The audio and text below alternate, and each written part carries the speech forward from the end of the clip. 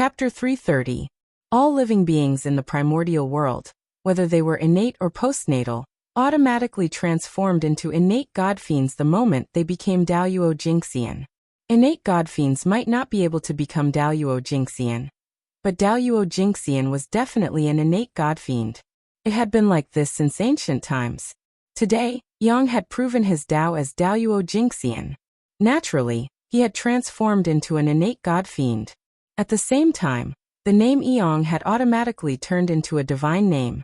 However, the name Eong was an ordinary name. Even if it transformed into a divine name, it would not be blessed by the heavenly Dao. It would not have much power, nor would it represent any luck. It would not be of much help to Eong. However, Xuandu was different. This was the divine name bestowed by the Grand Pure One. It represented a part of the origin of heaven and earth. It had a trace of luck innately, and was a karmic position in itself. If Eong obtained it, he would be blessed with innate luck and be able to cut off tribulations. At the same time, it would be of great help to him when he advanced to the quasi-saint realm in the future. In the Khanate era, the heavenly Tao often appeared. The divine name was not randomly given. Every one of them had a great meaning. Sometimes, the divine name could even represent a person's future. For example, the Eastern Emperor Tai. Everything was created by Tai. Therefore, Tai was the Tao, the origin of everything in the universe. Such a meaning created Tai's reputation as the number one in the primordial world. Xuandu? Xuandu, thank you for giving me this name, Master.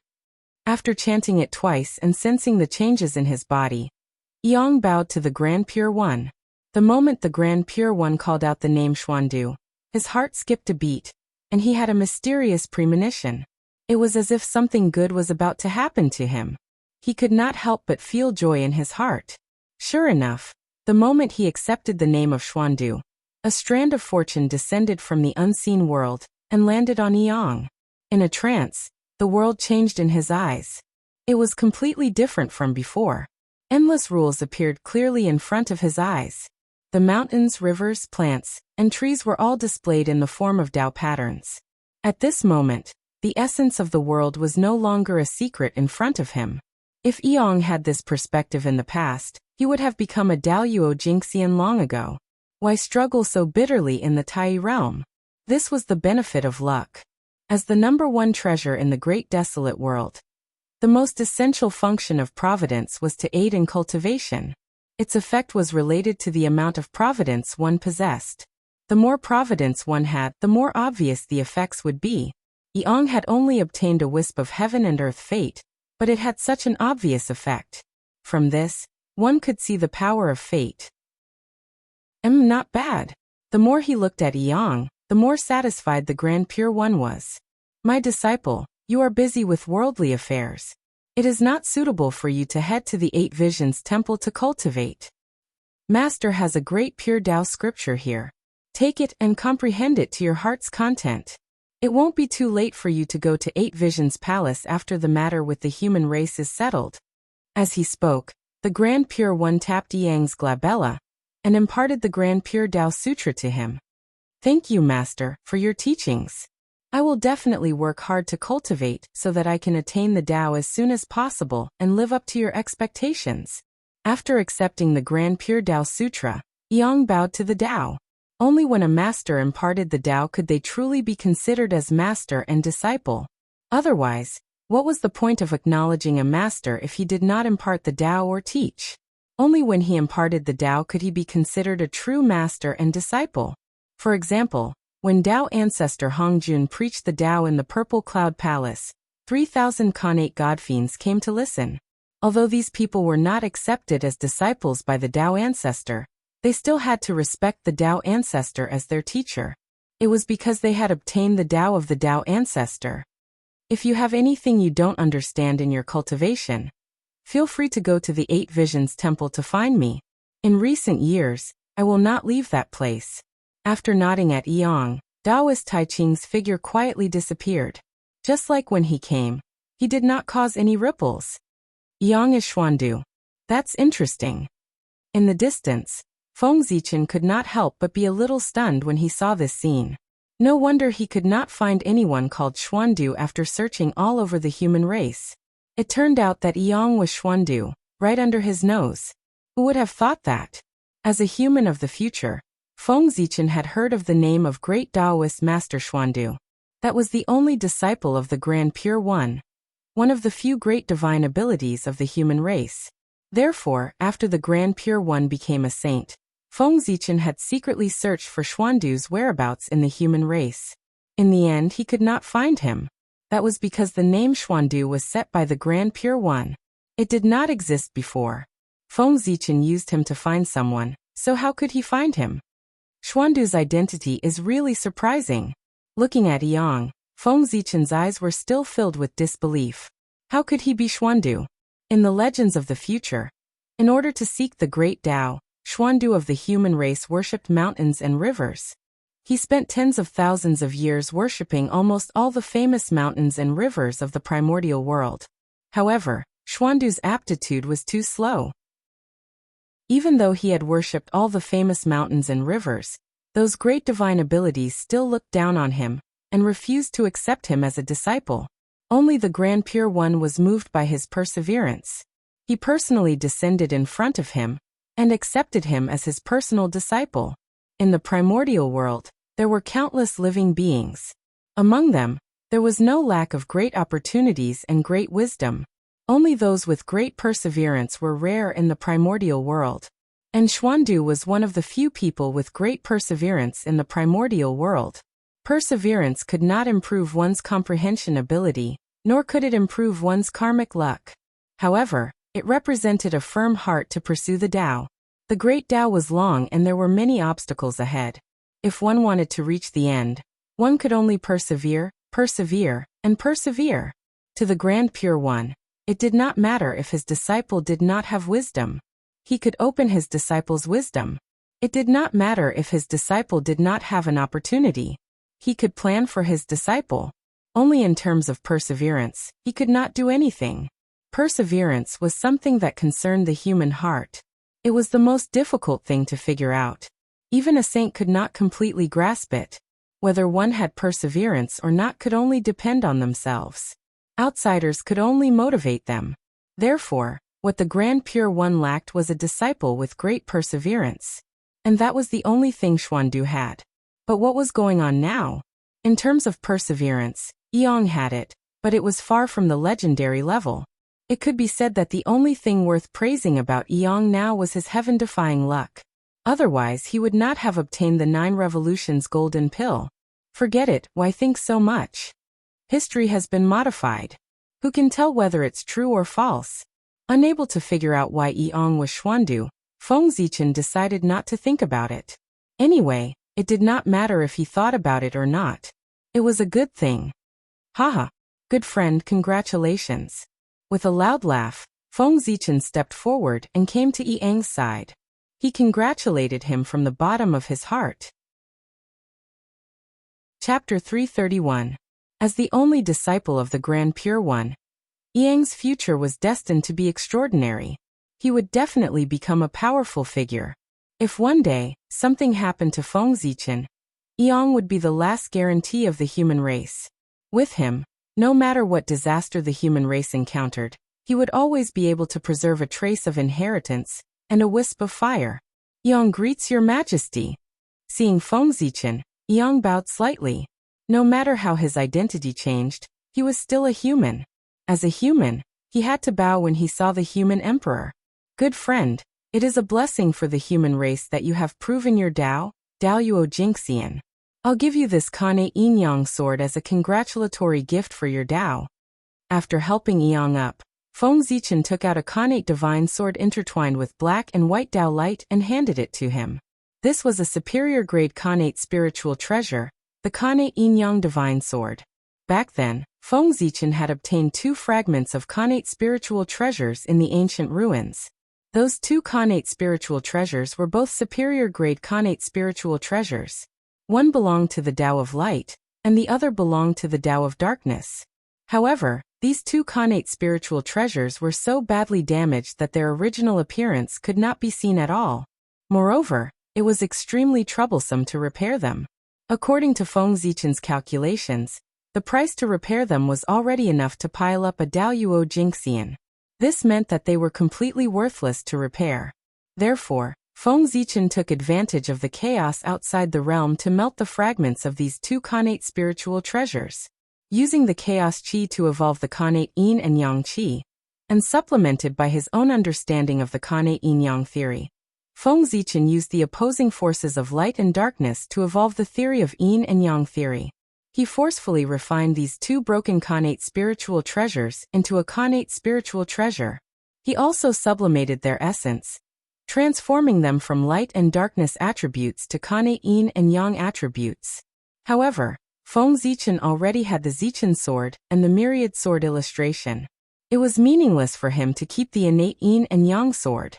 It just so happened that Yang had attained Dao at this time, and did not have a suitable spiritual treasure. Feng Zichen simply gave the sword to him. On the one hand, it was to congratulate him for breaking through the Daoyuo Jingxian. On the other hand, it was to give him a decent spiritual treasure to make him look good. Otherwise, how would it look if word got out that the great Daoyuo Jingxian did not even have a single connate spiritual treasure? As for Yang, he had already become the disciple of the Grand Pure One. He would definitely not lack connate numinous treasures in the future. Yes. But these, what did it have to do with the human race? What did it have to do with Feng Zichen? The connate numinous treasure that he gave to the Yang clan was a gift from the human race. The connate numinous treasure that the Grand Pure One gave to the Yang clan was a gift from his master. The two were fundamentally different. This, a superior grade innate spiritual treasure. This is too precious. I can't take it. Looking at the connate yin-yang sword in front of him, Yang seemed a little hesitant. If it was an ordinary treasure, with his friendship with Feng Zichen, he would accept it. But this was a superior grade innate spiritual treasure, which was comparable to a quasi-saint's treasure. He was really embarrassed to accept it. Just take it. Why are you talking nonsense?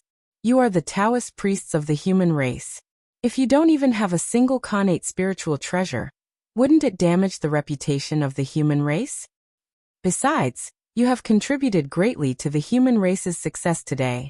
This connate spiritual treasure is what you deserve. If you don't accept this sword today, the world will think that the human race treats those who have contributed poorly. Won't that disappoint the hearts of the people? In the future, who will fight for the human race? Seeing that Yang had refused, Feng Zichen's tone could not help but become sterner. His words were even a little alarmist. In fact, it was not alarmist.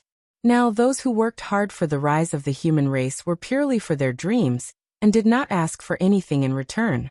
They were a group of lovely people, a group of admirable people, and also people who would be remembered for a lifetime. But people would always change. Feng Zichen had never been afraid to speculate people's hearts with the worst malice. Because people's hearts were the most complicated thing in the world. Even the saints could not understand or see through them.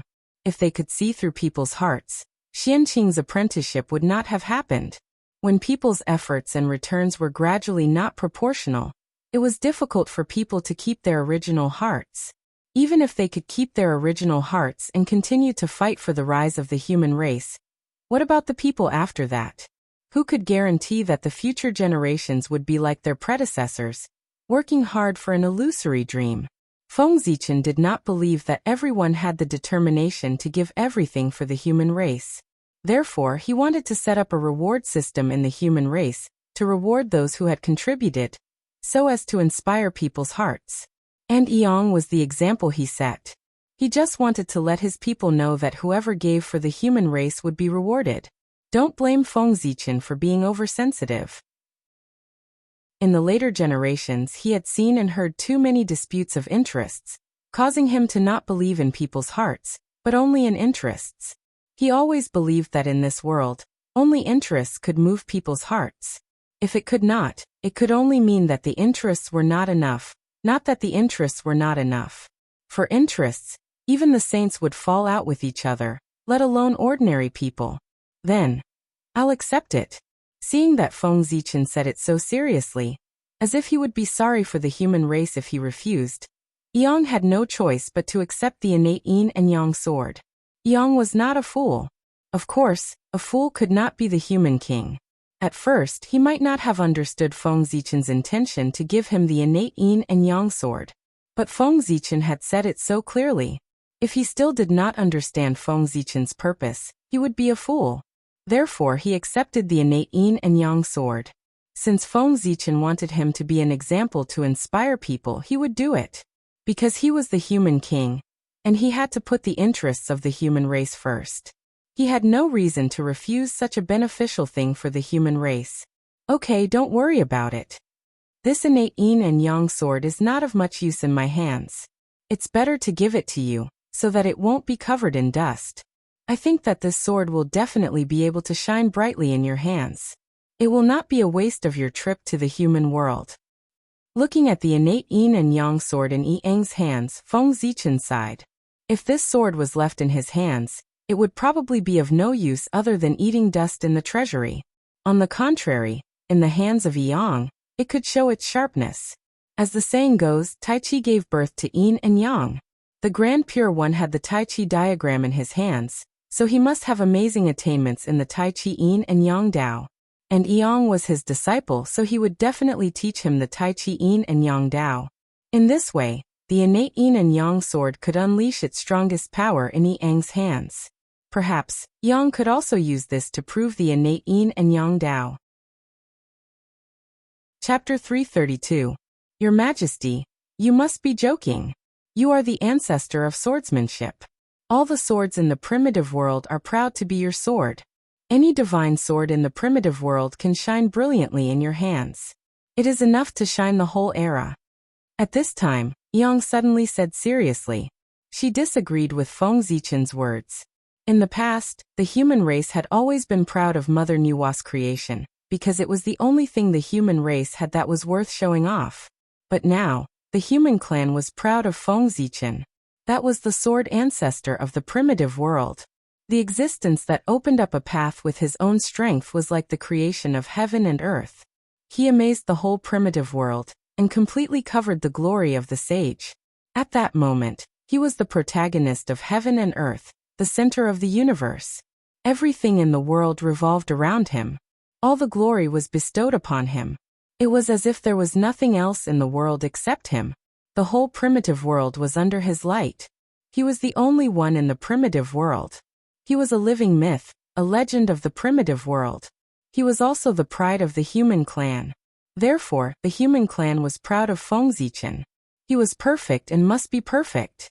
There was no room for any flaws. Therefore, Feng Zichen's self-modesty was naturally harsh to the ears of the human clan. Haha, let's not talk about this. Seeing Yang's serious expression, Feng Zichen laughed and changed the topic. Good friend, you have now become the Daoyuo Jingxian. Do you have a candidate in mind to replace you? The human king position was prepared for the Tai Jingxian of the human clan to help them understand the Daoyuo Dao fruit. Now, Yang had achieved great merit. The human king position was naturally useless. The human king bears a heavy burden. It concerns the life and death of thousands of people. It must be a person of great wisdom, courage, and virtue. But such a person is rarely seen in a million years. I can't find one in a short time. Therefore, the human king position should continue to stay in the destiny of the human clan. In the future, when a virtuous person is born, the position of the human sovereign will naturally descend. With that said, Yang forced out the position of the king of man, and sent him into the destiny of the human race, leaving him for the fated one. Your Majesty, you should know that the position of sovereign personage is of great importance. You cannot make a rash decision. If there's no suitable candidate, I'd rather leave it empty than appoint someone casually. In the end, Yang advised Feng Zichen. The human sovereign had the power to confer the title of sovereign personage. This was not a secret among the sovereign personages. As one of Feng Zichen's few friends, Yang knew a little about him.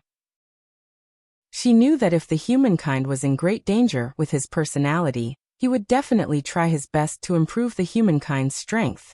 Therefore, the Yang clan was worried that Feng Zichen would forcibly appoint some human kings in order to increase the strength of the human race. But if one's virtue did not match the position, it would be a disaster, not a blessing. I know what to do. You don't have to worry.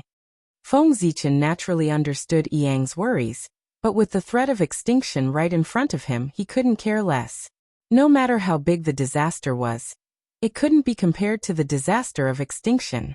However, Yang's choice was not beyond his expectation. Yang's Tao affirmation was more than sudden. It was simply unexpected. He had just ascended to the position of sovereign personage not long ago. Before he had the time to make a grand plan, he directly broke through. He was probably dumbfounded himself. Not long after ascending to the position of sovereign personage, Yang was so excited that he couldn't help but go to Mount Shouyang to take a look. But he didn't expect that as soon as he arrived at Mount Shouyang, the 9 transformation golden pill flew over by itself. At that time, Yang's mood was extremely complicated. There was surprise, shock, doubt.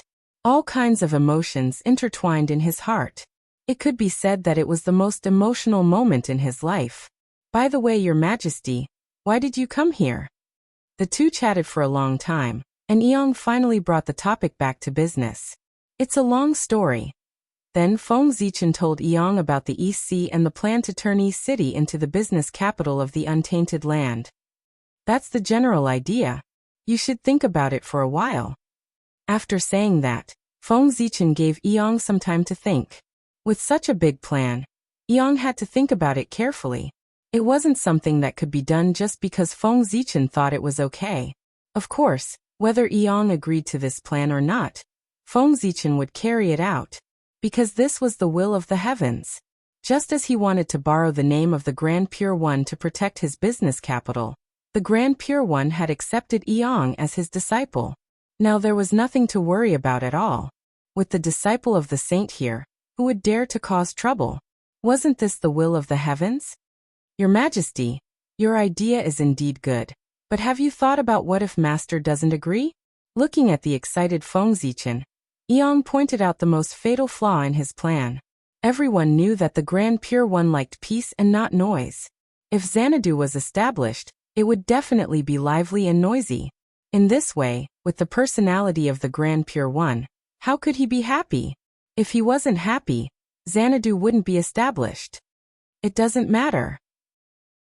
Even if the Grand Pure One doesn't like it, I can establish Xanadu with the Magi. The Magi won't reject my request. How could Feng Zichen not think of such an obvious loophole? He already had a solution. To be honest, in the primordial world, the name of the Magi was much more useful than the name of the Grand Pure One. However, he was worried about the battle between the Magi and the demons. Unless it was absolutely necessary, he would not establish Xanadu and the Magi. Besides, how do you know that the Grand Pure One will definitely reject it? This matter of promoting communication in the primordial world is of great benefit to the primordial world. The saint has no reason to reject it. After a while, Feng Zichen said again, it was the duty of the saint to let the primordial world evolve further. Feng Zichen established Xanadu with the intention of opening up a trade route that would be of great benefit to the primordial world. Even if the saint didn't like it, he had to accept it. Then, I'll ask Master and see what he thinks. After thinking for a while, Yang said hesitantly, that's true. This matter concerns the saint. It's better to ask for his opinion. If he really doesn't agree, we'll do something else. Feng Zichen nodded and replied, if the Grand Pure One said that he didn't like it, Feng Zichen wouldn't ask for a rebuff and establish Xanadu under his nose. It wasn't worth offending a saint for this. Alright, I'll go now. At the same time, I'll ask Master if he can impart the Grand Pure Tao scripture to you. I still remember that Master wanted to take you in as a disciple back then. He should have a good impression of you. After replying to Feng Zichen, Yang turned around and walked towards Mount Shouyang. However, his last words moved Feng Zichen. Yang actually wanted to ask for the Grand Pure Tao scripture for him. Chapter 333. There's no need for that. The Grand Pure Taoist scripture is the saint's painstaking effort. If he really wanted to pass it to me, he would have done so back then. But until now, the Grand Pure One hasn't made any moves. Obviously, he doesn't want to pass this scripture to me. So don't ask, lest you make the saint unhappy. After a long while, Feng Zichen said, Not to mention that he already had the grand pure Taoist scripture. Even if he didn't, Yang couldn't ask. He had just become a disciple and hadn't done anything yet, but he was already thinking of helping outsiders. Anyone would be unhappy. Feng Zichen was sure that if Yang asked, the Grand Pure One's good impression of him would definitely fall to the bottom. It would be very disadvantageous to his Tao path. Therefore, Yang definitely couldn't ask. A bright future was in the distance. If it was ruined because of this, it would be too much of a loss. But, after hesitating for a while, Yang wanted to say something more, but she was interrupted by Feng Zichen. Listen to me, don't ask. I have the inheritance of Goddess Nuwa. I don't lack top-notch Taoist scriptures. You don't have to worry about me. Feng Zichen understood Yang's plan. Therefore, he said directly, the Taoist scripture was the scripture of the Great Tao. It was a book that explained the truth of the Great Tao. The Grand Pure Taoist scripture recorded more than just the cultivation method. Of course, if it only recorded the cultivation method, the Grand Pure Taoist scripture would not have become a top-notch Taoist scripture in the primordial world. The most precious thing on it was the Grand Pure One's understanding of the Great Tao. The saint organized his understanding of the Great Tao into books. The books that were formed were Taoist scriptures. To Daoyuo Jingxian, any cultivation method had lost its meaning. They were already the incarnation of the Tao and had reached the peak. If they wanted to improve, they could only deepen their understanding of the Tao and fight for the right to explain the Tao. The saints' insights in the Taoist scripture were resources that could allow them to improve continuously. In Yang's heart, Feng Zichen's aptitude was the best in the primordial world. Few people could compare to him. His luck was enough to shock the world. His perseverance was even more amazing.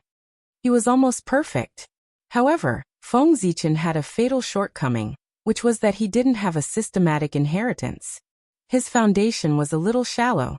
Therefore, he wanted to ask for the great pure Taoist scripture for Feng Zichen to make up for his shortcomings. However, Yang did not know Feng Zichen well enough. Putting everything else aside, just the 3 enclosures Tao Sutra passed down by the Emperor Star was already the top Khanate Tao Sutra of the primordial world.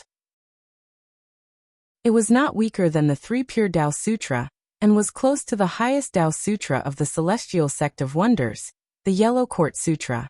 Therefore, Feng Zichen did not lack Taoist scriptures. His foundation was far more than Yang had imagined. Good friend, I am the human emperor, the spokesperson of the Holy Mother in the world. She will not treat me unfairly. Otherwise, without the help of Her Highness Nuwa, how could I have achieved what I have today? Nuwa was Feng Zichen's best shield.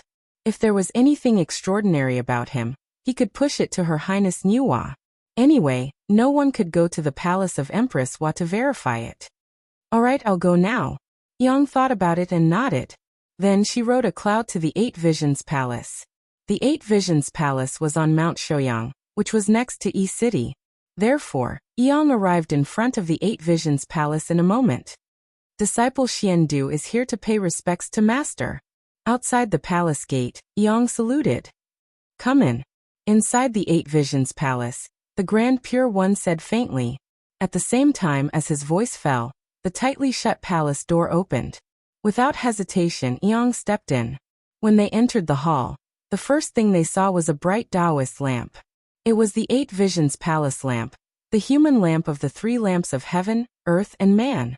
It was the top primordial spiritual treasure of the primordial world. There was a purple flame in the lamp. It was called the sky-burning purple flame. It had infinite power and could burn the sky and boil the sea. Unfortunately, because the Grand Pure One had many treasures, this lamp was not famous. It was only used for illumination when he was talking about the scriptures. Yang looked down and saw a purple gold gourd.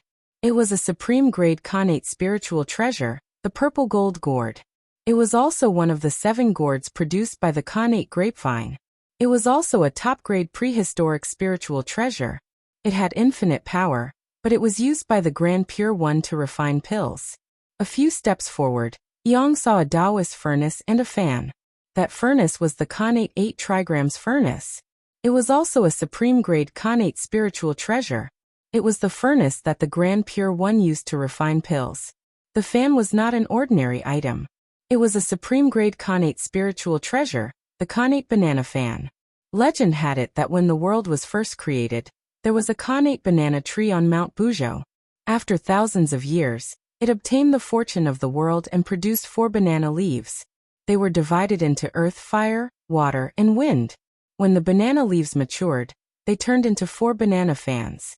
They were all supreme-grade Khanate spiritual treasures. Among them, the fire attribute Khanate banana fan was taken away by the Grand Pure One to fan fire. The wind attribute Khanate banana fan was taken away by Taoist Mingyi. This fan was the banana fan of the future.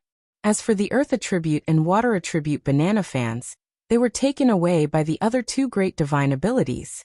As they lived in seclusion, they completely disappeared from the primordial world. Looking carefully, Yang could not help but fall into shock. The incense burner, the meditation cushion on the ground, the surrounding screens, and the murals hanging on the wall were all releasing Khanate Tao runes.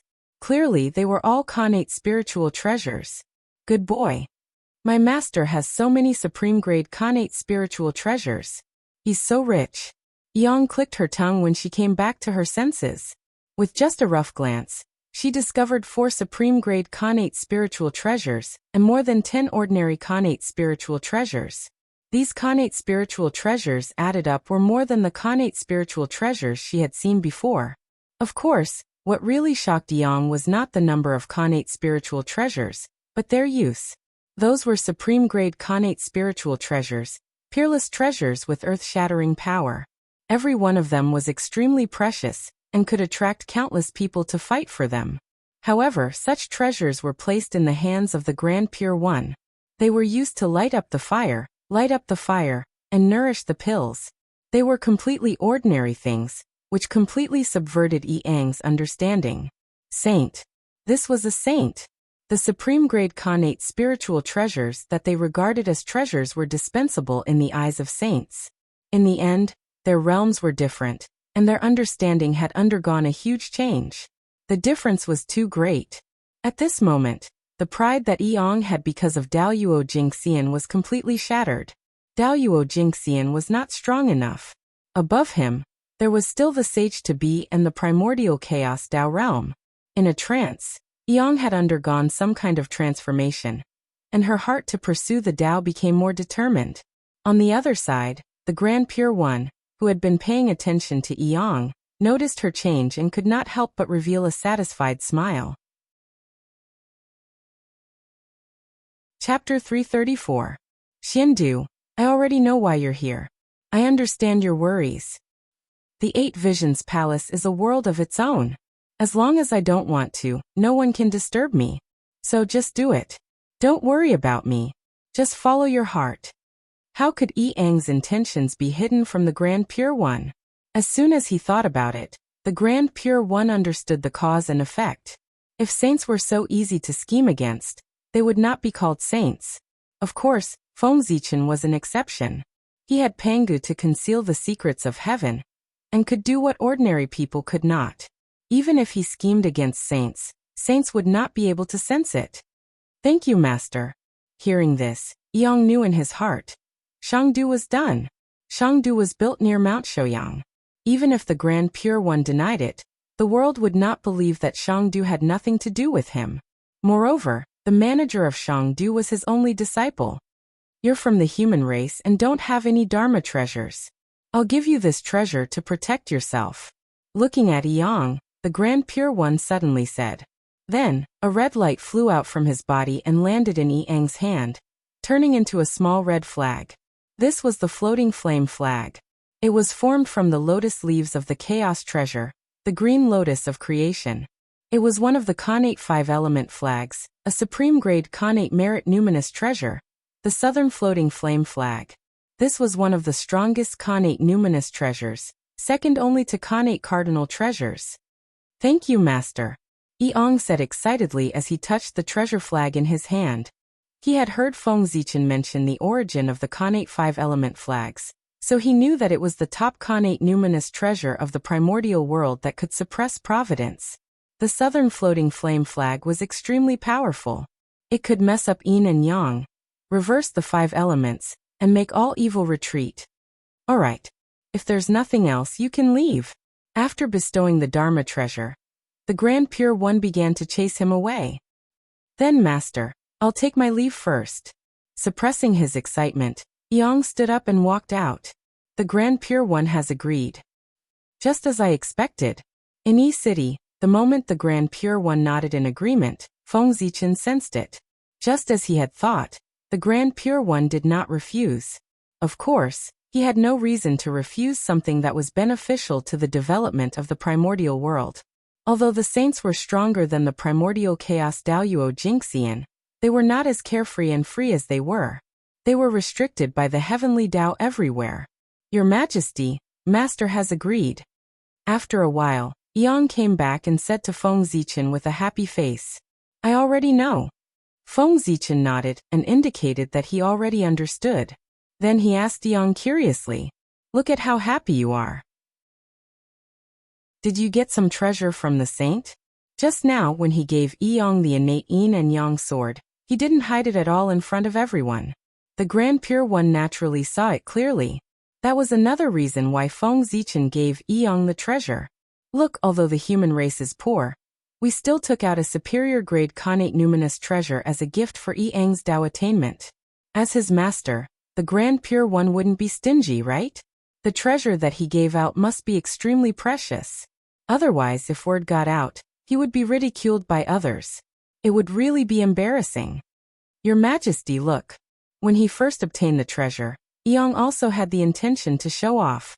He took it out excitedly and let Feng Zichen have a look. He still remembered how Feng Zichen sounded when he mentioned the connate 5-element flags. Floating flame flag. Xianqing had lived in Kunlun Mountain for a long time, so he was naturally familiar with the treasures of Kunlun.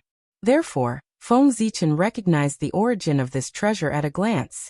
Seeing this item, Feng Zichen knew that he had achieved his goal. Although he didn't know what treasure the Grand Pure One had given him after Xuandu became a disciple, Feng Zichen was sure that it was definitely not the floating flame flag. Such a treasure was formed from a chaos treasure, and contained a trace of the mysteries of the Great Tao. It was very useful to saints and would not be easily given away. This flag is a connate merit numinous treasure. It has the ability to suppress providence, and also has a trace of heaven providence. It's your fortune to be able to obtain it. In the future, as long as you don't go against the heavens, you can expect to reach the Great Tao with this treasure. After the excitement in Yang's heart passed, Feng Zichen said, I know. You once told me the origin of this flag. The moment Yang obtained the floating flame flag, he knew that it was a treasure that could help people attain the Tao. It's good that you know. Just as he was about to nod, Feng Zichen glanced at the floating flame flag again from the corner of his eye. Suddenly, a throbbing feeling surged in his heart, disturbing his mind. This was something that had never happened before. Feng Zichen was no stranger to the floating flame flag. That was when he was at Kunlun Mountain. There were many treasures of the 3 pure ones for him to play with, and the floating flame flag was among them. However, in the past, when he often came into contact with the floating flame flag, there was no abnormality at all. However, when he saw this flag today, his mind was in a mess. It was really strange. What's wrong? Seeing Feng Zichen's expression suddenly change, Yang asked worriedly. Nothing. I just need to rest for a while. With that, Feng Zichen closed his eyes and used the connate 8 trigrams with all his strength to find the reason for the throbbing. On the other side, on Penglai Island, Xianqing also temporarily put down the things at hand and used the Tao derivation technique to deduce. It's it. The green lotus of creation. With the addition of Xianqing, Feng Zichen, who was originally clueless, found the source of the abnormality in an instant. It was the lotus seed born by the connate cardinal treasure, the green lotus of creation. The green lotus of creation. I see. In a trance, Feng Zichen understood the cause and effect, so he put away his divine power and ended the deduction. The green lotus of creation was the most orthodox descendant of the 36th grade green lotus of creation. It was far from what the 4 great lotus platforms and the connate 5-element flags could compare to. Even if the green lotus of creation was inferior to these 9 connate spiritual treasures in terms of level, Orthodoxy was not based on level, but on origin and inheritance. The green lotus of creation had the most complete inheritance of the chaotic green lotus, and it was also the treasure that was most likely to evolve into the chaotic green lotus. Therefore, it was the most orthodox. After obtaining the green lotus of creation, Xianqing had not touched the connate 5-element flags. Therefore, there was no abnormality at all. Today, Yong brought the southern floating flame flag to Feng Zichen's side. At the same time, on Penglai Island, Xianqing also happened to come to the Chaos Spirit Pool. Under such a coincidence, through Xianqing and Feng Zichen, the green lotus of creation sensed the aura of the connate 5-element flags and the 4 lotus platforms at the same time. Chapter 335. As if a certain condition had been met, the green lotus of creation seed suddenly underwent an inexplicable change. However, it also seemed to be afraid of something. This change was forcefully suppressed by itself. It did not cause any abnormalities, so Xianqing did not notice it at all. Perhaps it was unwilling, or perhaps it was something else, but the green lotus of creation seed still made an effort in the end, causing a trace of abnormality that Feng Zichen noticed. The green lotus of creation seed actually has such an ability. What a heaven-defying creation! He learned of its purpose from the green lotus of creation seed. Feng Zichen sighed, and was also a little shocked. But more than that, he was pleasantly surprised. The green lotus of creation seed wanted to grow. That was its purpose. Ever since Xianqing obtained the green lotus of creation seed, he had been idle in the treasure vault. He had never paid any attention to it, let alone helped it grow. Of course, it was not that he looked down on it, but that he had not thought of how to cultivate it. After all, it was a lotus seed born by the innate cardinal treasure, the green lotus of creation. The innate lotus flower that grew was at least a superior grade innate spirit treasure. However, a superior grade innate spirit treasure was obviously not enough to satisfy Feng Zichen. Therefore, he was waiting. He was waiting for him to find a suitable treasure to improve the innate origin of the green lotus of creation seed, and bloom an innate lotus flower that was at the supreme grade innate spirit treasure level. However, before Feng Zichen could find a suitable innate spirit treasure, the green lotus of creation seed could not wait any longer and took the initiative to grow. Of course, there were conditions for its growth, and they were very harsh. Otherwise, it would not have alarmed Feng Zichen. As mentioned earlier, the green lotus of creation seed was the most orthodox descendant of the chaos green lotus. It held its most complete inheritance, and was also the treasure that was most likely to turn into the chaos green lotus. Therefore, after sensing the world-cleansing white lotus and the floating flame flag at the same time, the 2 treasures that were transformed from the remnant body of the green lotus of creation, the aura of the chaos green lotus that was hidden deeply in the green lotus of creation seed was revived. At that moment, the green lotus of creation seed had the desire to devour these 2 spirit treasures. However, it was worried about the heavenly path, so it suppressed this desire and did not dare to reveal it. But in the end, he was unwilling to give up just like that. Therefore, he attracted Feng Zichen. As long as it devoured all the connate numinous treasures transformed from the remnant body of the chaos green lotus, the creation green lotus would be able to transform back into the chaos green lotus. This was the conclusion that Feng Zichen deduced, and it was also the message that the green lotus of creation told him. This faced with such shocking news, how could Feng Zichen remain calm? That was the chaotic green lotus. It was said that even the birth of the great god Pangu was greatly related to him. Creation was one of the most miraculous powers in the world. It could make the impossible possible. If Feng Zichen obtained the chaos green lotus, he could use it to transform into a chaos demonic god. At that time, the true great Tao could be expected. The primordial chaos Daoyuo Jingxian was nothing. Innate gods were the seeds of Daoyuo Jingxian. Chaos fiend gods were the seeds of the great Tao. Feng Zichen didn't know if he could really attain the great Tao. However, the chaos fiend gods would definitely become the primordial chaos Daoyuo Jingxian. On this point he was certain, because the imprints of the 3,000 chaos fiend gods had already proven this.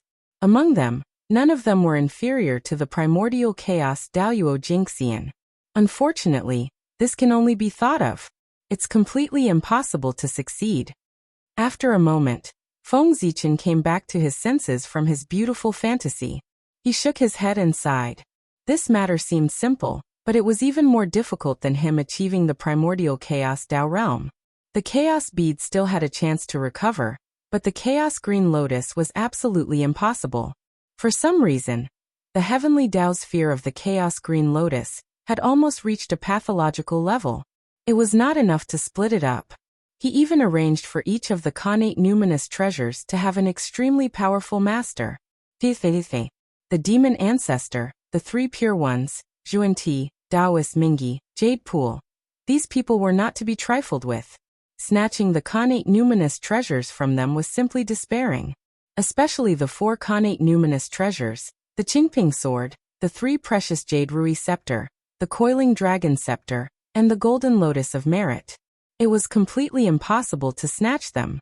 The first 3 were the sacred artifacts of the 3 Pure Ones, and the last was the supreme treasure of the Western sect. If they were touched, even the saints would go crazy. As for the rest, he could plan. I don't have the ability to get their main bodies, but I can give a try to get a wisp of their Khanate origin. After thinking carefully for a while, Feng Zichen thought of a possibility. What the Green Lotus of Creation wanted to devour was nothing more than their Khanate origin to strengthen its Khanate origin and achieve the goal of promotion. Since it wanted the Khanate origin, it would be thick-skinned to ask for a wisp. Although the effect of doing so was countless times worse than devouring a complete Khanate numinous treasure. However, there was still a possibility. It was not as hopeless as before. When Feng Zichen gathered the Khanate 5-element flags, the Khanate origins of the 4 lotus platforms, and the pure white lotus in his hand, he might be able to let the Green Lotus of Creation devour it. It might be able to restore it to a Khanate numinous treasure. That was enough. It might not be a good thing to restore it to a Chaos numinous treasure. A few days later, Xianqing suddenly came to the 8 Visions Palace and asked the Grand Pure One for a wisp of the Khanate origin of the floating flame flag. Since he was putting on an act, he naturally had to go all out. The Green Lotus of Creation was with Xianqing, not Feng Zichen. Why do you want the Khanate origin of the floating flame flag? In the 8 Visions Palace, the Grand Pure One asked curiously. If Xianqing asked for the floating flame flag, he would not be puzzled. However, what was a wisp of Khanate origin? Even a saint could not deduce something that involved a Chaos numinous treasure. I accidentally discovered that the Khanate numinous treasure transformed from the remnant body of the Chaos Green Lotus can promote the advancement of the Green Lotus of Creation. Therefore, I came to ask for a wisp of Khanate origin from you. There was nothing to hide about this, and it could not be hidden. When the Green Lotus of Creation was born, all karma would appear. At that time, nothing could be hidden. Hiding it from the 3 Pure Ones now was to bury a mine for the future. Therefore, Xianqing told the truth. It should be your good fortune. After listening to Xianqing's description, the Grand Pure One was silent for a long time before he said. The Green Lotus of Creation had been in the hands of the 3 of them for some years. However, no matter how they studied it, they could not discover the secret within. It had only been given to Xianqing for a short while, but he had discovered the secret within. Wasn't that his good fortune? It's a pity that you're too late. I just gave the floating flame flag to your junior brother. Even if I wanted to give it to you, I can't. The Grand Pure One shook his head and smiled. That's okay. Where is junior brother? I'll use other treasures to exchange with him. Xianqing said nonchalantly. Chapter 336. It's just a small matter. You can discuss it among yourselves. There's no need to bother me. The Grand Pure One waved the horsetail whisk in his hand and said impatiently. It was better for the elders not to interfere in the matters of the younger generation. Otherwise, it would be troublesome. The mirror of primordial beginning was right in front of him. The Grand Pure One would understand this principle. All right, then I'll take my leave. With that, Xianqing bowed to the Grand Pure One and turned to leave the 8 Visions Palace. Good friend, I need your help with something. In Yi City, Feng Zichen suddenly said to Yong, what is it? Your Majesty, just say it. I'll do my best. Yang was a little surprised that Feng Zichen wanted to ask him for help. It's not a big deal. I have a good friend, your eldest senior martial brother, Daoist Xianqing, the Nine Heavens Celestial Lord. He wants to ask for a wisp of the floating flame flag's connate origin from you. But he's not familiar with you, so he asked me to help. In order to save trouble, Feng Zichen did not let Xianqing come forward. He directly talked to him himself. It's just a small matter. Senior brother can just say it. There's no need to trouble your majesty. With that, Yang took out the floating flame flag and pulled out a wisp of connate origin from it. Is this enough? Yang asked as he handed the connate origin to Feng Zichen. It seemed that if Feng Zichen said it was not enough, he would immediately pull out another wisp. Enough, it's enough. Seeing this, Feng Zichen hurriedly said. He could not let him continue. After losing a wisp of connate origin, the connate spirit light on the floating flame flag had dimmed at a speed visible to the naked eye. If he lost another wisp of origin, it would most likely hurt the foundation of the floating flame flag, causing his level to drop. It was not worth it. Yang, take this massive merit chi. Xianqing said that as his senior brother, he can't let his junior brother suffer. Feng Zichen took the pre-world essence, then took out a sphere of black and yellow natural virtues and handed it to Yang with a smile. Not to mention his relationship with the Yang family, even Xianqing as his senior, could not let him suffer. Otherwise, not only would it ruin the relationship between fellow disciples, it would also be bad for the reputation of the sect if word got out. Therefore, the merit that Feng Zichen gave to Yang was definitely more valuable than the innate origin. Anyway, what Xianqing lacked the most now was merit points. He didn't care about the extra 1 or 2 points. Virtue was created by the source energy of the world. It contained all sorts of mysteries and could be said to be an omnipotent treasure. It was extremely precious. Using it to offset the losses of the Yang family was the best choice. Then I won't stand on ceremony. Nodding, Yang didn't stand on ceremony and accepted the merit points. Okay, this matter is over. I should also go to the Wu tribe and ask ancestor of sorcerer Di Jiang to help me set up the teleportation formation in Untainted Land. I'll have to trouble you to set up Xanadu and communicate with the Yu family. With the innate origin in hand, Feng Zichen brought the topic back to his original purpose. Without the teleportation formation, even if Xanadu was really set up, no one would come. Therefore, setting up the teleportation formation was especially important. And among the people that Feng Zichen knew, only ancestor of sorcerer Di Jiang had the ability to set up the teleportation formation in Untainted Land. As the master of space and the leader of the Wu tribe, in Untainted Land, Di Jiang had an advantage that even the sages could not match. If he were to set up the teleportation formation in Untainted Land, it would not be difficult. Okay, I've wasted a lot of time. I'll leave now. With that, Feng Zichen's figure flashed and disappeared in front of Yang. See you off, your majesty. Yang murmured softly, then turned and left to gather people. After leaving Yi City, Feng Zichen first handed a wisp of the connate origin of the floating flame flag to Xianqing. Then he took out the sorcerer token and went directly to the Pango Hall. On the other side, after Xianqing took the connate origin, he flew straight to Kunlun Mountain. There was the central Wuji apricot yellow flag, which was in the hands of the Heavenly Lord of Primordial Beginning.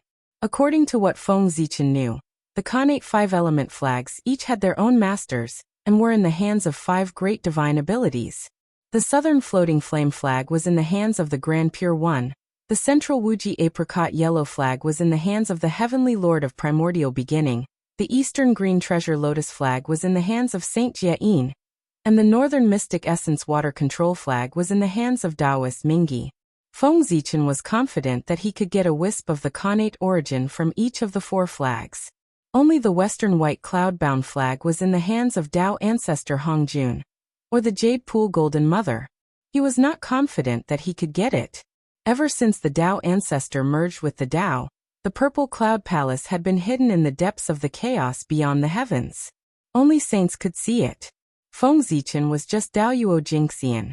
He did not have the ability to go to the chaos beyond the heavens to find the purple cloud palace. If he could not see it, How could he exchange it? On the other hand, he was confident that he could get their connate origin from the square lotus platform. The pure white lotus was in his hands. He could get as much connate origin as he wanted. And back then in the Archean ruins, the black lotus of destruction had a lotus seed that was born from its origin and was snatched by him. In this way, the connate origin of the black lotus of destruction was already in his hands. As for the connate origin of the red lotus of hellfire, when Huda turned into reincarnation, he could plan a little and exchange it with the connate origin of the Xianyuan water control flag from Daoist Mingyi. The 12th grade golden lotus of virtue was the most precious treasure of the Western sect. It was very precious to him to receive the two saints' Yuanti, and could not be easily touched. It was simply impossible to separate a wisp of congenital origin from him. However, these were not problems for Xianqing. One had to know that Xianqing was a spiritual supremacy, the master of the spirit clan recognized by heaven and earth. He controlled everything in the spirit clan. The main body of Saint Yuanti was the first Bodhi tree in heaven and earth. He was also considered to be from the spirit clan. Over the years, the spirit clan's situation in the primordial world had become more and more difficult. There was not even a Daoyuo Jingxian in the clan. They were almost at the bottom of the primordial world. But even so, Saint Yuanti did not appear to help. It was as if he could not see the situation of the spirit clan at all. Speaking of which, the spirit clan's ending today was not unrelated to Saint Yuanti. There was a limit to the luck in heaven and earth. If someone gained a point, there would naturally be someone who lost a point. When Saint Yuanti attained the Tao, most of the luck of the spirit clan fell on him. The luck of the rest of the clansmen naturally decreased accordingly. Originally, after Daoist Yuanti became a saint, he should have vigorously developed the spirit clan and made the spirit clan prosper. He could gather more luck and let the clansmen benefit together. You can't just kick others away after you've gotten the benefits, right? Then would he be worthy of the clansmen's efforts? How could he still have the face to stay in the primordial world? But who would have thought that Daoist Yuanti would really do that? After he became a saint, he did not care about the life and death of the spirit clan at all. Instead, he focused on the Western sect. More than half of the luck of the spirit clan fell on the Western sect. Chapter 337. The spirit race's fortune had already fallen greatly after they had ascended to the Tao. After this incident, their fortune was almost completely depleted, and they were on the verge of complete decline. It could be said that there was a huge karma between Daoist Kundi and the spirit clan. Moreover, the more suffering the spirit clan suffered, the more miserable their outcome was, the greater the karma. If the spirit clan was exterminated, it would be fine. Everything would be over when people died. All the karma would be settled. Daoist Kundi could rest easy, just like ancestor Hong Yin. However, the current situation was that although the spirit clan's outcome was miserable, they had been living half-dead. As a result, the karma between Daoist Kundi and the spirit clan grew as time passed. Of course, this was nothing to Daoist Kundi. The karma between him and the spirit clan was like a loan. The spirit clan was his creditor. There were two ways to repay money. One was to take the initiative to repay it, and the other was to wait for the creditor to ask for it. With Daoist Kundi's personality, he naturally would not take the initiative to settle the karma with the spirit clan. After all, the price was too great. It was enough to shake the foundation of the Western sect. The situation of the spirit clan was more complicated. Their clansmen were scattered all over the primordial world, and their cultivation levels were not high. This meant that the spirit clan lacked cohesion and did not have a powerful person to be in charge. This meant that no one could represent the spirit clan to go to Mount Meru and find Daoist Kundi to settle the karma. Daoist Kundi was happy. No one from the spirit clan came to Mount Meru to settle the karma with him. He could not wait for no one to come. In this way, he could sit back and relax. If Daoist Kundi did not return it, no one from the spirit clan would come to ask for it. This karma was put aside. As time passed, this karma was gradually forgotten by the world. Even the spirit clan gradually forgot about this matter. After all, Daoist Kundi's background was considered a secret in the primordial world. Very few people knew about it. It was far from the three pure ones. Everyone in the primordial world knew about his background. After a long time, under Taoist Kundi's intentional blockade, it was normal for the spirit clan to gradually forget about this matter. However, being forgotten by the world did not mean that this matter did not exist. Now, Xianqing had established the Qi Dan lineage and received the support of tens of thousands of spirits. He was conferred the title by the heavens and earth and became the leader of the spirit race. He was the ruler of the spirit race. In other words, Xianqing was the leader of the Ling clan. If he went to Mount Meru to settle the karma, Taoist Kundi would have to pay him back. Where there is a cause, there is an effect. And once there was karma, it had to be repaid. This was an iron law in the primordial world. Even saints could not violate it. Either Taoist Zhuan-Ti returned the karma or Xianqing died. Other than these two paths, there was no other way to end the karma. Because of the karma, Taoist Kundi had no chance of attacking Xianqing. If he did not want to return the karma, he could only hope that he had died by accident. With a thought, karma was born. Just as the thought of settling the karma with Mount Meru surfaced in Xianqing's mind, Taoist Zhuan-Ti sensed it. Not good. Disaster is coming. Taoist Zhuan-Ti, who was comprehending the great Tao beside the 8 treasures merit pool, suddenly shouted. Black lines suddenly appeared on his body, locking his true soul. In just an instant, his connection with the world was weakened several times. At the same time, Taoist Zhuan-Ti also discovered that the heaven-earth rules that were usually clearly visible seemed to be covered by a layer of gauze and gradually became blurry. After trying to cultivate, the great Tao of heaven and earth also became obscure and difficult to understand. If he wanted to comprehend it, he needed to put in hundreds of times more effort than before. Everything seemed to have returned to before he achieved the Tao. Karma lock. Junior brother, what happened? How did you form such a huge karma with someone? You actually attracted the karma lock.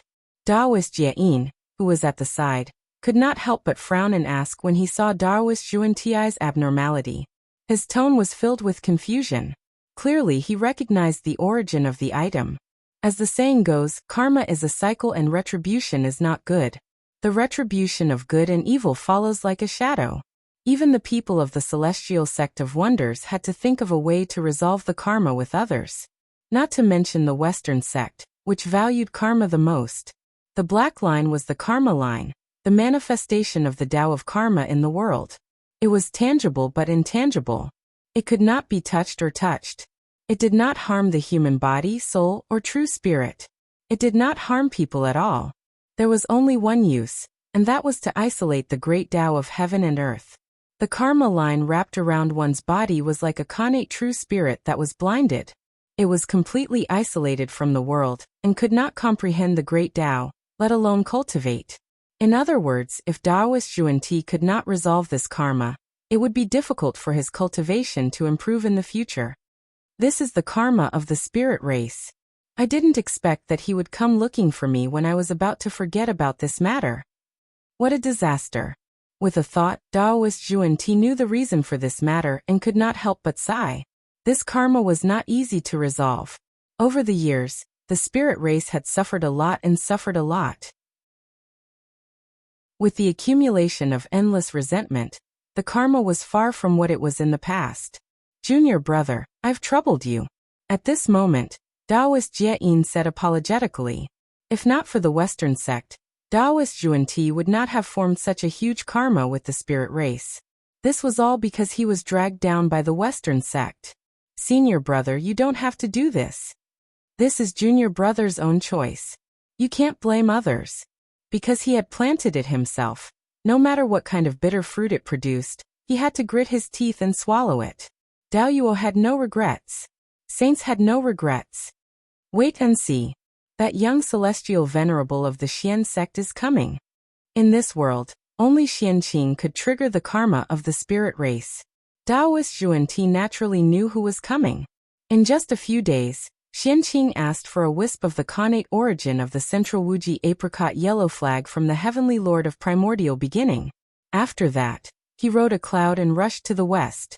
Uncle Master, Xianqing has something to see you about. Outside Mount Meru, Xianqing shouted loudly. Come in. A golden rainbow bridge flew out of Mount Meru and landed under Xianqing's feet. Thank you, Uncle Master. After bowing, Xianqing stepped onto the rainbow bridge. Uncle Master, Xianqing came today to ask for a favor. After entering the mountain and arriving in front of Taoist Juanti, Xianqing did not bother with formalities and said directly, What is it? Knowing that Xianqing came with a certain purpose, how could Taoist Juanti be happy? I would like to request for the Golden Lotus of Merit. I hope Uncle Master can fulfill my request.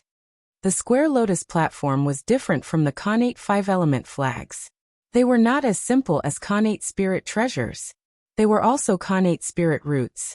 Therefore, Xianqing only needed one lotus seed to obtain the Khanate origin of the Golden Lotus of Merit. There was no need to directly extract the Khanate origin like the Khanate 5-element flags.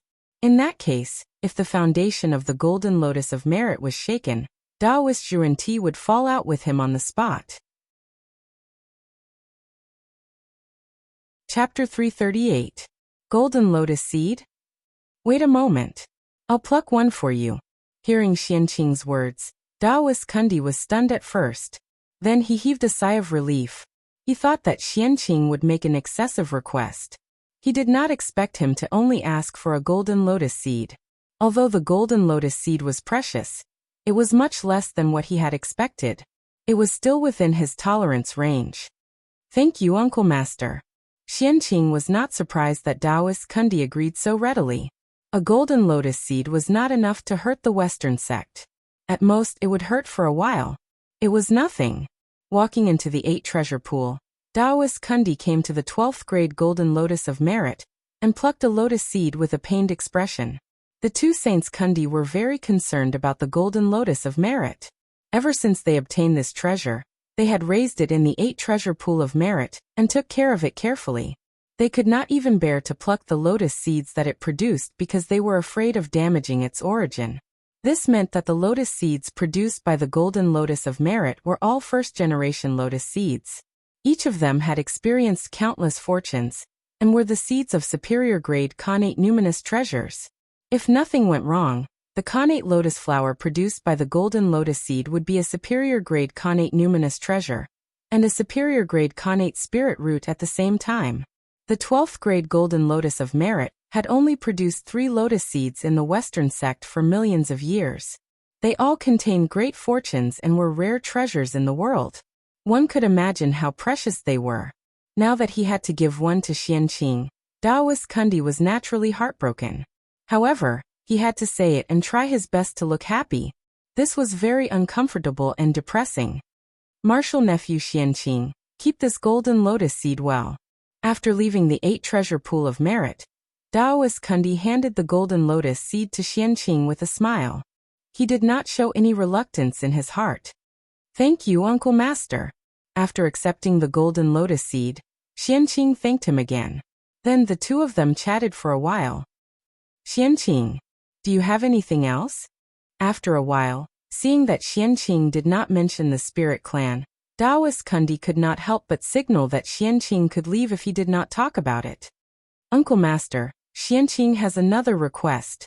Then Xianqing stood up. What is it? Tell me about it. Knowing that the highlight of the day was coming, Taoist Kundi could not help but perk up. Uncle Master, you know that I am now a spiritual paragon of the spirit race. I bear the fate of the spirit race.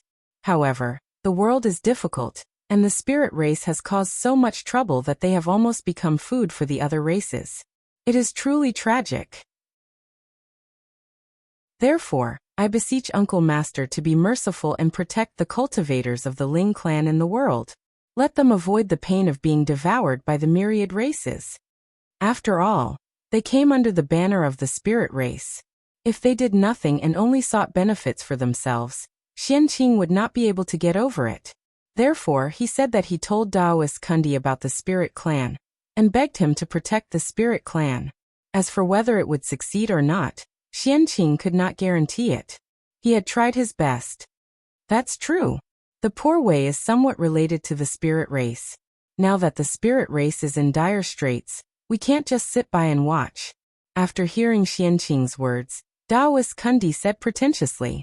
Seeing this, Xianqing could not help but be speechless.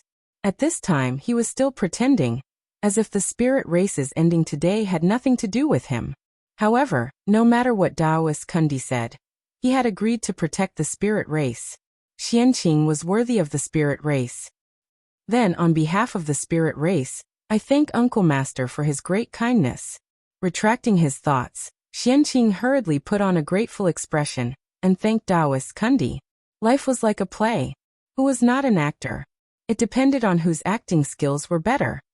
Yes. Taoist Kundi nodded and said. From today onwards, the cultivators of the primordial world are not allowed to slaughter the immortals of the spirit race for no reason. If there is a violation, don't blame the poor way for being heartless. That voice was so loud that it resounded throughout the primordial world, so that all living beings could hear it clearly. It's a saint. Saint Kundi of the Western sect. In Taoist Kundi's words, he clearly did not mention his origin. However, in the ears of all living beings, there seemed to be someone whispering softly, constantly telling the origin of the owner of the voice, causing them to shout out involuntarily. Then Saint Kundi seemed to feel that just a warning was not enough. He suddenly took out the wonderful seven treasures tree and brushed it towards the sky. Suddenly, a seven-colored light appeared.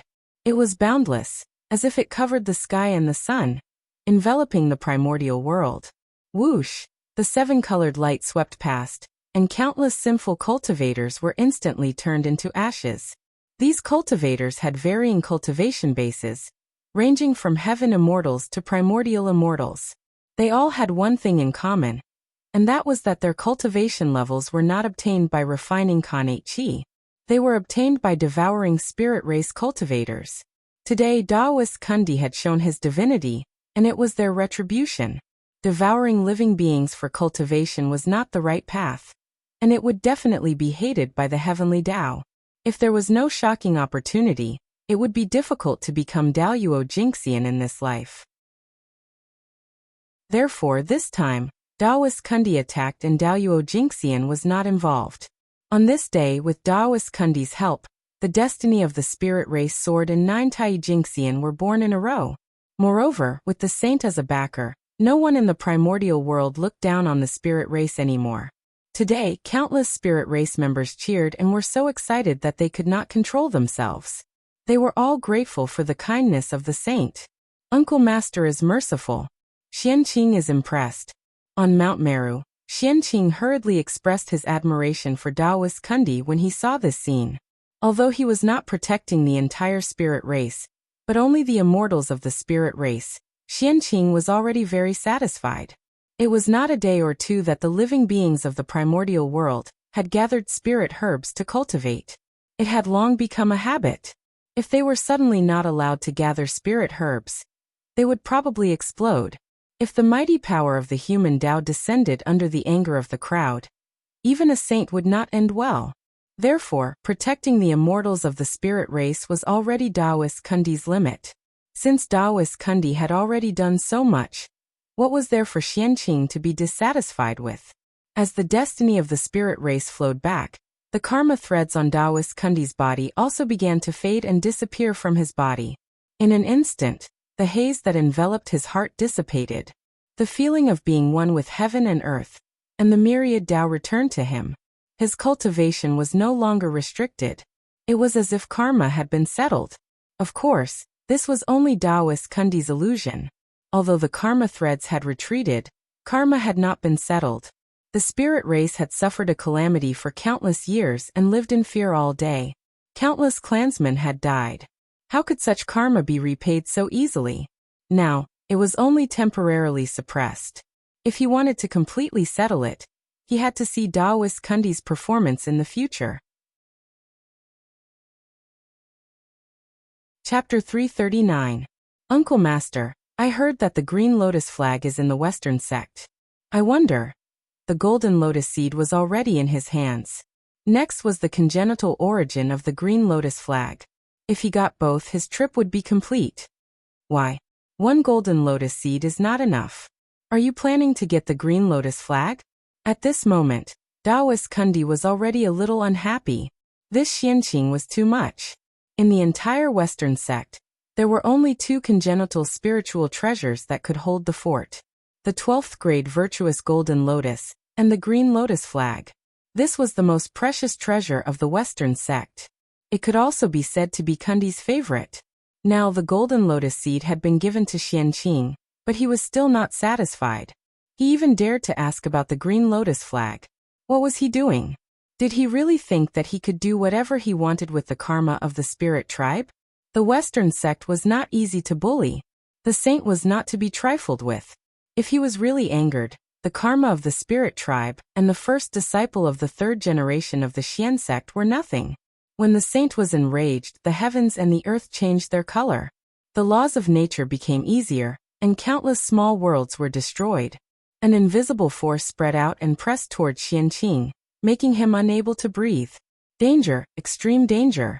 Under the cover of Taoist Kundi's aura, he was like a small boat in the sea. As the waves hit him, he could sink at any time. He could not control his life and death at all. At this moment, the long-lost sense of danger appeared in Qianqing's heart again. It made him tremble with fear. His forehead was covered with cold sweat. Taoist Kundi only needed a thought to kill him. In a fatal crisis, Qianqing could not care too much. He suddenly shouted at Taoist Kundi, "Uncle Master, don't be angry. I just want a wisp of the congenital origin. It can't hurt the foundation of the green lotus flag. Moreover, I'm giving you something in exchange." Exchange? I'm not taking it for free. Qianqing did not expect Taoist Kundi to be so agitated. It seemed that he had underestimated the status of the green lotus flag in the Western sect. Exchange? What are you giving me in exchange? The green lotus flag is one of the sect-guarding treasures of the Western sect, and it suppresses the karmic luck of the Western sect. It's of great importance, so how can it be damaged so easily? Perhaps sensing that his reaction was a little too extreme, Taoist Kundi retracted his aura and said unhappily, "Martial uncle, look." Smiling, Qianqing took out a white lotus seed and placed it in front of Taoist Kundi. "This is the seed of the pure white lotus." Seeing this lotus seed, Taoist Kundi's expression changed. He was no longer as resolute as before. Instead, he was a little tempted. The 4 lotus thrones came from the same source and complemented each other. If the virtuous golden lotus were to swallow this lotus seed, it would benefit it greatly. Although the green lotus flag was precious, it was still inferior to the virtuous golden lotus. Moreover, losing a wisp of innate source wouldn't do any harm to the green lotus flag. At most, it would be weakened for a while. With that thought in mind, Taoist Juanti spoke. "Forget it. You're a junior after all. Poor Wei can't refuse your request. Take this wisp of innate source." Pretending to be helpless, Taoist Kundi waved his hand and took out a wisp of innate source from the green lotus flag and threw it to Qianqing. "Thank you, martial uncle." Qianqing replied excitedly after receiving the innate source. In this way, his purpose of coming to the Western sect had been completely achieved. "Martial uncle, I still have something to do. I won't disturb you here." Since his purpose had been achieved, there was no point for Qianqing to stay here. Thus he bid farewell. Go. The Western sect is poor. I won't keep you." Taoist Kundi didn't ask him to stay. He waved his hand a few times and urged Qianqing to leave quickly. Then Qianqing will take his leave. After bowing politely, Qianqing turned and left Mount Meru. Now, apart from the red lotus of hellfire, he had obtained all the lotus seeds of the 4 lotus thrones. Apart from the northern Xianyuan water control flag and the western white cloud-bound flag, he had also obtained the innate source of the innate 5-element flags. Not to mention the western white cloud-bound flag, the northern Xianyuan water control flag, and the 12th grade red lotus of hellfire were both in the hands of Taoist Mingi. This required a good plan. The reincarnation of the earth was his only chance at the moment. If he missed it, he didn't know how long he would have to wait. Just as Qianqing left Mount Meru, the eldritch world changed again. In the hinterland of the sorcerer tribe, in the Pango Hall, ancestral sorcerer Di Jiang suddenly revealed his true form. It was a huge beast that was shaped like a yellow sack, red like a pillfire, with 6 legs and 4 wings. It was a faceless beast. Di Jiang floated in the air and kept flapping his wings. and as he waved his hand, an invisible force spread out, spreading to the boundless void and shaking the heavens and the universe. First, layers of ripples appeared in the void. Then it began to tremble. The fluctuations became stronger and stronger, and the range became larger and larger. In just a moment, it affected the entire eldritch world. At this moment, under the power of ancestral sorcerer Di Jiang, the boundless void that enveloped the entire eldritch world underwent an inexplicable change. Teleportation array, set up. An ancient Dao sound came out of Di Jiang's mouth. With an unparalleled Dao rhythm, it shook the Dao of heaven and earth and alarmed the long river of time. It reverberated in the eldritch world. For a moment, it seemed that the world was silent.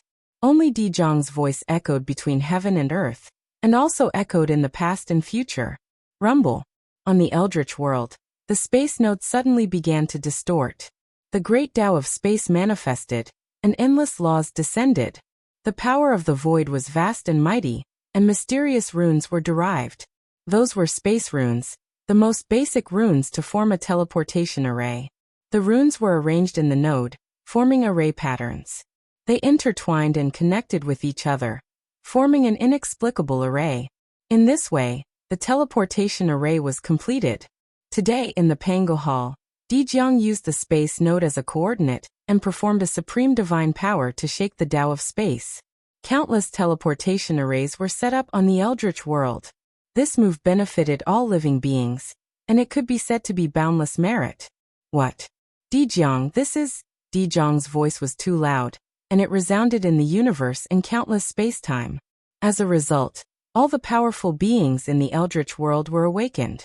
Even those powerful beings who lived in seclusion in the depths of space-time, and had not appeared in the world since the Tao ancestors' preaching were awakened. They all looked over in surprise and bewilderment. Hiss. Di Jiang's strength is so strong. Sensing the changes in the eldritch world, all the powerful beings were deeply shocked. How incredible was it to set up countless teleportation arrays for the eldritch world with his own strength? Just how shocking was the strength required to do so? They asked themselves that they would never be able to do it. Perhaps only a saint had such power. But Di Jiang had done it. At this moment, Di Jiang's strength shocked the world. Chapter 340. After receiving the true teachings of the path of gods and demons from Feng Zichen, the 12 ancestral sorcerers could be said to have obtained great benefits. Over the years, their cultivation had advanced by leaps and bounds. They were only half a step away from the supreme primordial chaos Tao realm. Moreover, they were not like Feng Zichen, who used the primordial chaos Tao diagram to reverse engineer Panga's Tao body. Instead, they dug deep into their own potential and fully exerted their advantages. With their own laws as a guide, they continued to deduce and refine a primordial chaos Tao body that belonged to them. The 12 ancestral sorcerers were formed from Panga's blood essence. Each of them had divine abilities and unlimited potential. Of course, this was the best choice. However, Feng Zichen was different. He was a postnatal life form, and his potential was limited.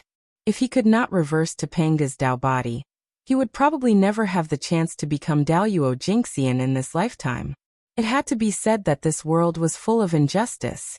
The starting point of the Khanate Godfiend was the end point of most postnatal life forms.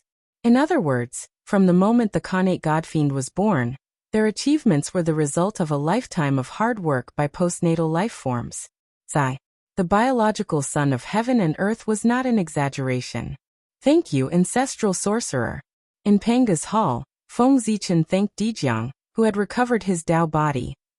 Phew. You're welcome, sorcerer. This matter is also beneficial to the sorcerer clan.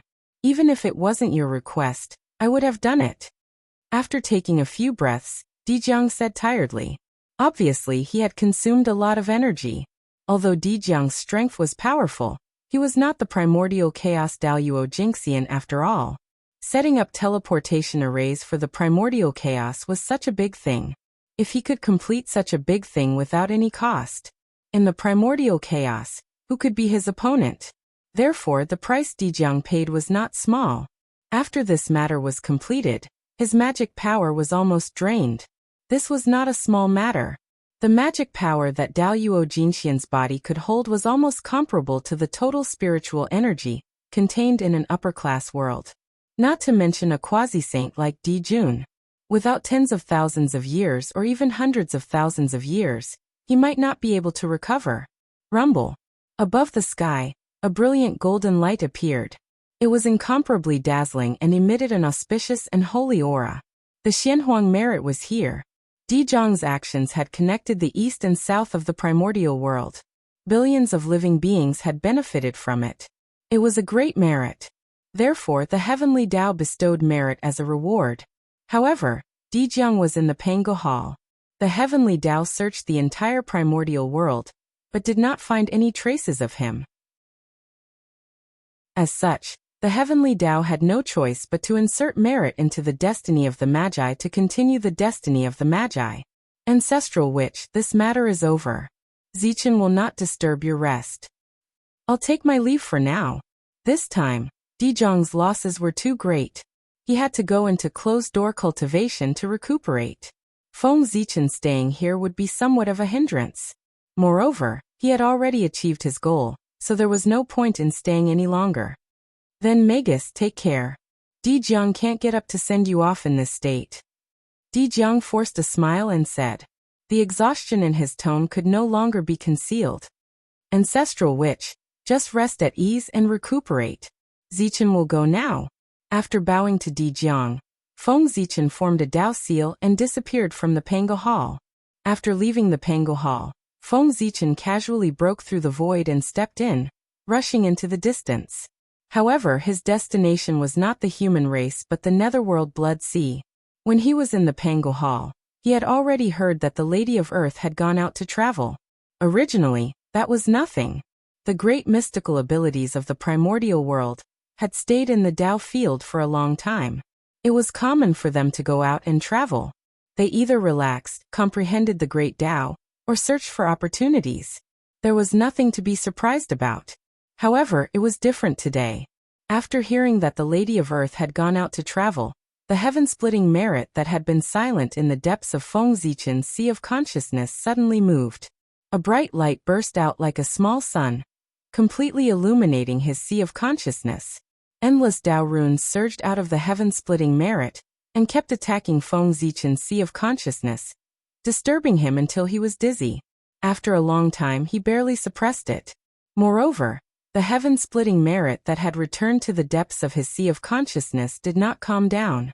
Instead, it trembled violently, as if it was about to fly out of his body and urge him to find the Lady of Earth. In an instant, Feng Zichen, who was familiar with the process of the primordial world, knew what had happened. The Lady of Earth was going to reincarnate. That was a major event that was enough to shock the primordial world, and also a huge change that would affect the future of the primordial world. After that, the fate of the countless living beings in the primordial world would change.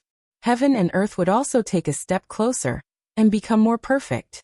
And that was not the most important thing. The most important thing was that from then on, the situation of the strong magi and the weak demons had been completely changed.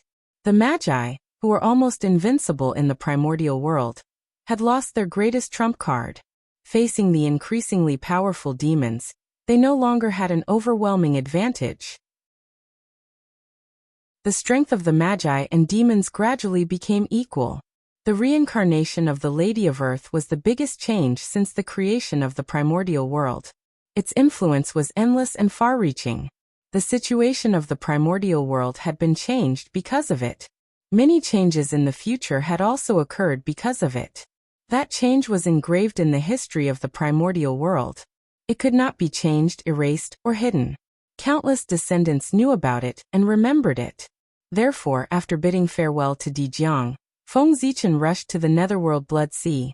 He wanted to witness that historic moment with his own eyes. As for why he wanted to go to the netherworld Blood Sea and not elsewhere, that was because the primordial world was boundless. Who knew where the Lady of Earth had traveled to? Rashly looking for her was no different from looking for a needle in a haystack. It would be uncomfortable if others did not find her and missed the time to reincarnate. It was better to go to the netherworld Blood Sea and wait. Anyway, That was the end of the Lady of Earth, and where the 6 paths of reincarnation were. No matter where the Lady of Earth was now, she had to come here in the end. The blood sea was the same as before. It had never changed. Dark red blood gushed out from the wound. From time to time, waves of blood rolled up the remnant souls that floated over and sank into the sea with them. How disgusting! Looking at the blood sea in front of him, Feng Zichen could not hide his disgust. The blood sea was a filthy place. This was the place where the evil aura of the primordial world gathered, and it was also the home of the dead. All the souls of the dead would be summoned by the blood sea and come here, wandering around, waiting for the birth of reincarnation. It was also because of this that the resentment of the souls of the dead gathered together spontaneously. A thick layer of black clouds formed above the blood sea, and did not dissipate all year round. Evil aura, resentment, the evil aura gathered in the blood sea. The living beings living here would definitely become bloodthirsty and murderous under its influence. It was not without reason that the great divine abilities of the primordial world hated the blood sea. Who would like a bloodthirsty and murderous person? Chapter 341. Even ordinary people would inevitably be affected by the filthy aura after staying in the blood sea for a long time, causing their personality to change drastically. It was fine if it was mild. At most, they would become bloodthirsty and murderous like the living beings of the blood sea. If it was serious, the evil aura would enter their bodies and they would lose their minds. They would become puppets that only knew how to kill, no different from a dead person. No, it was worse than a dead person. It was a fate worse than death. In terms of origin, the netherworld blood sea was formed from Pengda's navel. It is indeed the top holy land of the primordial world, and has countless opportunities. Unfortunately, apart from the Khanate Godfiend Taoist Mingi, who was born in the blood sea, no one else has the fortune to enjoy such a place of creation. Looking at the endless blood sea in front of him and thinking about its origin, Feng Zichen sighed. As a part of Pengda's body, the blood sea had endless opportunities. It was not inferior to the 36 grotto heavens and 72 blessed lands of the primordial world. It was a top-notch cultivation holy land. The 12th grade karmic fire red lotus, the northern mystic essence water control flag, and the 2 Khanate killing swords, the 4 supreme grade Khanate numinous treasures, were all born in the blood sea. From this, it could be seen how rich the origin of the blood sea was. However, even so, no great mystical abilities of the primordial world came to stay here. It was not that they were afraid of Taoist Mingi, but that this place was really unapproachable. The blood sea was filthy. If one could not adapt to the environment here, they would enter rashly to cultivate. Not to mention obtaining results, even not being injured by it was already the greatest gain. Therefore, the attributes of the blood sea were unique and clashed with other great mystical abilities.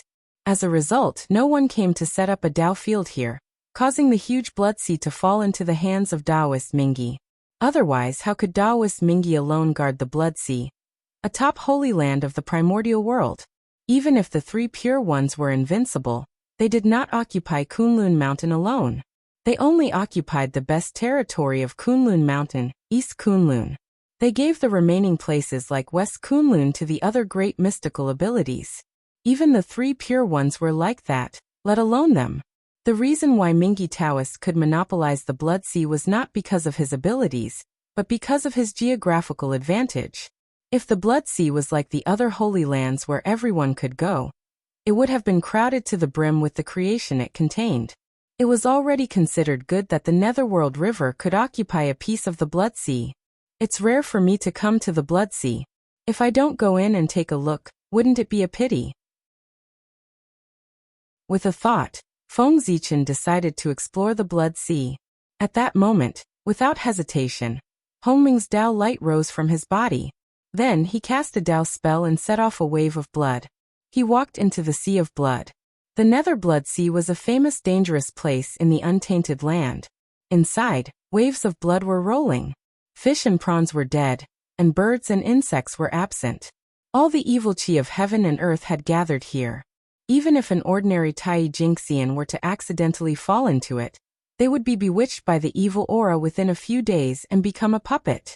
If a golden immortal were to fall into it, he would be turned into a pool of filthy blood and become a part of the sea of blood. The danger of the blood sea was terrifying. However, Feng Zichen was a Daoyuo Jinxian. No matter how fierce the blood sea was, it could not hurt him at all. It was the filthy aura that gathered from all over the untainted land that swayed in front of him from time to time. It was unavoidable that it would annoy him. A ray of purple light bloomed from Feng Zichen's body. It was purple and lustrous, like flowing water. It was magical and abnormally gorgeous. It expelled all the filthy aura around him and purified the blood water. In the blink of an eye, the evil aura within 1,000 feet of Feng Zichen disappeared. The blood water also turned from dark red to bright red. It was sparkling and extraordinary. This magical purple light was not emitted by Feng Zichen, but by the merit of creation. It seemed that even he could not stand the environment of the blood sea, and could not help but purify the surroundings. Speaking of which, since Feng Zichen came to the nether blood sea, the merit of creation that had been trembling suddenly stopped trembling and returned to calmness. It was as if the nether blood sea was his destination. This magical scene also made Feng Zichen certain that the merit of creation was indeed related to Hutu. Just as he had guessed before, Pangu had left it for Hutu and sent it out through him. This thing is really not fated with me.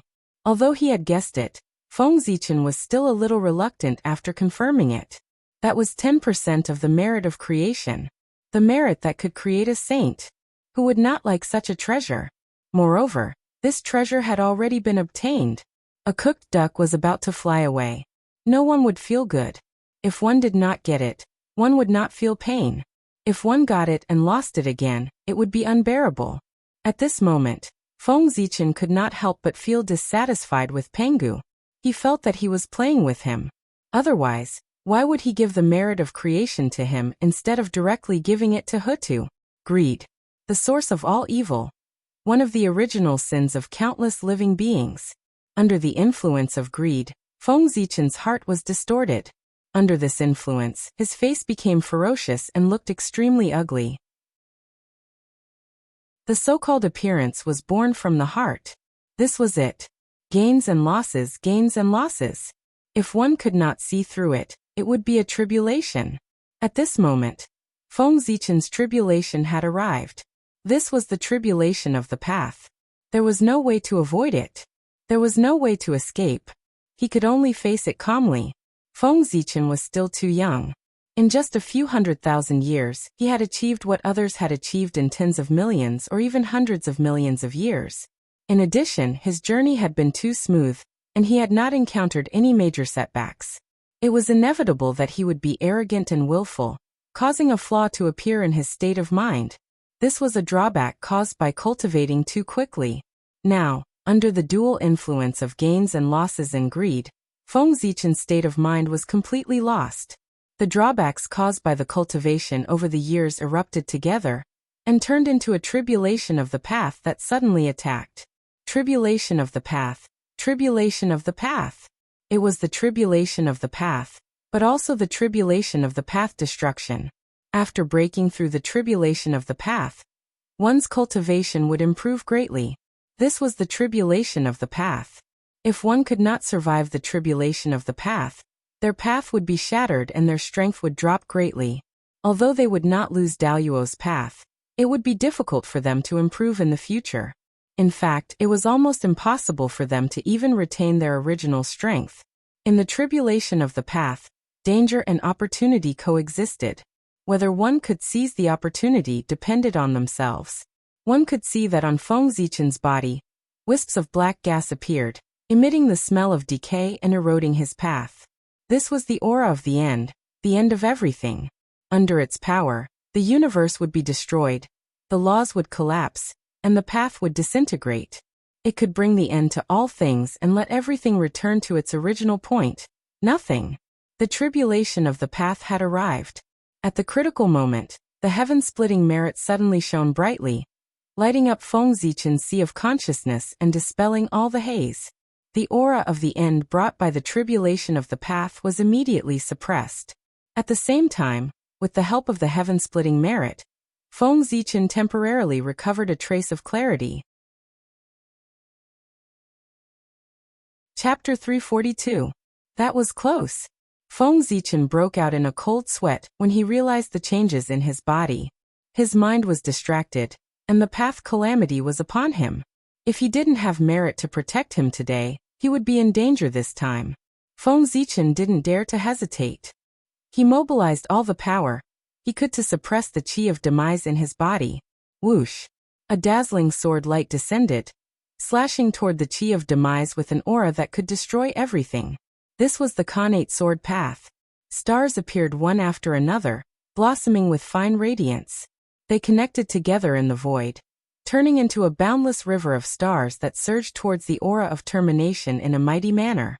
As the river of stars surged, it was as if the river of time and space had descended. The void was distorted, and time was disrupted. The past and future appeared together, surging with the power of time and space. In the blink of an eye, the world had changed. The sword light swept out, extremely sharp, and shredded the chi of demise into pieces. The river of stars surged, sweeping up the power of time, and drowning the chi of demise. In an instant, endless time passed. At the same time, the chi of Hongmeng appeared, trying to devour the weakened chi of demise. In the beginning, the world was in a state of nothingness. Nothing existed. It wasn't until the chi of Hongmeng appeared that the world had the concept of existence. It could be said that the chi of Hongmeng was the source of everything. Everything that existed in the world evolved from it. The chi of demise was no exception. It was the power to end the universe, the end of everything, the end of everything. It was also the final form of the chi of Hongmeng. Therefore, the chi of Hongmeng could devour everything. After being weakened by the Khanate sword path and the path of stars, the power of the chi of demise had fallen to the extreme. Facing the chi of Hongmeng, which was like its natural enemy, it was devoured without any resistance. As such, Feng Zichen's crisis was temporarily alleviated. But if the path calamity didn't disappear, the crisis wouldn't be over. The chi of demise would definitely come back and completely destroy Feng Zichen's path. It's all because of greed. After calming down, how could Feng Zichen not know where this Tao tribulation came from? It was clearly caused by his greed for the merit of opening the heavens. Years ago, in the belly of Mount Buzhou, the Hongmeng Tao seal suddenly shattered the Hongmeng heaven measuring ruler, causing Feng Zichen to commit a heinous crime and be entangled with boundless karma. After that, Panga's will manifested and asked him to give the merit of creation to the fated person to offset the sins he had committed. Feng Zichen managed to keep his life. As for why Panga didn't directly give the merit points to Hutu, Feng Zichen didn't understand at that time.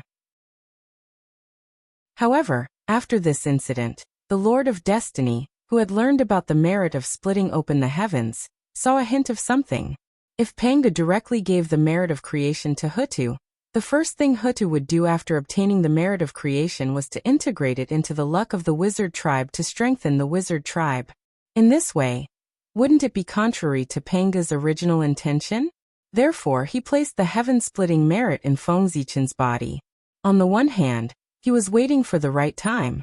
On the other hand, he could also protect Feng Zichen's safety, improve his luck, and help him cultivate so that he could cultivate the tree of world with peace of mind.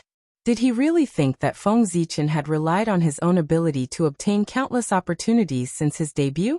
Although part of it was because of his own ability, it was more because of the influence of the merit of creation. How could a treasure that could allow someone to ascend to the saint position not be extraordinary? I can have today's achievements all because of the favor of the great Taoist priests. It can be said that I am indebted to the great Taoist priests for achieving the Tao. But today, Sai, thinking about what he had just thought, Feng Zichen felt extremely ashamed and wanted to find a hole to hide in. It's really greed that gives birth to evil thoughts. The tribulation is born from the heart. The ancients didn't lie to me. After understanding the origin of the Tao tribulation, it was much easier to solve it. This tribulation was born from greed, and it should be destroyed because of greed. After calming down, Feng Zichen silently recited the three enclosures Taoist scripture in his heart. Suddenly, all kinds of enlightenment of the great Tao floated in his heart. An aura like the starry sky was emitted from his body. It was quiet, ancient and deep. The three enclosures Taoist scripture was a Taoist scripture that existed from the beginning. It was born in the Ziwei star, and had the same origin as the heavenly Tao. It recorded the truth of the stars, the rules of the universe, and the secrets of the origin of heaven and earth. It was also the origin of the stars, the supreme scripture of the primitive age, and also the strongest scripture that Feng Zichen had mastered. The moment the three enclosures Taoist scripture rang, Feng Zichen changed. He became extremely ethereal. His true spirit seemed to have surpassed his physical body and merged with the boundless starry sky. He was incomparably mighty and vast. At this moment, the merit of splitting open the heavens became even more brilliant. The purple brilliance was like flowing water, brushing past Feng Zichen's heart and helping him to gain enlightenment. At the same time, Hongming Daozhong also began to vibrate. The melodious sound of the bell rang. It was incomparably ethereal. When it fell into Feng Zichen's ears, it was like the sound of the great Tao. It was deafening and enlightening, leading him into the Tao realm. At this moment, with the help of these powers, Feng Zichen's state of mind reached an unprecedented peak. It was extremely clear and flawless. Slash! With a cold shout, the power of the soul gushed out and turned into an invisible sword in the air. It slashed fiercely at Feng Zichen's body. Pop! There seemed to be a shattering sound. The greed in Feng Zichen's heart was completely cut off, and the calamity of the Tao also disappeared. Phew! As the calamity of the Tao dissipated, the haze that shrouded Feng Zichen's heart and the sense of crisis that emerged in his heart also dissipated. He couldn't help but let out a long sigh of relief. This was nothing more than surviving a calamity. My state of mind is still not good enough. It seems that I have to settle down for a period of time in my cultivation in the future. I also have to spend more effort in polishing my state of mind, so that what happened today won't happen again in the future. In the end, Feng Zichen sighed with lingering fear. The calamity of the Tao this time was said to be caused by greed. In fact, it was because his state of mind was not good enough. Otherwise, if his state of mind was strong enough, how could he be affected by mere greed? At the end of the day, it was because his cultivation had advanced too quickly. He had pursued too much strength and neglected the cultivation of his state of mind. When others cultivated, it was mostly because their state of mind had reached a certain level. When everything was ready, they would then make a breakthrough. However, Feng Zichen's cultivation was different. When his strength reached a certain level, he forcefully promoted the advancement of his state. In this way, although the cultivation speed was fast, it was inevitable that there would be flaws in his state of mind. Of course, Feng Zichen understood the hidden dangers of such cultivation. However, he had no other choice. The calamity was right in front of him. Only by working hard to improve his strength would he have a chance of survival. In order to seek a chance to survive, he couldn't care too much. According to his original plan, he planned to wait until the calamity of the Lich and Demon was over. During the time when the untainted land was recuperating, he would polish his state of mind to make up for his hidden dangers. Chapter 343. But who would have thought that once his greed arose, it would directly cause the hidden dangers to erupt and cause the path calamity to descend upon him. He almost collapsed his great Tao and suffered heavy injuries. It could only be said that the affairs of the world were unpredictable. After calming his mind, Feng Zichen stood up and bowed 3 times respectfully to the void. He was bowing to Pengu. Previously, because his mind was distracted, Feng Zichen's mind was filled with distracting thoughts, and he couldn't help but have ill intentions towards Pengu. Although with Pengu's magnanimity, he wouldn't care about such trivial matters. But if Feng Zichen didn't do this, he would feel guilty. After all, it was Pengu who made him what he was. He still used malice to figure out Pengu, so he couldn't help but feel ashamed. After doing all this, Feng Zichen's heart finally calmed down completely. After tidying up his mood, Feng Zichen pulled himself together and continued to walk into the depths of the Blood Sea. This place might be one of his future dojos. It was good to familiarize himself with it in advance. Speaking of which, the Nether Blood Sea had a fate with him. This fate came from Great Emperor Ziwei. As the most noble existence in the primordial world, Great Emperor Ziwei was the inferior ruler of the 3 realms. His power was not as simple as controlling Zhousing. His power was enough to connect the two realms of life and death. In the heaven realm, Great Emperor Ziwei was one of the 4 emperors. He was high and mighty and dominated the operation of the stars. In the human world, Great Emperor Ziwei was the lord of all things. He commanded mountains, rivers, plants, wind, rain, thunder, and lightning. He was the king of all phenomena. Even the change of the emperors of the human world was under his control. In the netherworld realm, Great Emperor Ziwei transformed into the Great Emperor of Fengdu. He dominated the netherworld and ruled over all ghosts. He was the supreme god of the netherworld.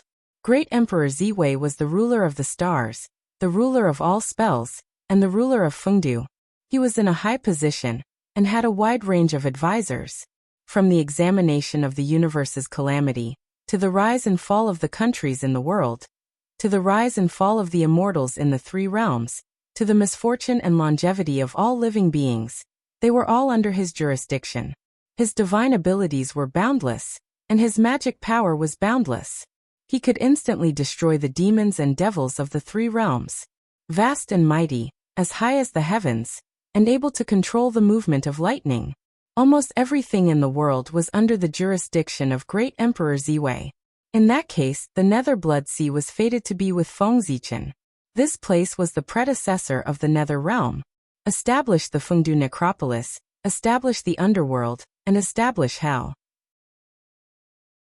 These are the merits of Ziwei the Great, and they are also my merits. Strolling in the sea of blood, Fengzichen thought to himself. After Ho-Tu turned into reincarnation, the netherworld was born to accept the 6 paths of reincarnation, and take in the endless souls of the primordial world. And the heavy responsibility of establishing order in the nether realm fell on Fengzichen's shoulders. This was a predestined fate, and he could not refuse it. Of course he would not refuse.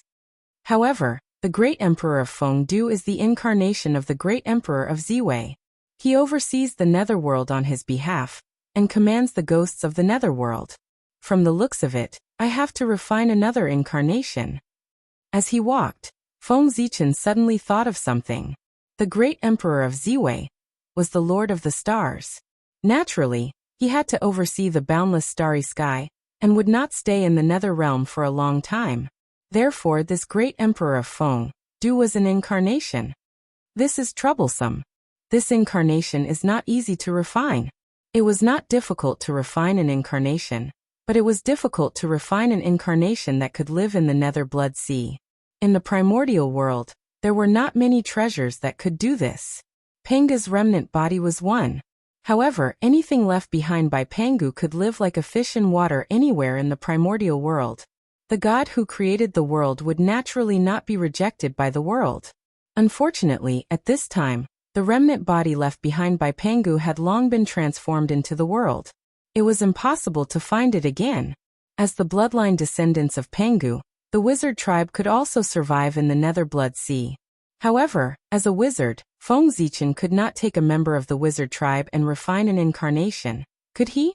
As such, there was only one way left. That was to use the treasures born in the Blood Sea as materials to refine an incarnation. The treasures born in the Blood Sea could naturally live in the Blood Sea. This was needless to say. With this thought in mind, Fengzichen could not help but slow down his footsteps. The Blood Sea was boundless. There must be a lot of treasures. If he searched carefully, he might be able to find something. Just like that, Fengzichen began to search around the Blood Sea. In the blink of an eye, 100 years had passed. Even though Fengzichen deliberately slowed down, 100 years was enough for him to go millions of miles deep into the Blood Sea. Of course, this distance was nothing to the entire Blood Sea. Have all the treasures in the Blood Sea been taken away by Taoist Mingi? Stopping, Fengzichen said with some displeasure. In the past 100 years, he had searched the Blood Sea with a radius of 1,000,000 miles. Although it was not to the extent that he did not gain anything, the gains were indescribable. 6 blood essences. It took 100 years. Fengzichen only found 6 blood essences. These blood essences were enough to refine an incarnation. However, the incarnation refined with them was really not up to standard. It could be said that it was not presentable. Blood essence. As the name suggested, it was the essence of blood. It sounded good, but in fact, it was condensed from the blood water of the blood sea. It was just like the spirit stones of the later generations. It was not considered a good thing. If one used it to refine an incarnation, the incarnation refined would have limited potential. It might not even be comparable to ordinary creatures in the untainted land. It would not be worthy of the name of the Emperor of Feng du Tiske Tisk. This blood sea lineage is really stingy. At this point, Feng Zichen understood that the treasures in the blood sea were either taken away by the Azura tribe or by Taoist Mingi. It was obvious that the treasures in the blood sea had been plundered by someone long ago. This caused Feng Zichen to spend 100 years without finding anything. If not, he would not have spent 100 years to only find 6 blood essences, which should be everywhere. These 6 blood essences were only born recently. Otherwise, Feng Zichen would not even be able to find 6 blood essences. Only the Nether River lineage could do this in the blood sea. Outsiders did not have the ability, and Taoist Mingi would not allow it. Sigh, if it doesn't work, I'll wait for Ancestral Witch Huta to come and ask for a drop of blood essence from her. Or I can go to the Pango Hall and ask for a drop of Panga's blood from her heart. Fortunately, Feng Zichen was not without a backup plan. The living creatures formed from the blood essence of the Ancestral, which were considered top-notch among the Khanate living creatures, second only to the Khanate god-fiends. Panga's blood flowed in Panga's heart. Many grand magi of the sorcerer tribe were born from this. The incarnations refined from this would also be top-notch Khanate living creatures. If the two were combined, it was even possible to give birth to a Khanate god-fiend. Of course, Feng Zichen had a bold idea. If he gathered the blood essence of the 12 ancestral witches and supplemented it with Panga's blood, he could definitely give birth to a top-notch Khanate god-fiend. The legendary 13th ancestral witch of the sorcerer tribe was born from this method. Chapter 344. However, that was a last resort. As long as there was a glimmer of hope, Feng Zichen would not do it. Because if he really used the blood essence of the witch tribe or Panga's blood to refine an incarnation, his relationship with the witch tribe would really be unclear. When the war between the witch tribe and the demon tribe broke out, he would have to die for the witch tribe to end the karma. In this way, how could Feng Zichen be willing? He transformed into the great emperor of Ziwei to transcend the chaotic situation of the witch tribe and the demon tribe. As a bystander, he would quietly observe the development of the situation. Fortunately, after the war ended, he would seek the greatest benefits. With this thought in mind, how could Feng Zichen put himself in the vortex of the witch tribe and the demon tribe for the incarnation of the great emperor of Fengdu? Wouldn't that be stupid? Therefore, Feng Zichen would rather go to Taoist Mingi to exchange for treasures than go to the witch tribe to ask for the blood essence of the witch tribe or Panga's blood. He did not owe the witch tribe anything. On the contrary, the witch tribe owed him. Without Feng Zichen, the witch tribe would never have thought of drawing the prehistoric geomancy map. Then, the witch tribe would not have the innate treasure to suppress their fate. And the path of the gods and demons was extremely important to the witch tribe. It changed the fate of the witch tribe and increased the strength of the witch tribe by several times. It also gave the witch tribe the possibility of achieving the path. Such benefits could not be exchanged with innate treasures. It was more precious than the prehistoric geomancy map. The favor of achieving the path was greater than the sky. He let Feng Zichen become a wizard because Dijiang could not think of a way to repay him no matter how hard he racked his brains. This favor was too big. It was so big that the witch tribe could not afford to repay it. Therefore, Dijiang had no choice but to let him become a witch to show his respect. A witch tribe's teacher. Countless witch tribe members learned the cultivation methods created by Feng Zichen. His name as a sorcerer was quite appropriate. Sigh. Let's search for another 100 years. If it doesn't work, I'll think of another way. Sighing helplessly, Feng Zichen continued to walk forward. The blood sea was hundreds of times larger than the great wide world. He did not believe that the Nether River clan could really plunder this place clean. As for Hutu, she was in no hurry. Sacrificing oneself, becoming reincarnated, this wasn't a small matter. It was equivalent to suicide. Without sufficient emotions, Hutu would not have made such a decision. After all, when she reincarnated, Hutu was determined to die. She didn't expect that she would be able to survive. Therefore, the current Hutu should still be brewing her emotions. Who knew how long it would take for her to arrive at the blood sea? Now Feng Zichen was in no hurry. As Feng Zichen went deeper and deeper, the color of the blood around him became darker and thicker, like a wriggling liquid. It looked extremely disgusting and filthy. Fortunately, the merit of splitting the heavens was purifying them. Otherwise, Feng Zichen definitely wouldn't have taken a step into it. It was disgusting enough to see a cesspool. If he walked in, wouldn't it be even more disgusting? Screech. Suddenly, a sharp scream rang in Feng Zichen's ears. Then he saw a dark red shadow galloping toward him. Who is it? Feng Zichen's face turned cold. His imposing aura swept out. Suddenly the void froze. The figure galloping toward him was directly fixed in the void. It was a humanoid monster. Although it had a human shape, it did not have a physical body. It was a monster formed by a mixture of hostility and blood. This is... Looking at the monster, Feng Zichen frowned slightly. Then he suddenly exerted force. The surrounding void immediately pressed toward the monster. With a bang, the monster's body was directly crushed into pieces. It turned into wisps of blood and merged into the blood sea. Following the disappearance of the monster's body, a broken true spirit fell out from within. I see. Seeing this true spirit, Feng Zichen immediately understood the origin of the monster.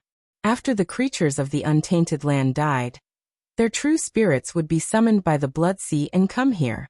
However, the underworld would not appear before the reincarnation cycle opened. After these true spirits came here, they had nothing to rely on. They could only float in the blood sea. But what kind of place was the blood sea? It was a filthy place in the world. After these true spirits came here, they were unsurprisingly sucked into it. After these true spirits were sucked into the blood sea, the lucky ones would be enlightened by the Nether River Taoist and reappear in the world as Azuras. The unlucky ones could only continue to wander in the blood sea and wait for the reincarnation cycle to open. The unlucky ones would be more miserable. They would be contaminated by hostility and become monsters that only knew how to kill, just like the monster Feng Zichen had killed earlier. How tragic! I can't even rest in peace after death. Looking at this true spirit, Feng Zichen could not help but feel compassion.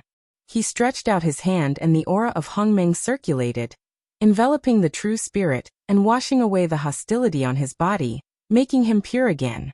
And the moment the true spirit recovered its purity, a sudden change occurred.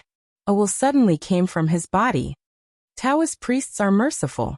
The true spirit was enlightened by Feng Zichen, and actually regained its clarity for a short period of time, remembering its previous life. Although it only lasted for a moment, it was still an amazing creation. This is Ghost.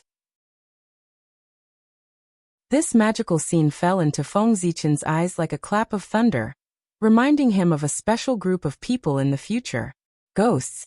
Wasn't that so? After a person died, he did not lose his intelligence.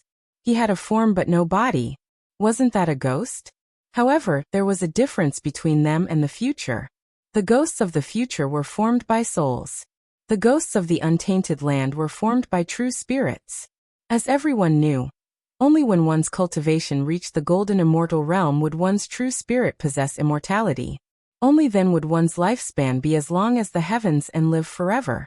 Similarly, when one's cultivation reached the golden immortal realm, even if their primordial spirit and physical body were destroyed, they could still maintain their true spirit and have a chance to start again. It was also at this time that the call of the blood sea was useless to them. They could easily break free. However, for cultivators who had not reached the golden immortal realm, there was still a chance of survival if their physical body was destroyed. If their primordial spirit was destroyed, they would really die. Their true spirits could not escape the call of the blood sea, nor could they maintain the survival of their intelligence. Therefore, if they died, they would really die. The true spirits gathered in the nether blood sea were mostly cultivators below the golden immortal realm. Only a small number of unlucky golden immortals, and Tai Jingxian, whose true spirits were shattered, would come to the blood sea. The true spirit in front of Feng Zichen was a Tai Jingxian when it was alive. Otherwise, it would not have temporarily recovered its intelligence. Ghost? Is this a sign of something? At this moment, Feng Zichen could not help but fall into deep thought. The Emperor of Feng Du was not only the Lord of the Underworld, but he was also the Bane Ghost Emperor. However, there were no ghosts in the current untainted land, nor were there any ghost cultivation methods. Ghosts were products of the postnatal era. There were none in the postnatal era. Chapter 345. Ghost. To put it bluntly, was the soul. Was made up of 3 souls and 7 spirits. But innate spirits did not have souls. They only had an innate true spirit.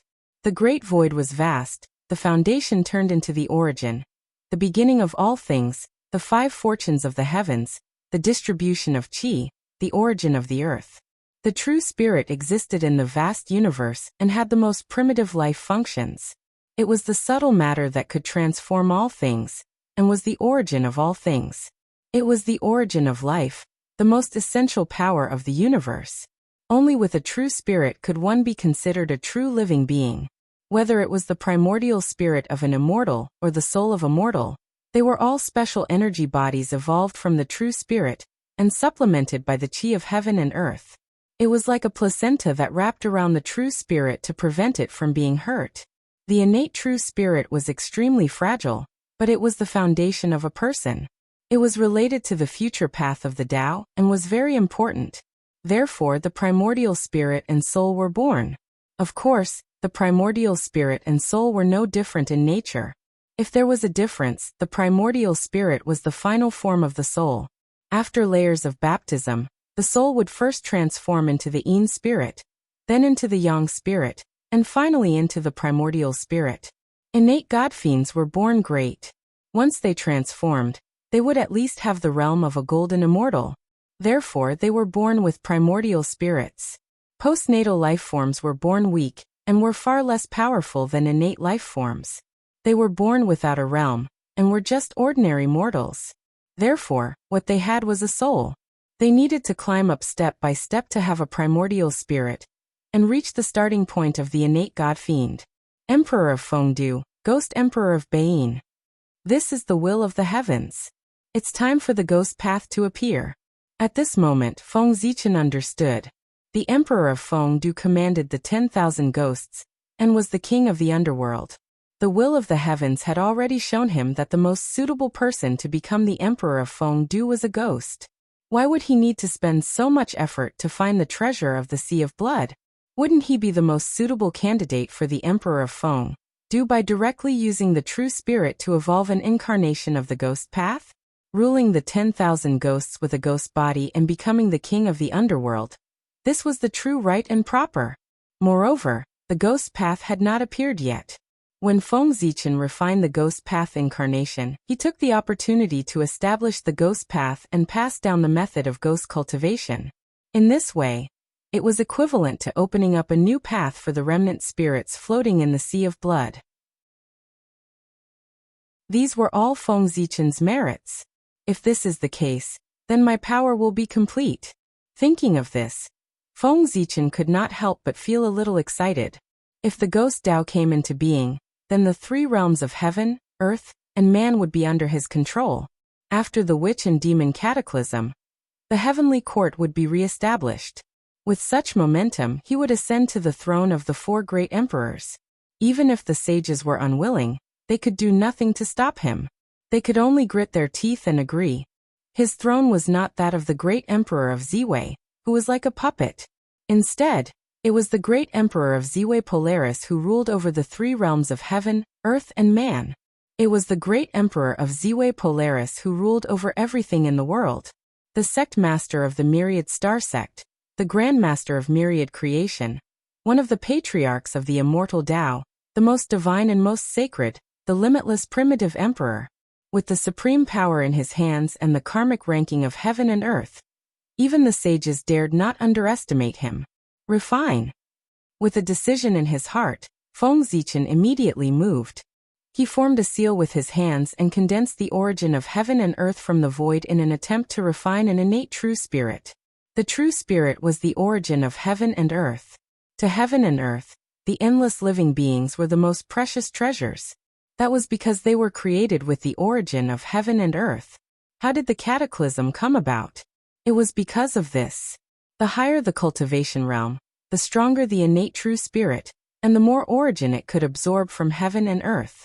Of course, this was not a good thing for the untainted land, because the origin of heaven and earth was limited.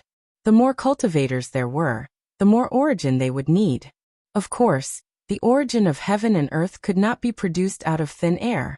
It could only be extracted from heaven and earth. In particular, the existence of Daluo Jingxian was the greatest burden to heaven and earth. Ordinary cultivators would die one day, and their origin would return to heaven and earth to form a virtuous cycle. However, Daluo Jingxian was different. They were immortal, which meant that the origin of heaven and earth that they had absorbed, the untainted land, would be lost forever. This was a great harm to the untainted land. The more Daluo Jingxian there were, the greater the harm to heaven and earth. If heaven and earth lost their origin, it would weaken. The more origin it lost, the more obvious the effect would be. It might even cause its level to drop and enter the age of Dharma ending. Originally, the purpose of heaven and earth creating living beings was to nurture them and let them grow continuously. When they died, their origin would be taken back. This was also a way for the world to advance. However, the appearance of Daluo Jingxian was like a worm, lying on the body of the world, constantly absorbing the origin of heaven and earth and consuming the potential of the world. Therefore, in order to maintain the good ecology of the world, the heavenly Tao operated karma and triggered the calamity of heaven and earth. Its purpose was to reduce the number of immortals in heaven and earth, to recover the origin and strengthen itself. Since it could not deal with Daluo Jingxian, the heavenly Tao could only deal with the remaining cultivators. Fortunately, compared to Daluo Jingxian, there were enough Tai Jingxian. It was completely possible to win with quantity. There must be an effect if there was a cause. All the calamities in the world would not be without a cause. Rumble. Amidst the rumbling, balls of Kanate Qi were refined by Feng Zichen and condensed repeatedly, forming wisps of the origin of heaven and earth. Judging from his speed, it would probably take less than a few years to refine a ball of the origin of heaven and earth. The means of a golden immortal of the great all-embracing heaven was indeed extraordinary. Feng Zichen was able to refine the origin that had dispersed into heaven and earth from the congenital qi. Otherwise, why would Daluo Jingxian be called the worm of heaven and earth? In the blink of an eye, 3 years had passed. One could see that a small ball of the origin of heaven and earth had formed in Feng Zichen's hand. This was enough for him to evolve incarnate true spirit. However, Feng Zichen did not stop. Instead, he continued to condense the origin of heaven and earth. Kanate true spirits also had levels. The difference between different levels was huge, no less than the difference between heaven and earth. That was the difference in aptitude, comprehension, potential, and identity. Just like Kanate godfiends and postnatal living beings. Therefore, Feng Zichen wanted to condense the origin of heaven and earth as much as possible. He did not expect to refine a powerful Kanate incarnation, but at least it would be passable. The Kanate true spirit was perfect and flawless. It had eyes, nose, mouth, and ears. The Tao body was naturally formed, and the 9 orifices were connected. It corresponded to the Tao of heaven and earth, and was a Kanate godfiend. The Kanate true spirit was as bright as a mirror, untainted by dust, reflecting the rules of heaven and earth. Although it did not form a Tao body, it was also quite mysterious. It was a Kanate living being. The Kanate true spirit was like a firefly, flickering and not magical at all. It was a postnatal living being. At this time, the Kanate true spirit was not called Kanate true spirit, but true spirit light. That was because it was too small. Chapter 346. This bit of true spiritual light was the only innate item in the body of a postnatal life form. If a postnatal life form wanted to go against postnatal and become innate, prove the supreme great Tao, and cultivate into the immortal Daluo Jingxian, they could only rely on this bit of true spiritual light. This was the foundation of their Tao. The essence of the Tao of Godfiends was to constantly strengthen this bit of true spiritual light, so that it could transform into a Tao body and transform into a Khanate Godfiend. Of course, the incarnation that Feng Zichen wanted to refine couldn't be a postnatal life form. If he wanted to refine a postnatal life form incarnation, he could directly use blood essence. It wouldn't be so troublesome. The incarnation that he wanted to refine was not something a Khanate Godfiend dared to hope for, but it had to be at least a top-level Khanate life form. Khanate Godfiends were great creatures created by heaven and earth. Each of them was a seed of Daoyuo Jingxian. As long as nothing unexpected happened, they were destined to become Daoyuo Taoist priests. With Feng Zichen's strength, Daoyuo Jingxian couldn't create a Khanate Godfiend. Even if a saint wanted to create such a great creature, it would be extremely difficult. He would have to pay a considerable price. Therefore, he could only use his strongest method to refine a top-level Khanate lifeform incarnation. In fact, it wasn't that difficult to refine a Khanate Godfiend incarnation. Now there was an opportunity in front of Feng Zichen. It was just that he wasn't willing. In the Netherworld Blood Sea, there were countless fragments of true spirits floating. If Feng Zichen could steal his heart and melt these true spirits, he didn't even need all of them. Just a small part of them could be refined into a Khanate Godfiend incarnation. However, this move was too harmful to the harmony of heaven. If he really did it, he would definitely be entangled with endless negative karma and attract divine punishment. Think about it. These true spirits were originally quietly staying in the Blood Sea, waiting for the cycle of reincarnation to open so that they could start a new life and start over.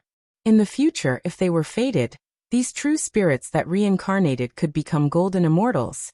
They might be able to understand their previous selves and recall the past. However, if Feng Zichen refined them, they would really disappear from the untainted land. Reincarnation or starting over would have nothing to do with them. It had completely disappeared. Not a single trace of it remained. He couldn't imagine how big of a sin this was. The heavenly Tao would definitely be enraged and send down heavenly punishment. Of course, Feng Zichen had experienced heavenly punishment many times and had experience. In addition, he had a lot of merit on him.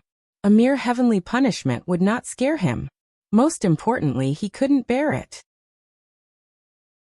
Why would Feng Zichen attack these innocent true spirits for an innate Godfiend avatar if there was no grudge between them? This was not in accordance with the heavenly Tao. It was also contrary to his original intention.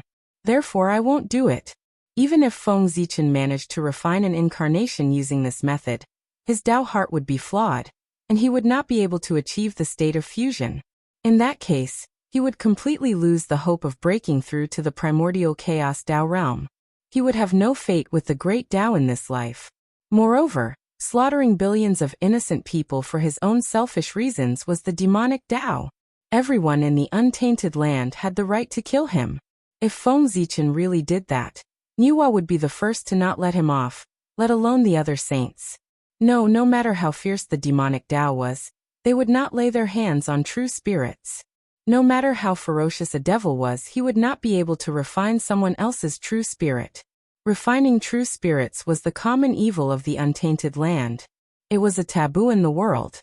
No matter how intense the battle was or how great the hatred was, the most one could do was to shatter the opponent's true spirit into pieces, completely erase its intelligence, and scatter it into the world, cutting off all chances of resurrection. No one had ever heard of anyone refining someone else's true spirit. Otherwise, with so many true spirits in the Blood Sea, Taoist Mingyi would have taken action long ago. Why would he have stayed until now? Wasn't it good to use these true spirits to create a Jura clansman of the innate Godfiend level? Why did he need to enlighten them one by one? It was so troublesome. It was not that he was unwilling, but he could not. Now reincarnation had yet to be established. If new living beings were to be born in the primordial world, they could only be born through the spontaneous nurturing of the world. However, nurturing living beings required the consumption of the essence of the world. Even if the world did not care about these essences, nurturing innate true spirits and giving birth to true living beings required a long process. In the primordial world, it was extremely chaotic. Living beings were dying all the time. Moreover, This speed was definitely faster than the speed at which living beings were born in the primordial world. According to this, there should be fewer and fewer living beings in the primordial world. However, the truth was that there were more and more living beings in the primordial world. The reason was those innate true spirits. When an innate god fiend died and his innate true spirit was shattered, 129,600 innate life forms could be born. When an innate life form died and his true spirit was shattered, 129,600 postnatal life forms could be born. And these were only at the initial stage of their birth. If the innate god fiends were stronger and their innate true spirits were shattered, more innate life forms could be born. It was because of these shattered innate true spirits that there were more and more innate life forms in the primordial world. Of course, the number of innate god fiends was also decreasing. If one had studied the history of the primordial world, they would discover that after every calamity, a large number of living beings would be born in the primordial world. That was because too many experts had died in the cataclysm. Moreover, the aptitude of these born innate life forms was weaker with each generation. After the primordial beast calamity, most of the living beings born in the world were innate god fiends. Most of the 3,000 mortal guests of the Purple Cloud Palace were born during this period. Only a small number of living beings were innate life forms, and they were the top innate life forms. After the ancient Longhan calamity, most of the living beings born in the world were innate life forms. Only a small number of living beings were innate god fiends. The top disciples of the third generation of the celestial sect of wonders were the products of this era. Then, after the shaman demon calamity, most of the living beings born in the world were postnatal life forms. Only a small number of living beings were innate life forms. After all, at this time, the primordial world had undergone a huge change. It had changed from the innate era to the postnatal era. However, the postnatal life forms of this era had decent aptitude. Any one of them had the possibility of becoming an immortal. After the investiture of the gods' calamity, the innate era had completely transformed into the postnatal era. The living beings born in the world were only postnatal life forms. Only those top grotto heavens and blessed lands with endless fortune could give birth to innate life forms. The postnatal life forms of this era were affected by the environment. Their aptitude was undoubtedly much weaker. Any one of them could only be said to have the possibility of cultivating. As for becoming an immortal, it depended on one's own fortune. Chapter 347. After the journey to the West calamity, the world had completely changed. The Khanate era had long become a myth, and the living beings that were born had completely become ordinary people. Not to mention cultivating the path of immortality. Even those who had the talent to cultivate were 1 in a million. The primordial world had always been moving backwards. In the blink of an eye, 100 years had passed.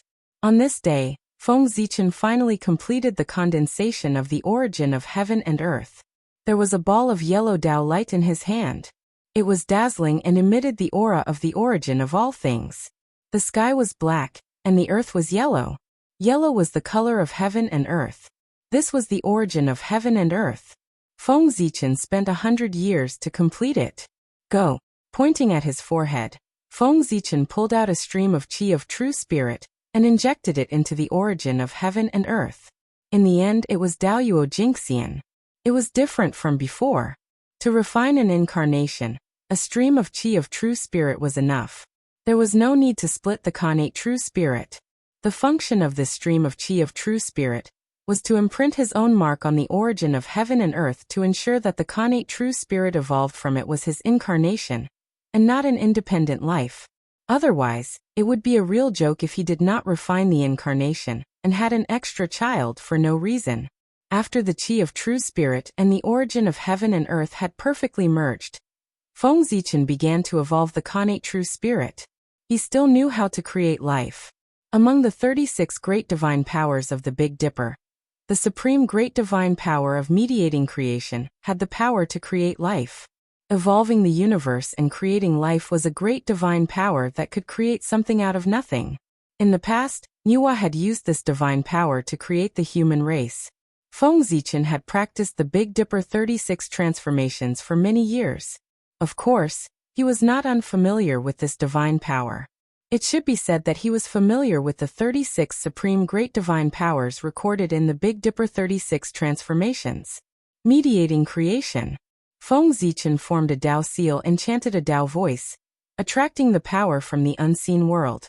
With the help of his hand gestures, he unleashed this earth-shattering great divine ability. Although Feng Zichen could perform it, his realm was not as high as Nua's, so he could not perform it as he wished. It could only be activated with a Dao seal and an incantation. With the completion of Feng Zichen's hand gesture, the void suddenly changed, as if it had collapsed, and huge cracks appeared. Divine light appeared. Then from the crack, the chi of creation surged out and wrapped around the origin of heaven and earth. Star River Universal Light Rise. Seeing this, Feng Zichen quickly used another supreme technique, the Milky Way Cosmic Light.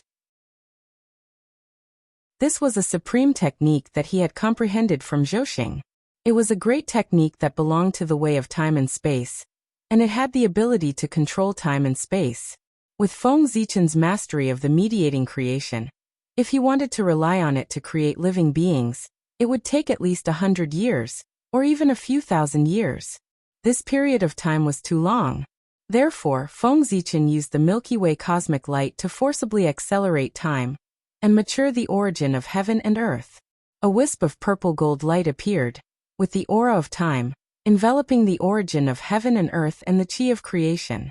In an instant, the sea turned into mulberry fields, and endless years passed. It seemed like tens of thousands of years, hundreds of thousands of years, millions of years. The origin of heaven and earth and the chi of creation merged and turned into a divine fetus with the aura of life. At first it was weak, then it became stronger and stronger. In the end, the divine fetus exploded, and a connate true spirit emerged from it. It had the outline of a human, and its whole body was white and flawless, surrounded by divine light. This was a connate life form, just as Feng Zichen thought, the top connate life form. However, this incarnation did not have a physical body, and was only a connate true spirit. It was also because of this that he could be created by Feng Zichen in such a short period of time with a ball of origin of heaven and earth.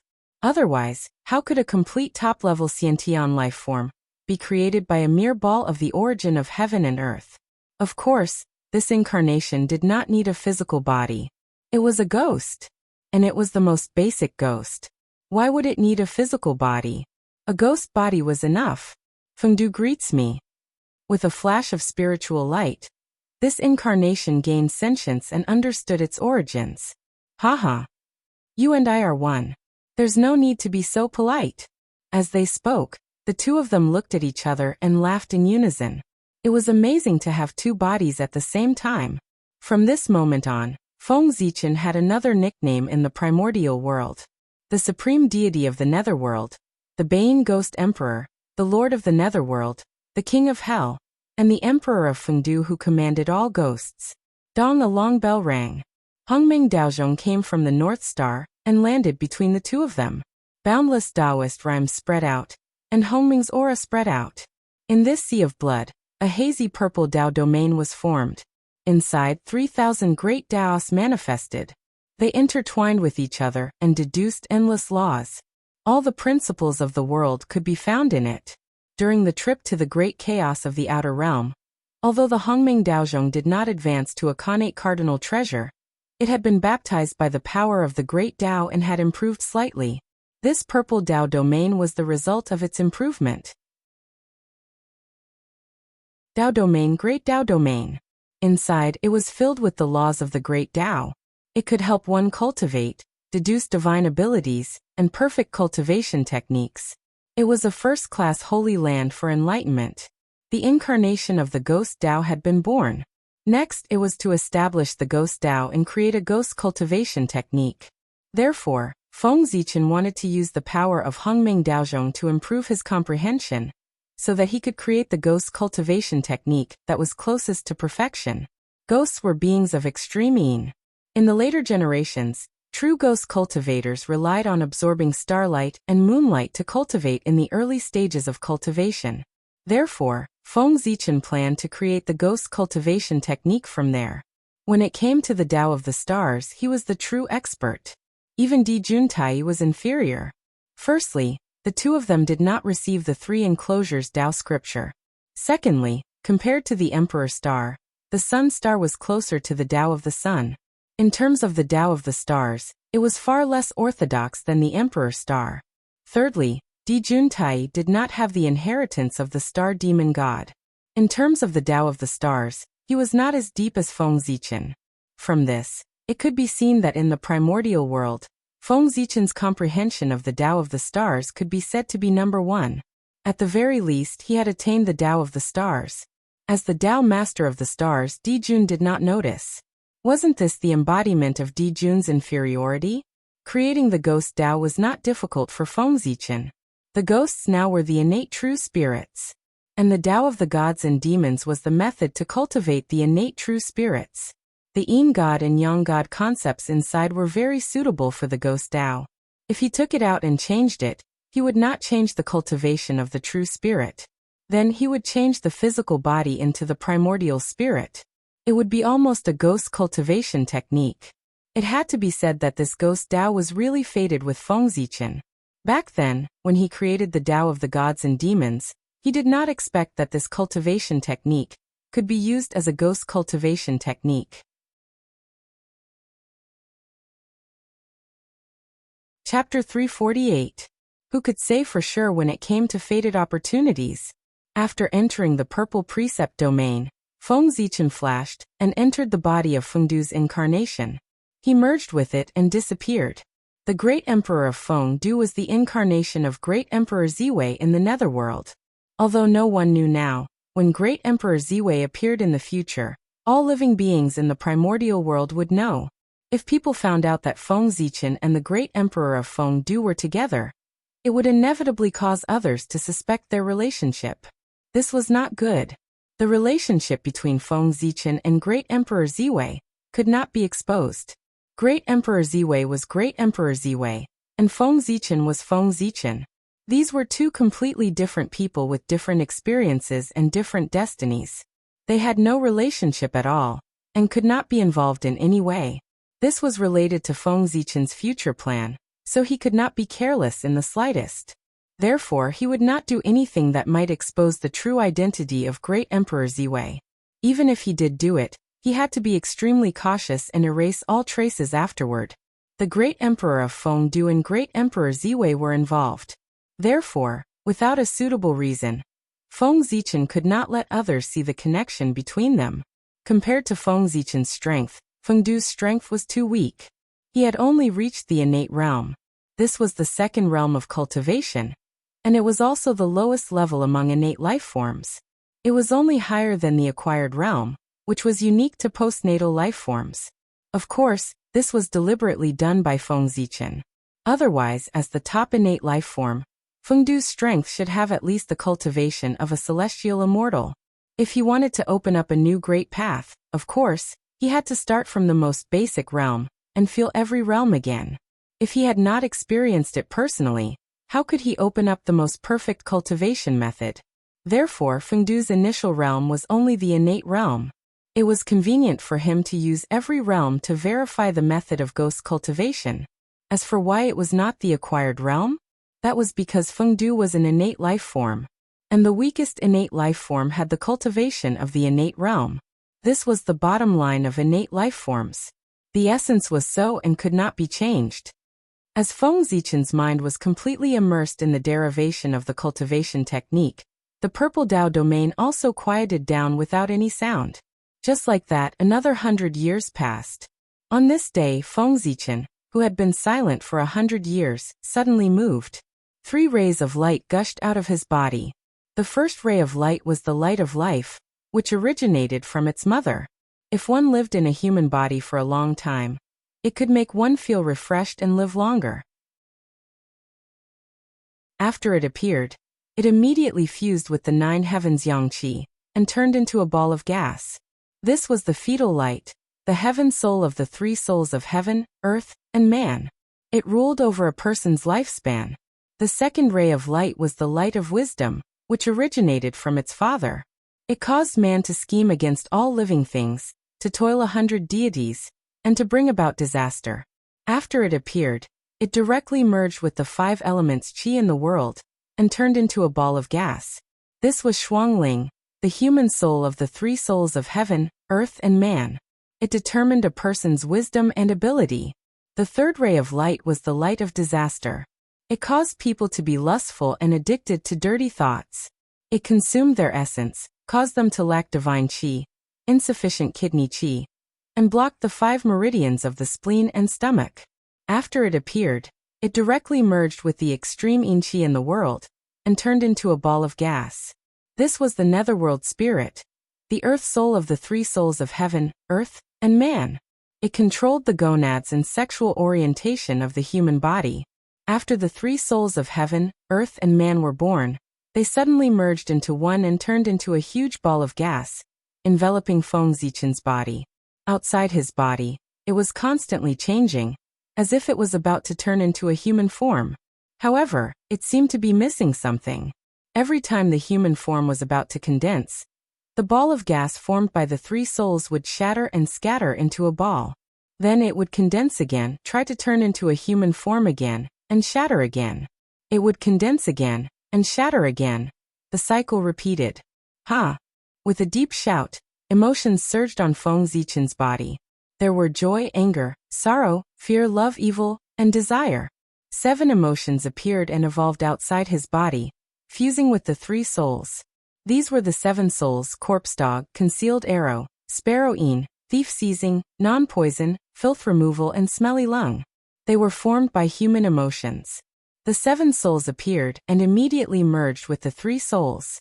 Immediately, the 3 souls stabilized and formed an illusory figure outside Feng Zichen's body. It looked exactly like him. This was a soul.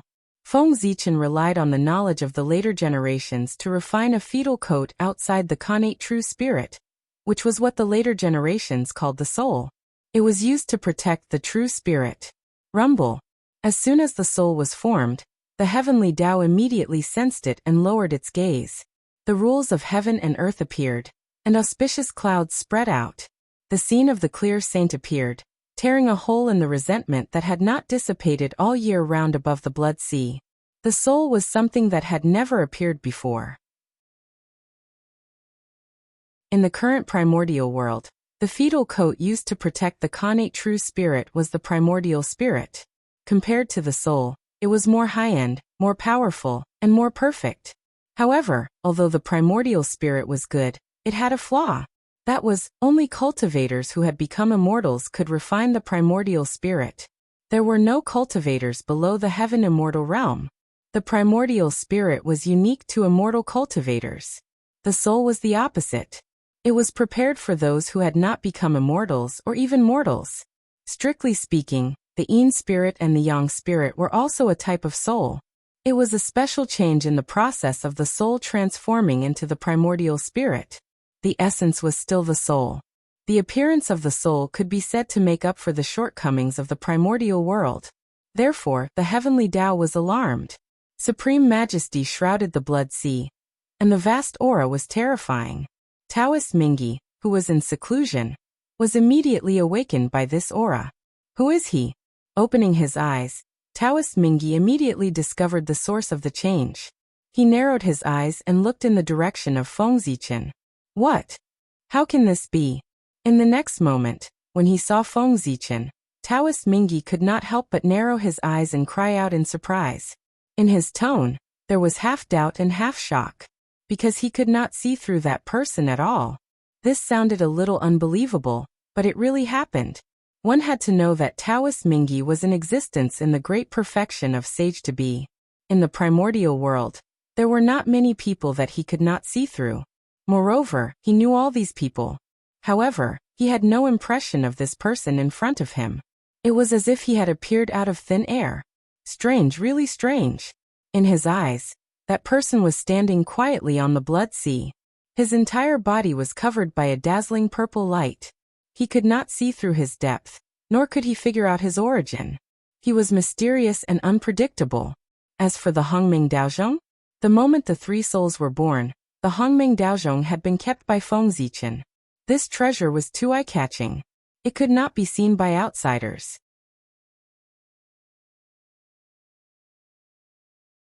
Chapter 349. Of course, Taoist Mingyi couldn't see through Feng Zichen.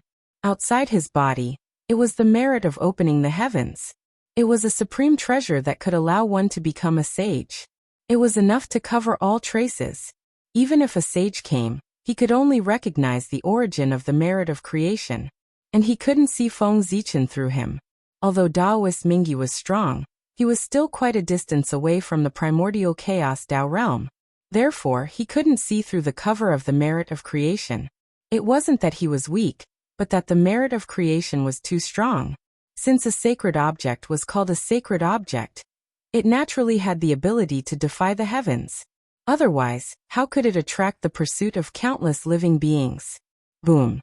An invisible force erupted, and in an instant, it swept through the entire primordial chaos. This was, the heavenly Tao had made its move. Only the heavenly Tao could release a power that could affect the entire primordial chaos in an instant.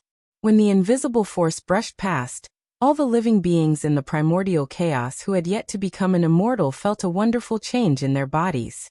The light of spirituality appeared, and combined with the qi of yin and yang, and the 5 elements, together with the qi of the 7 emotions, it formed a fetal coat on the body of the innate true spirit. That was the soul. At this moment, all the living beings in the primordial chaos who had yet to become an immortal had a soul. The innate flaw was completely made up for. Immediately, a feeling of perfection appeared on those living beings. It was as if the birth of a soul had made them even more perfect. A sense of joy surged from the innate true spirit, causing those living beings who had given birth to souls to smile uncontrollably. In this atmosphere, even the world seemed to be infected. The entire primordial chaos was filled with an aura of joy. Whoosh! Golden light was like rain, dazzling and resplendent. It descended from the sky and fell into Feng Zichen's body. When the soul came out, the merit would descend. Feng Zichen made up for the deficiencies of the living beings in the primordial chaos. This was a matter of great merit, so naturally, great merit would descend. This time, in the face of such a huge amount of merit, Feng Zichen didn't refuse. Instead, he circulated his cultivation technique and absorbed all of it to improve his strength. The netherworld was about to appear. If one wanted to establish a foothold in it, it wasn't enough to rely on identity and qualifications. One also had to have great strength. Otherwise, no one would be convinced. Just like Haoyan in the future, he had supreme status, but no corresponding strength. In the end, he could only be reduced to a puppet. If Di Jun lost the throne, the living beings of the primordial world would still respect him. Because he was strong enough, no one dared to disrespect him. However, if Haoyan were to lose his throne, all his glory would disappear along with it. Because compared to Di Jun, he was too weak. It was far inferior to his greatness. In the end, the Great Desolate Aeon was a place where strength mattered. The prerequisite for seniority was equal in strength. How could Daoyuo Jingxian compare seniority with Tai Jingxian? Their life forms had changed, and they were no longer the same creatures.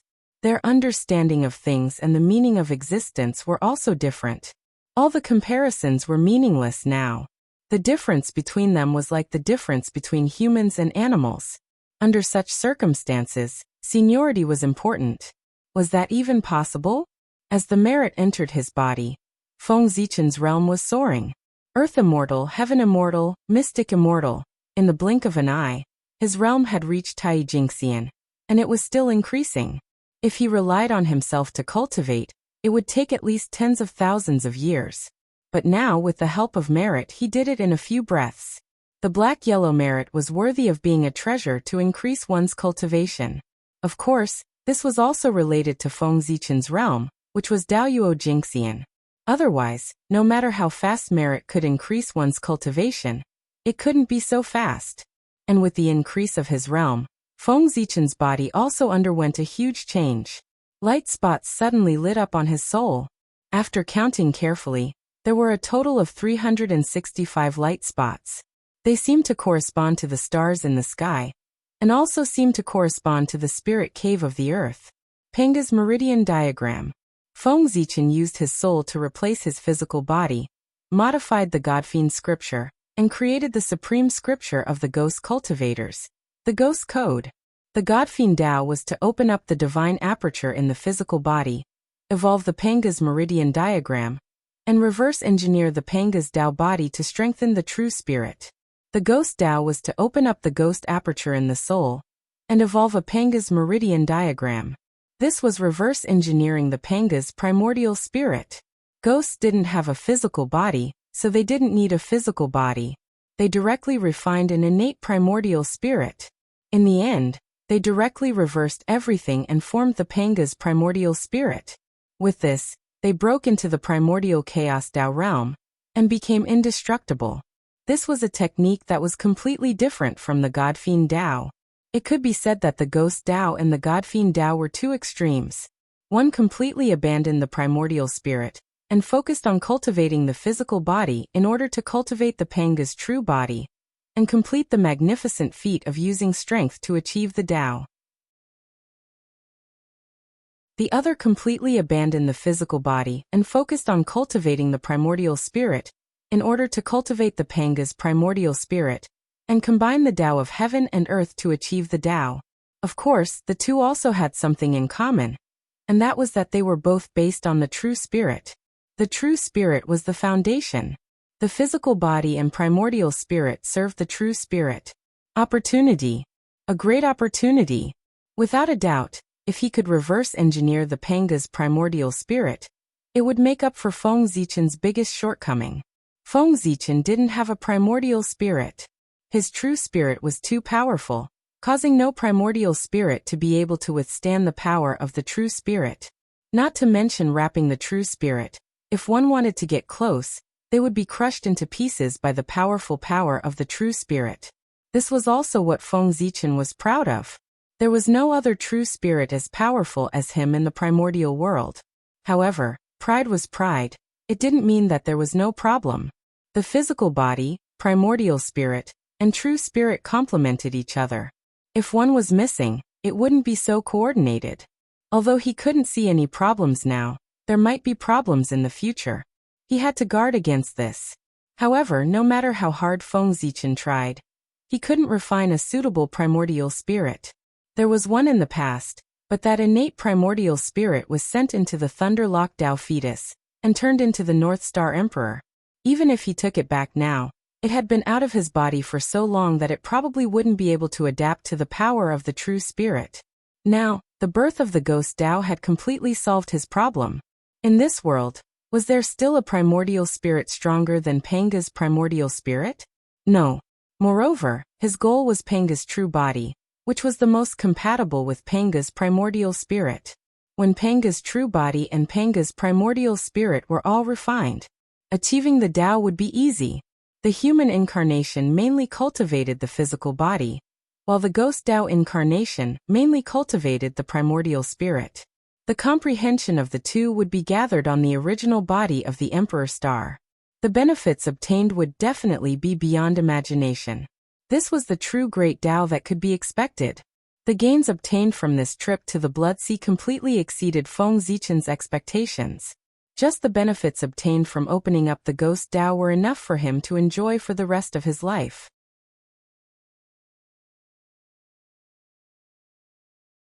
Chapter 350. Even if he didn't get any benefits in the next cycle of reincarnation, it would be a worthwhile trip. The benefits were not as important as the completion of his own path. The 365 ghost apertures opened at the same time and connected into one. They emitted a powerful suction force, swallowing the essence of the stars and the extreme yin qi of the earth. Rumble. Amidst the rumbling, Feng Zichen's body shook violently. The illusory ghost body was immediately fixed. It seemed to have a texture. The yin spirit was formed. Then the changes did not stop. With the help of the qi of merit, all the ghost apertures were filled with yin qi in an instant. In the next moment, extreme yin gave birth to yang. First, a wisp of pure yang qi appeared and then spread throughout his body. With a sizzling sound, the yin qi on the yin spirit's body was refined and turned into pure yang qi. the young spirit was formed. Without hesitation, Feng Zichen silently operated the 3 pure Taoist scriptures and extracted the principles of Panga's primordial spirit and imprinted them on the yang spirit. He made the yang spirit as close to Panga's primordial spirit as possible. The 3 pure ones were formed by Panga's primordial spirit. The Taoist scriptures they created naturally contained part of the principles of Panga's primordial spirit. With this, he might be able to see a trace of the mysteries of Panga's primordial spirit. Boom, boom, boom. A total of 108 bolts of golden lightning struck down on Feng Zichen's yang spirit. This was a heavenly tribulation. There was originally no heavenly tribulation in the current primordial world. However, under Feng Zichen's series of actions, a heavenly tribulation was born. Moreover, the current heavenly tribulation was more powerful than the heavenly tribulation in the future. Of course, not everyone was qualified to undergo such a powerful heavenly tribulation. Only those with heaven-defying aptitude could pass it. This was a heavenly tribulation specially prepared for people like Feng Zichen. As the 3 pure Taoist scriptures were operated, no matter how powerful the heavenly tribulation was, it could not hurt him at all. Instead, it was refined by him and turned into nutrients for his growth. In the end, he had Daoyuo Jinxian's cultivation. If he was injured by the heavenly tribulation, he would lose a lot of face. After the heavenly tribulation, Feng Zichen became a celestial immortal, and his yang spirit turned into a primordial spirit. At this point, the primordial spirit could already produce flesh and blood. Apart from not being as strong as the physical body, there was no difference. It even had many more mysterious abilities. After becoming a sky immortal, Feng Zichen's speed of refining merit points had greatly increased. Within a few breaths, he completed the process of becoming one with the Tao and became a Tai Jingxian. Moreover, he was in the consummation realm. At the same time, his merit was also exhausted. He did not raise his cultivation level to that of Daoyuo Jingxian. However, this was not the end. Feng Zichen suddenly stood up, bowed to the sky, and said, "In the name of the heavenly way," the poor way of Fengdu saw that in the Netherblood Sea, countless true spirits had gathered. They did not have spiritual wisdom, did not understand the heavenly way, and did not know the true self. They suffered day and night from the erosion of evil energy. I could not bear it. Therefore, I specially set up the ghost path to pass on the method of ghost cultivation. I will open the path for the dead, so that they can enter the door of the Great Way again, and free the billions of true spirits. May the heavenly way be the judge. Ghost path set up. As he spoke, Feng Zichen sat down cross-legged, and began to talk about the method of ghost cultivation. His voice was so loud that it spread throughout the blood sea. All living beings must die, and the dead must return to the earth. This is called a ghost. A ghost is a soul. It has 3 souls and 7 spirits. 3 souls: fetus light, Shuangling, and Yujing. 7 spirits: corpse dog, concealed arrow, sparrow een, seizing thief, non-poison, filth removal, and smelly lung. Following Feng Zichen's narration, the true spirits in the blood sea seemed to be enlightened. A wisp of light of wisdom appeared, and they gradually developed spiritual intelligence. To be able to persist in the blood sea for so long without being eroded by the evil aura. Their cultivation when they were alive was definitely not to be underestimated. Therefore, after they obtained the method of cultivation, with the help of it, they all developed spiritual intelligence again. After these people developed spiritual intelligence, they first bowed to Feng Zichen. Then, they hurriedly followed the method of ghost cultivation that Feng Zichen passed down to condense their 3 souls and 7 spirits. They had already formed a soul, and they continued to cultivate the ghost code. Only after losing something would one know how to cherish it. They had already died once. Therefore, they understood the value of life. This was a rare opportunity to cultivate, so he naturally cherished it very much. Every time a true spirit developed spiritual intelligence, the heavenly way would bestow merit. And when this true spirit developed spiritual intelligence, and stepped on the path of Tao again, the heavenly way would bestow merit. As more and more true spirits developed spiritual intelligence, more and more true spirits embarked on the path of cultivation. Feng Zichen's merit also accumulated more and more. Endless enlightenment floated in his heart, enveloping him and rushing towards the Daoyuo realm. At the same time, the merit of splitting open the sky was also exerting its power, raising Feng Zichen's comprehension to the limit, helping him to understand the mysteries of Panga's primordial spirit. There was a loud rumble. A bright light suddenly erupted from Feng Zichen's body. It broke through the layers of void and directly pierced through the long river of destiny, proving the Tao of Daoyuo Jingxian. At this moment, Feng Zichen once again proved the Tao of Daoyuo Jingxian, achieving the Daoyuo Jingxian with the Ghost Tao. I wonder which fellow Taoist is so free and leisurely to specially split a clone and come to the Blood Sea to prove the Tao. In the depths of the Blood Sea, Taoist Mingyi could be said to have witnessed the entire process of Feng Zichen's Tao proving with his own eyes. Daoyuo Jingxian, who had achieved the Tao of Daoyuo Jingxian in 100 years, Taoist Mingyi would not believe that he was not the clone of some great divine ability. However, that person had covered his background, obviously wanting to expose his identity. Taoist Mingyi would not ask for trouble, and take the initiative to investigate the other party's background. With this fellow Taoist here, I think the Blood Sea will not be lonely. Looking at Feng Zichen, Taoist Mingyi said in an inexplicable tone. If it was in the past, Feng Zichen had come to the Blood Sea to prove the Tao without saying anything, given Taoist Mingyi's temper, he would definitely chase him out. However, after the battle with Tai, Taoist Mingyi understood a principle. In the primordial world, it was necessary to have one or two close friends. This way, when he encountered trouble, he could have a helper. Now that a great divine ability had taken the initiative to come over, Mingyi, who was thinking of ways to make friends, could not ask for more. How could he refuse? In any case, the Blood Sea was big enough.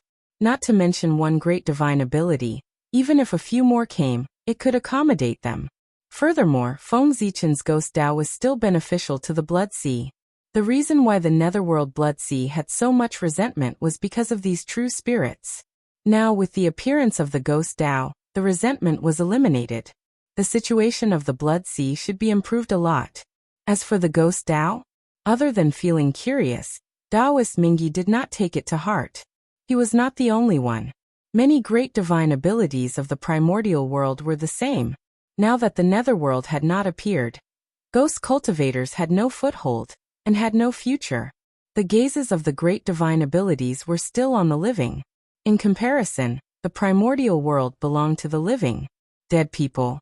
What was that? They were just losers. What trouble could they cause?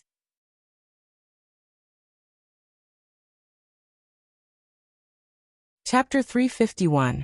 The moment Daoyuo Jingxian proved his Tao in Fengdu, Feng Zichen's original body also changed in the Ziwei Tao embryo on the Ziwei star.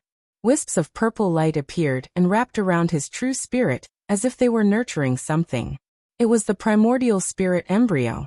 Daoyuo Jingxian proved his Tao in Fengdu. His primordial spirit already had a trace of the mysteries of Panga's primordial spirit. Now, through the mysterious connection, that wisp of mystery was transmitted to his original body, helping him evolve his innate primordial spirit. The Ziwei star was formed by Panga's ancestral aperture. It was where his divine court was located, where his primordial spirit lived, and also the former residence of the heavenly Tao.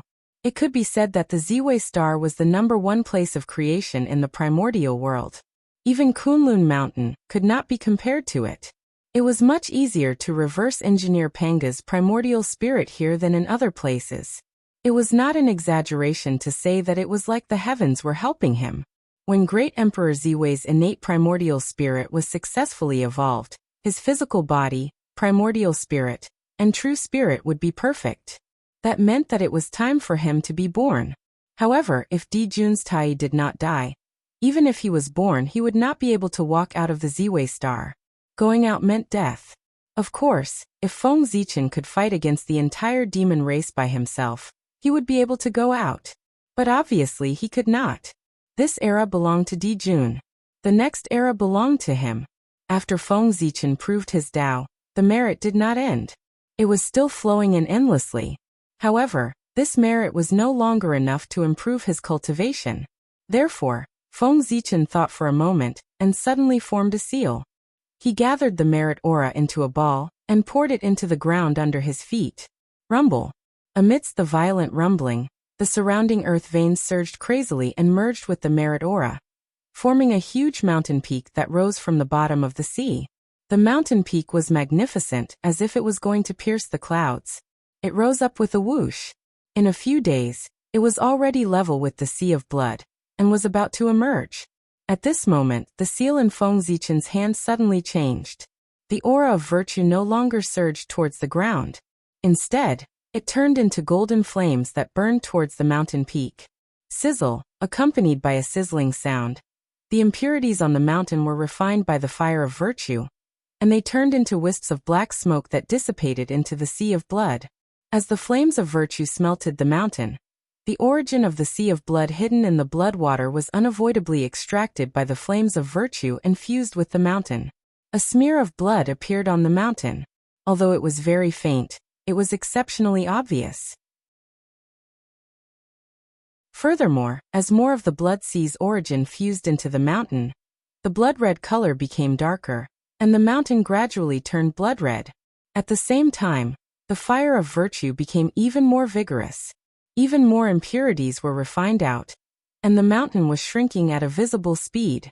Virtue Qi was refined by the heavenly Tao with the quintessence of the heavens and the earth, and it possessed the ability to create all things. Feng Zichen had fused it into the earth veins, and his goal was obvious. He wanted to create a paradise, a blessed land for ghost cultivators. Regardless of whether there was the netherworld or not, ghost cultivators needed a place to settle down. And he, Feng Zichen, the great emperor of the Bane necropolis, the ancestor of the ghost Tao, also needed a dojo to preach the methods of ghost cultivators and control thousands of ghosts. Luoshan. Fengdu Luoshan. This was the name that Feng Zichen had given to the mountain peak, and it was also the name of his future dojo. The great emperor of the Fengdu Luoshan was in charge of the netherworld, controlling thousands of ghosts, establishing the 6 palaces of the Grotto Heaven, and sealing the ghosts and gods of the 6 heavens. Dojo. It seems that this fellow Taoist is really planning to settle down in the Sea of Blood. Then, the poor Wei will lend him a hand as a sign of goodwill. Seeing Feng Zichen's actions, Taoist Mingyi naturally guessed his plan. After thinking for a while, he decided to help him develop the dojo. As long as the other party settled down in the Sea of Blood, he would be a natural ally. If he showed goodwill now, it would be easier to build a relationship later on. As for becoming an enemy of Taoist Mingyi, what a joke! He was the lord of the Nether Blood Sea, one of the top 10 great mediums in the primordial world. Did he really think that everyone was Tai? The number of people in the primordial world who could be his enemy, other than the saints, would be less than 5. Go. Grabbing at the void, Taoist Mingyi forcefully pulled out a ball of the origin of the Sea of Blood, and threw it at Luoshan. Rumble. The origin of the Sea of Blood entered the body, and Luoshan's changes suddenly became intense. The mountain turned completely dark red. An evil aura flowed out. Thank you, fellow Taoist.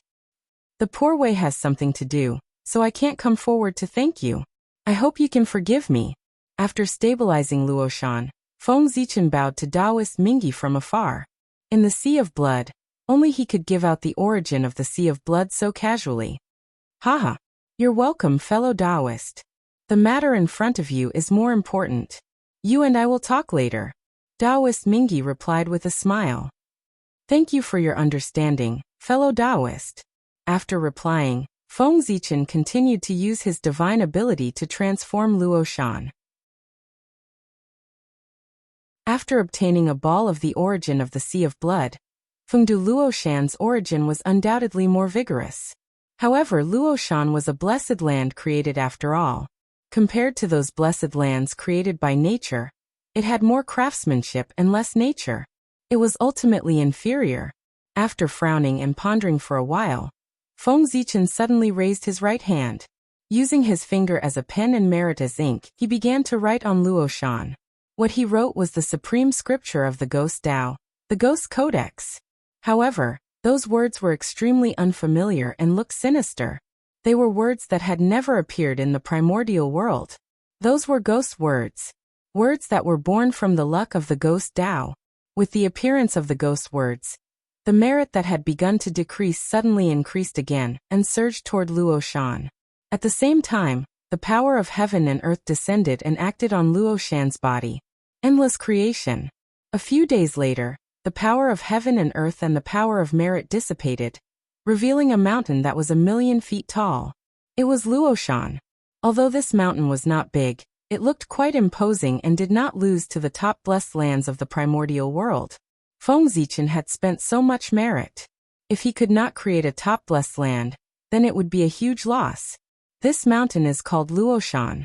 It is the training ground of the Poor Way, and also the ancestral land of the ghost cultivators.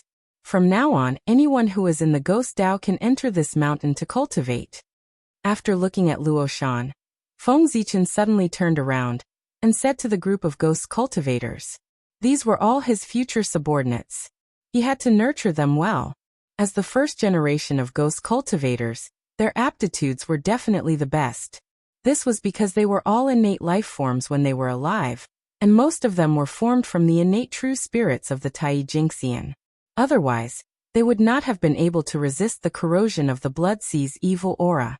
With such a background, becoming a Daoyuo Jingxian might not be realistic, but becoming a Tai Jingxian was much easier than others. Think about it. How many innate true spirits were gathered in the netherworld Blood Sea? It was simply uncountable. This was accumulated over the endless years of the primordial world. The number was naturally far beyond imagination.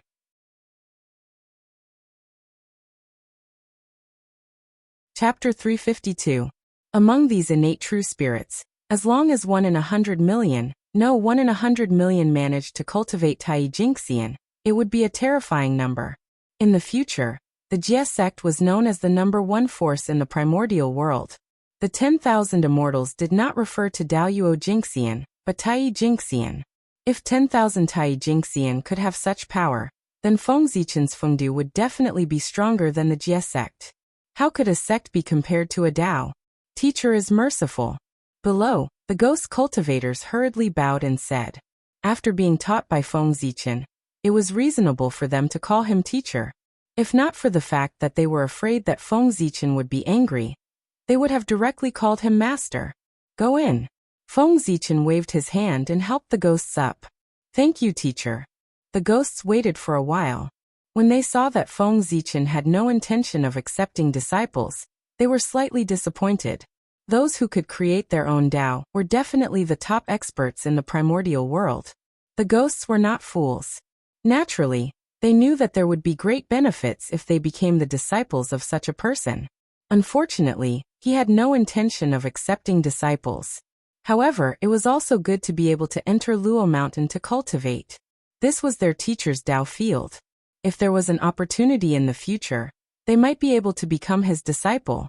With this thought in mind, the ghosts bowed and entered Luo Mountain one by one to find a place to cultivate. Seeing the ghosts' performance, Feng Zichen nodded in satisfaction. Accept disciples? He did not know what the ghosts were like. How could he accept disciples so easily? At the very least, he had to observe for a period of time. His disciples had to inherit the destiny of the ghost Tao.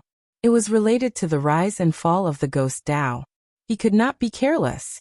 These ghosts were not newborn living beings. They were as pure as a piece of white paper. They were all old demons who had been reborn and had a lot of thoughts. If he did not understand them and rashly accepted them as disciples, he might be cheated by them one day.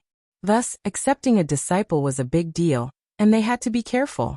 Back then he had taken Feng Jie and the other two as his disciples, because Feng Zichen knew their backgrounds very well. However, it was different from the current group of ghost cultivators. After a while, Feng Zichen seemed to have thought of something. He suddenly formed a seal with his hand and pointed at Luo Shan. Suddenly, the ghostly runes carved on the Luo mountain suddenly shone brightly, and let out a rumbling sound that spread throughout the entire Netherblood Sea. The content of the Tao voice was none other than the introductory chapter of the Ghost Codex, the supreme scripture of the Ghost Tao, the method to condense the soul, as well as the method to cultivate the Yin spirit. The Netherblood Sea was boundless, and there were countless innate true spirits. Feng Zichen had only preached for a few years, and the effect he could achieve was limited. How many people were able to activate their spiritual wisdom and step into the ghost Tao? It was probably not even a billionth of the total. What about the remaining true spirits? Every day, new true spirit fragments would come from all over the wilderness. After all, countless living beings would die every day in the primordial world. These true spirits had never heard Feng Zichen talk about the ghost Tao. What should they do? It was impossible for Feng Zichen to stay at Luoshan and talk about the ghost Tao to the ghosts of the Blood Sea all day. This was unrealistic and impossible. However, he could not ignore these true spirits. Therefore, Feng Zichen thought of a way to imprint the Ghost Codex on Luoshan and spread it to the entire Blood Sea through Luoshan, ensuring that every true spirit in the Blood Sea could hear it. The current Luoshan was similar to a radio station in the future, constantly transmitting signals to the Blood Sea. And this signal could only be received by true spirits. It would not affect others. Of course, since it was a signal, there was naturally a difference in strength. The closer one was to Luoshan, the better the signal, and the more complete the content one could hear. On the other hand, if one was far away, one could only hear some shallow content. It was not a problem to cultivate with this, but it was impossible to achieve anything great. Therefore, if one wanted to obtain the complete method of ghost cultivation, they could only get closer to Fengdu Luoshan until they arrived in front of Feng Zichen. The easier it was to obtain, the less they would cherish it. If Feng Zichen directly spread the supreme scripture of the ghost Tao, how would the world know the preciousness of the Ghost Codex? At that time, Feng Zichen's efforts would probably be belittled. Only when it was not easy to obtain would the world cherish it and know the greatness of Feng Zichen. Even if Tao ancestor Hongjun imparted the Tao, the innate life forms had to first pass the test of the chaos outside the heavens. All of a sudden, all the living beings below Daoyuo Jingxian were eliminated. Even Tao ancestor Hongjun was like this, let alone Feng Zichen. Seeking the Tao had always been difficult. Besides, if Feng Zichen directly imparted the Tao, the ghosts would cultivate outside and not come to Fengdu Luoshan after obtaining the Tao. Then wouldn't he become a commander without an army? If the 10,000 ghosts were gone, how could he command them? Moreover, those ghost cultivators had only entered the Tao after obtaining his Tao. If any of them were to cause trouble outside, the karma involved would be recorded on his head. In this way, not only would he not get any benefits from preaching to the world, but he would also get into trouble. Then Feng Zichen would really be a fool. Therefore, he wanted to obtain the supreme inheritance of the ghost Tao? Yes, he could come to Fengdu Luoshan and be under Feng Zichen's control. Naturally, he could obtain the Ghost Codex. Otherwise, he could only rely on himself. Feng Zichen could not say anything about creating a cultivation method with his own ability. Not to mention Feng Zichen's reality. The atmosphere of the entire primordial world was like this. There were no good people in the primordial world. Those who were good people were all dead. The fate of ancestor Hong Yin was a living example. The rumbling of the Tao sound did not stop for 3 years. It was not until 3 years later that it gradually calmed down. Fengdu Luoshan also needed energy to release the Tao sound. Moreover, it was the Tao sound that spread throughout the entire netherworld Blood Sea. The amount of energy required to do this was even greater. And this energy naturally could not be produced out of thin air. What it consumed was the Khanate Qi released by Luoshan. However, Luoshan still had to support the group of ghost cultivators on the mountain. It was impossible for him to use all his Khanate Qi on the Tao sound. Ghost cultivators also had to cultivate. They came to Luoshan for Luoshan's cultivation environment. If there was no Khanate Qi here, why would they stay here? Even with the supreme inheritance, without the Khanate Qi, Luoshan could not keep the ghost cultivators. 3 years was already Luoshan's limit. The next time would have to wait for 100 years. After all, Luoshan's power was not endless. After formulating the rules for Luoshan, Feng Zichen nodded in satisfaction, and was about to turn around and walk towards Daoist Mingyi. Daoist Mingyi had contributed to the establishment of Luoshan. Of course, he had to thank him. Moreover, the netherworld Blood Sea was his territory. Feng Zichen had settled down here, without his permission. He had to explain properly to avoid any misunderstandings. However, just as Feng Zichen was about to move, a sudden change occurred in the sky.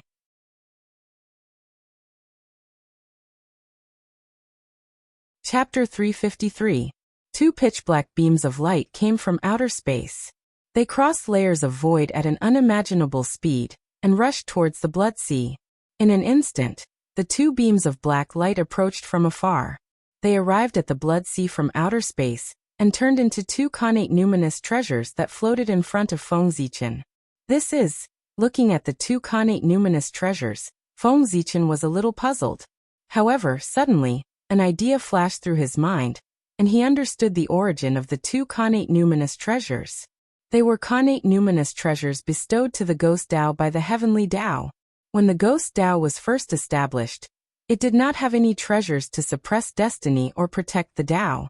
Therefore, the Heavenly Dao specially bestowed two connate numinous treasures. One was to suppress the destiny of the Ghost Dao, and the other was to protect the safety of the Ghost Dao. This was to protect the Ghost Dao and prevent it from dying halfway. If there was life, there would be death. The cycle of life and death was the truth of heaven and earth. It could be said that the appearance of the Ghost Dao made the primordial world more perfect. The Heavenly Dao had never been stingy with such a Dao that could perfect the primordial world. It could be said to be very generous. These two connate numinous treasures were definitely extraordinary. With that thought in mind, Feng Zichen reached out and grabbed the numinous treasure closest to him. When the numinous treasure entered his hand, there was a pop sound. The black light membrane that enveloped its body shattered, revealing the true appearance of the connate numinous treasure inside. It was a long black banner that was densely covered with runes. It emitted a strange light. It was incomparably dark and deep, as if it wanted to devour one's mind. Soul Summoning Banner. That was its name. It was a supreme-grade connate numinous treasure with 44 connate divine restrictions. It was only 2 connate divine restrictions away from being a connate cardinal treasure. As the name suggested, the Soul Summoning Banner could summon one's soul. It was a treasure that targeted the essence soul. With a shake of the Soul Summoning Banner, it could capture one's soul and essence soul. Anyone who touched it under Daoyuo Jingxian would die. Even if Daoyuo Jingxian was careless and was hit by the banner, his essence soul would tremble, and he would be in a daze for a moment. If it was more serious, he might even be unconscious for a few days. The power of this treasure was obvious. It was the #1 killing treasure of the Ghost Dao. Of course, as a supreme-grade innate spiritual treasure, the power of the banner was not limited to this. It could also condense a shattered primordial spirit and restore it to its original state, thus achieving the effect of resurrection. The Soul Summoning Flag was a natural spirit treasure that was born from the Tao of life and death, and it possessed the ability to reverse life and death. Good treasure. Even though Feng Zichen had a lot of treasures, he couldn't help but be pleasantly surprised after knowing the function of the Soul Beckoning Banner. Bringing the dead back to life was no small matter. Reversing life and death was against the natural order of things. How could the Heavenly Dao allow it so easily? If he really did it, it would consume his providence. Moreover, the Soul Summoning Banner wanted to revive living beings with shattered primordial spirits. This was even more difficult. If one's primordial spirit was shattered, it was equivalent to having one's soul scattered. Only a golden immortal of the great all-embracing heaven would be able to recall the broken fragments of the primordial spirit from the boundless void and reassemble it to reappear in the world. However, this was a huge burden for Daoyuo Jingxian. How could it be easy to fight for one's life against the heavens? Logically speaking, Daoyuo Jingxian was omnipotent. It should be easy to condense a shattered primordial spirit. There was no need to go through so much trouble. Unfortunately, the primordial world had Mount Buzhou. It suppressed the river of space-time and made it impossible for anyone to change the past or the future. It was even more impossible to reverse the cause and change everything. Because of Mount Buzhou, Daoyuo Jingxian's strongest method was crippled. He could not reverse the flow of time and change the past. Otherwise, with just a thought from a golden immortal, time would flow backward. No matter how thoroughly one died, he could revive them. Of course, people who had been forgotten by the entire history were exceptions. Daoyuo Jingxian did not have the ability to revive such a person. The soul summoning flag could do something that even Daoyuo Jingxian could not do easily. Wasn't that the manifestation of its power? Furthermore, since the soul summoning flag could target the essence soul, it could naturally target ghost cultivators. It could restrain all ghost cultivators, and was the nemesis of the ghost Dao. It had to be said that the heavenly Dao had considered everything. With this treasure in hand, Feng Zichen's incarnation would be much more at ease in the future. The ghost Dao not only had to respect him as its ancestor, but it also had to respect him. The heavenly Dao is really generous. After putting away the flag, Feng Zichen was very happy. There were not many Khanate numinous treasures that were so close to Khanate cardinal treasures in the primordial world. Then, Feng Zichen looked at another Khanate numinous treasure. The flag had already brought him enough surprises. What kind of surprises would this Khanate numinous treasure bring him? It was really exciting. After crushing the light membrane, the Khanate numinous treasure inside revealed its true appearance. It was a large square seal. Simple. It was unusually simple. Apart from that word, Feng Zichen could not find any other adjectives to describe it. It was too ordinary and did not look gorgeous. It was square and did not have any embellishments around it. It was like a square stone. Only the ancient aura that had settled down after countless years and countless vicissitudes of life showed that it was not as ordinary as it looked on the surface. Ghost Emperor Seal. That was its name. It was ordinary, but it had a domineering name that did not match its appearance at all. Its aura was not as strong as the flag. In fact, it was far inferior. The Ghost Emperor Seal only had 9 Khanate divine restrictions, and could barely be considered a low-grade Khanate numinous treasure. It was at the bottom of the Khanate numinous treasures, and formed a sharp contrast with the soul summoning flag. However, such an ordinary Ghost Emperor Seal was more precious than the soul summoning flag. That was because it was the treasure of destiny of the Ghost Dao. It was tightly connected to the destiny of the Ghost Dao. As the destiny of the Ghost Dao grew stronger, it would become stronger. Now the Ghost Dao had just been established. Other than Feng Zichen, there was not even a single cultivator in the heaven immortal realm. It could be said to be extremely miserable. How much destiny could such a ghost clan have? The reason why the Ghost Emperor Seal could become a Khanate numinous treasure was because of Feng Zichen. If it was not for the fact that he had Daoyuo Jingxian's cultivation base, and naturally had the destiny of the Dao, the Ghost Emperor Seal would probably be a Khanate Dharma treasure when it was born. It was not even a Khanate numinous treasure. Ghost Emperor Seal. What a good name. Only such a treasure is worthy of my identity. The Ghost Emperor Seal, the seal of the Ghost Emperor, represented the supreme power of the Ghost Dao. It matched Feng Zichen's identity. Reaching out, Feng Zichen held the Ghost Emperor Seal. Immediately, a burst of light flashed, and 2 large words appeared on the Ghost Emperor Seal. They were written with Khanate Dao patterns. It was none other than Fengdu. As such, the Ghost Emperor Seal was officially renamed Fengdu Seal. This also meant that from now on, Fengdu was the Ghost Emperor, and the Ghost Emperor was Fengdu. When the world heard the name Fengdu, they knew that it was the Ghost Emperor. Fengdu had become synonymous with the Ghost Emperor. Luoshan come. After sizing up the Fengdu seal for a moment, Feng Zichen suddenly formed a Dao seal and pointed at Luoshan. He forcefully extracted a wisp of destiny from it, and injected it into the Fengdu seal.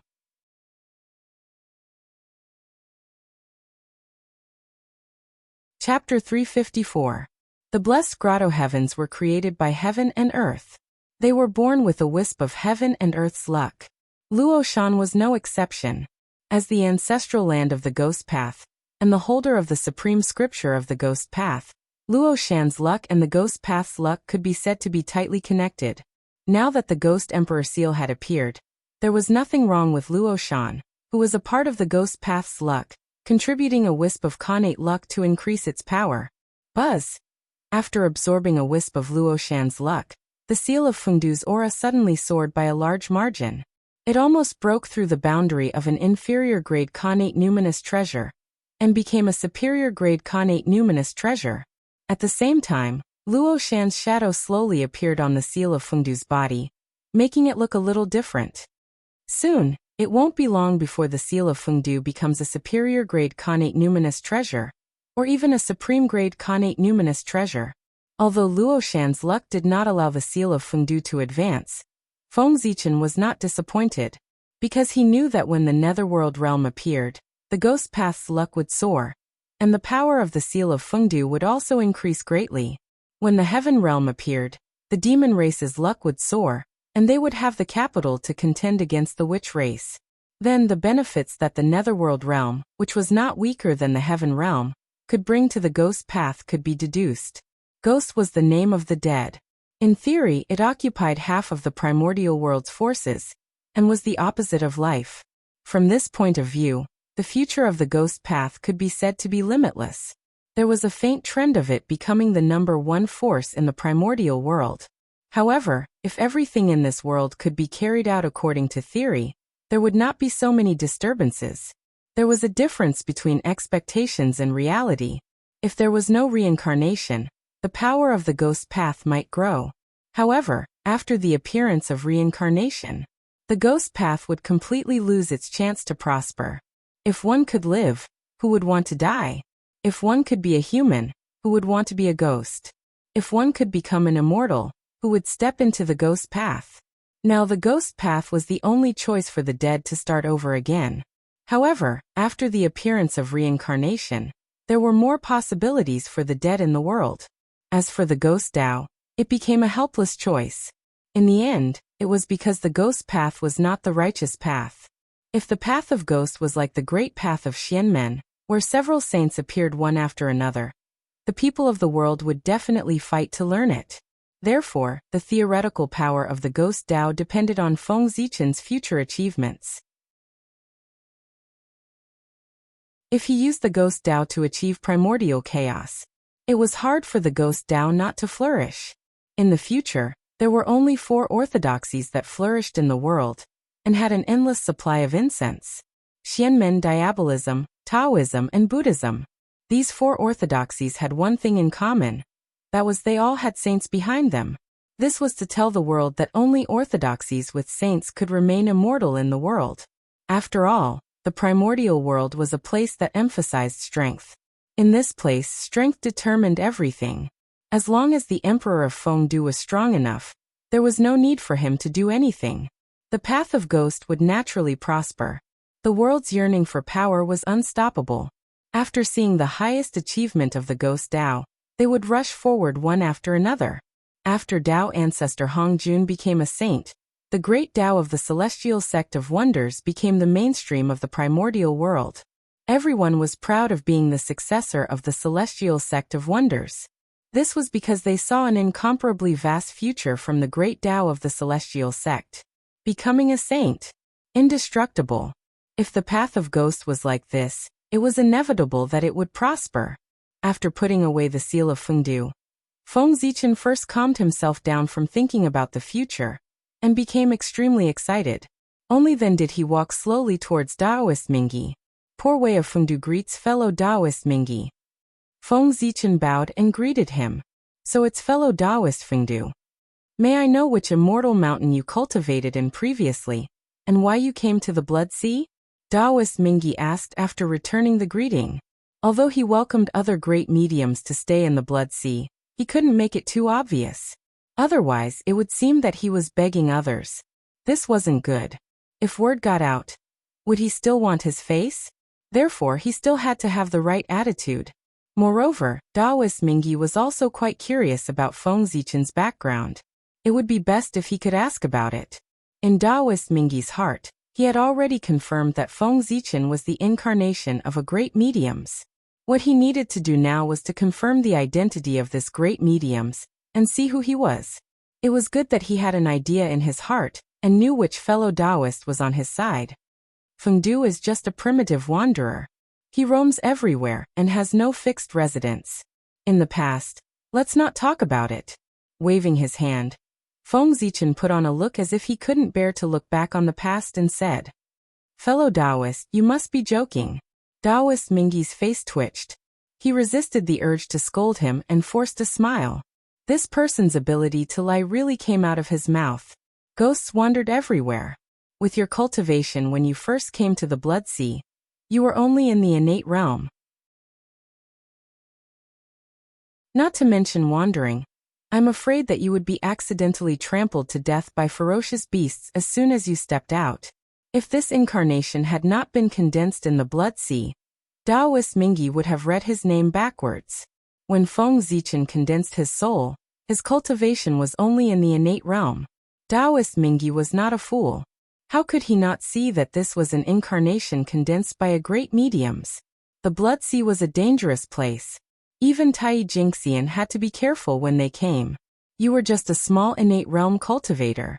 If you swaggered through the Blood Sea, wouldn't you be telling others that there was something wrong with you? However, Taoist Mingi only thought these words in his heart, and did not say them out loud. Feng Zichen's attitude had already made it clear that he would not reveal his true identity. If these words were to be said, other than making the two of them fall out directly, it would be useless. Of course, Taoist Mingi also knew in his heart that if it was so easy to find out the other party's true origin, the other party would not have hidden so much previously. But in the end he still had to give it a try. If he succeeded, his goal would be achieved. That would be a profit. If he failed, it did not matter. The other party was in the Blood Sea. There would be a day when he would give himself away. Taoist Mingi did not believe that the other party's identity could be hidden forever, right? If it really could not be done, there were only so many great mediums in the primordial world. If he compared them one by one, he would eventually be able to find out. Here, Poor Wei has to apologize to you first. Without your permission, Fengdu settled down in the Blood Sea without your permission. I hope you can forgive me. After a while, Feng Zichen suddenly apologized to Taoist Mingi. As everyone knew, the Netherworld Blood Sea was Taoist Mingi's territory. He had settled down here without giving any notice. Even if he was chased out by Taoist Mingi, he deserved it. No matter how he talked about it in the primordial world, he would not be able to make any sense. No one would stand on his side. Feng Zichen's actions were like secretly running to someone else's land, thinking that it was not bad, and directly building a house there.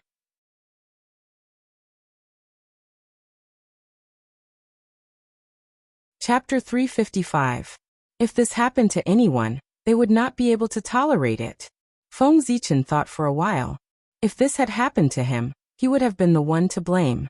Tieskegi. If someone settled down on Ziwei planet, not to mention a home, he would tear that person down. If he was already like this, what about others? Although he did not know why Taoist Mingi did not care much about this matter, and even took the initiative to help him build Luoshan Blessed Land, but he still had to apologize. After all, no matter what, he was in the wrong in this matter. Haha. Fellow Taoist, you don't have to do this.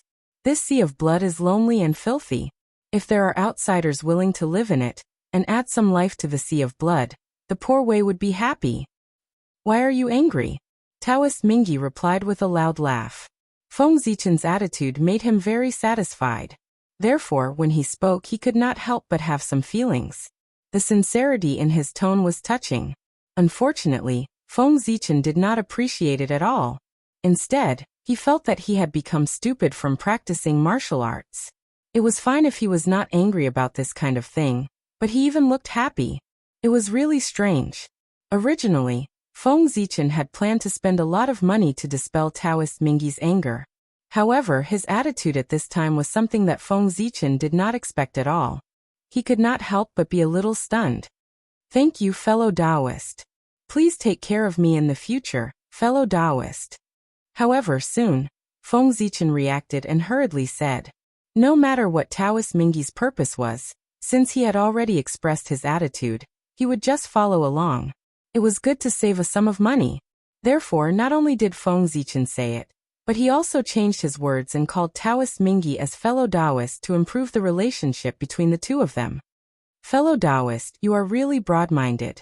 You are far from comparable to Fengdu. In the end, Feng Zichen added a sentence. It could be considered as him saying it from the bottom of his heart. This sentence was true. Taoist Mingi could not even care about this kind of thing. His breadth of mind was indeed far from what Feng Zichen could compare to. Looks like rumors can't be trusted so easily. Seeing how happy Mingi Taoist was, Feng Zichen praised him again. After all, she owed him a favor. Even if he praised her a few more times, she would not lose a piece of flesh. You're exaggerating, fellow Taoist. You and I are neighbors, so we should help each other. There's no need to be so polite. After being praised by Feng Zichen, Mingi Taoist not only felt complacent, but also blushed as he spoke. To prehistorical powerful beings, as long as it didn't involve the fundamental competition of the great Tao, they still cared about their reputation. Even the saints were no exception to this. Just like that, the two of them started chatting and exchanging some cultivation experiences. Although it was said to be an exchange of cultivation experiences, in reality, it was Taoist Mingi who was speaking and Feng Zichen who was listening. The gap between them was too great. Taoist Mingi was one of the top 10 great mystical abilities in the primordial world. He had once heard of the Tao in the Purple Cloud Palace, and was friends with the saint. He was an old monster who had lived for countless years. His experience, his accumulation, his comprehension of the great Tao, and his understanding of heaven and earth, even 10 Feng Zichen added together could not compare to him. Fortunately, Feng Zichen had the inheritance of Pangu and the inheritance of the 3,000 Chaos Fiend gods. His understanding of the great Tao was more advanced. When Taoist Mingi was talking, he could interject from time to time, and share his own opinions, so that the scene would not be too awkward and turn into a one-man show for Taoist Mingi. Feng Zichen's goal was to ease his embarrassment. Little did he know that his actions made Taoist Mingi more and more certain that he was the incarnation of a great mystical ability. No, it was not as simple as a great mystical ability. Perhaps it was a supreme expert left behind from the ancient times, a big shot of the same generation as the Tao ancestor. At Taoist Mingi's level of cultivation, it was extremely difficult for him to improve. However, every time he thought about Feng Zichen's opinions, he would gain something and his cultivation would improve a little. Although it was only a tiny bit, he was indeed making progress. How incredible was this? Just one sentence could make him gain something. The great mystical ability of the same generation as him would never be able to do that. They had known each other for hundreds of millions of years. Although they did not completely understand each other's background, it was not a problem to understand each other's methods. They were all old demons who had lived for many years, who did not know each other. If they really had this ability, their cultivation would have surpassed others and reached the Tao realm. They would not be like him, struggling in the sage-to-be realm.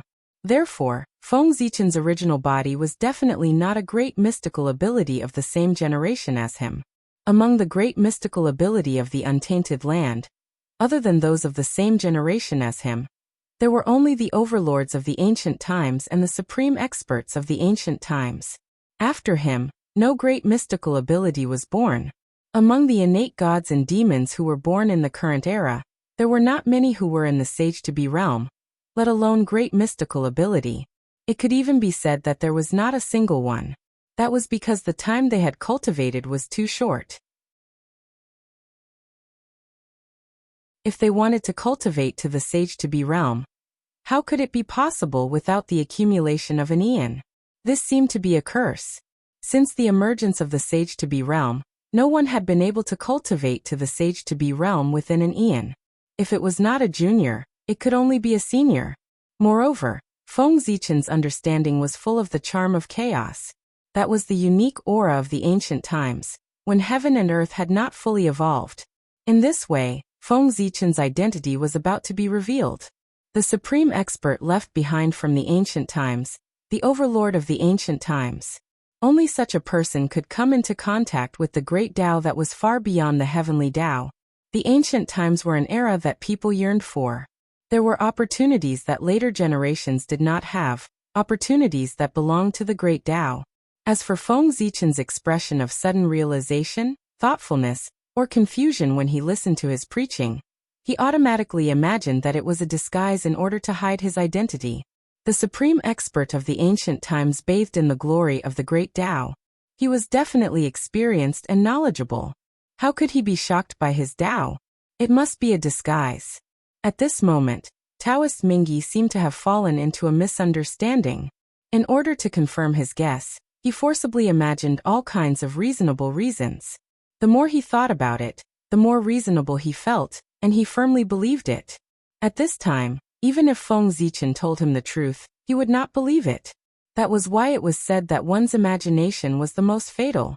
It was not entirely Taoist Mingi's fault. After all, what Feng Zichen said was the truth of the demon god of chaos, which contained the mystery of the great Tao. It was really too frightening. Of course, with Taoist Mingi's wisdom and realm, no matter how frightening Feng Zichen's words were, he might not be able to tell at first. But as the topic went deeper, it was impossible for him not to see the problem. However, Feng Zichen had the merit of splitting open the sky. It seemed that he had a premonition that he was about to leave. From the beginning, the merit of splitting open the sky was fully exerted. He intended to do his best to help Feng Zichen at this last moment.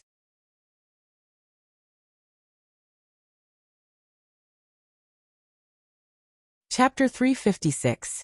Under the influence of the merit of creation, Taoist Mingi's spiritual sense was infinitely weakened, so much so that some subtle flaws were ignored by him, and those obvious flaws were forcibly filled in by him with various reasons and reasonable explanations.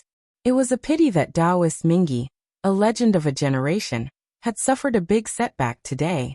His wisdom of the past was completely gone, and his thoughts were gradually corrupted and became more and more deviant. Affected by this, Taoist Mingi became more and more polite. Feng Zichen was a little confused. Facing Taoist Mingi's sudden enthusiasm, he could only smile in response to him, lest he be too embarrassed. If Feng Zichen knew what Taoist Mingi was thinking, he would not know whether to cry or laugh.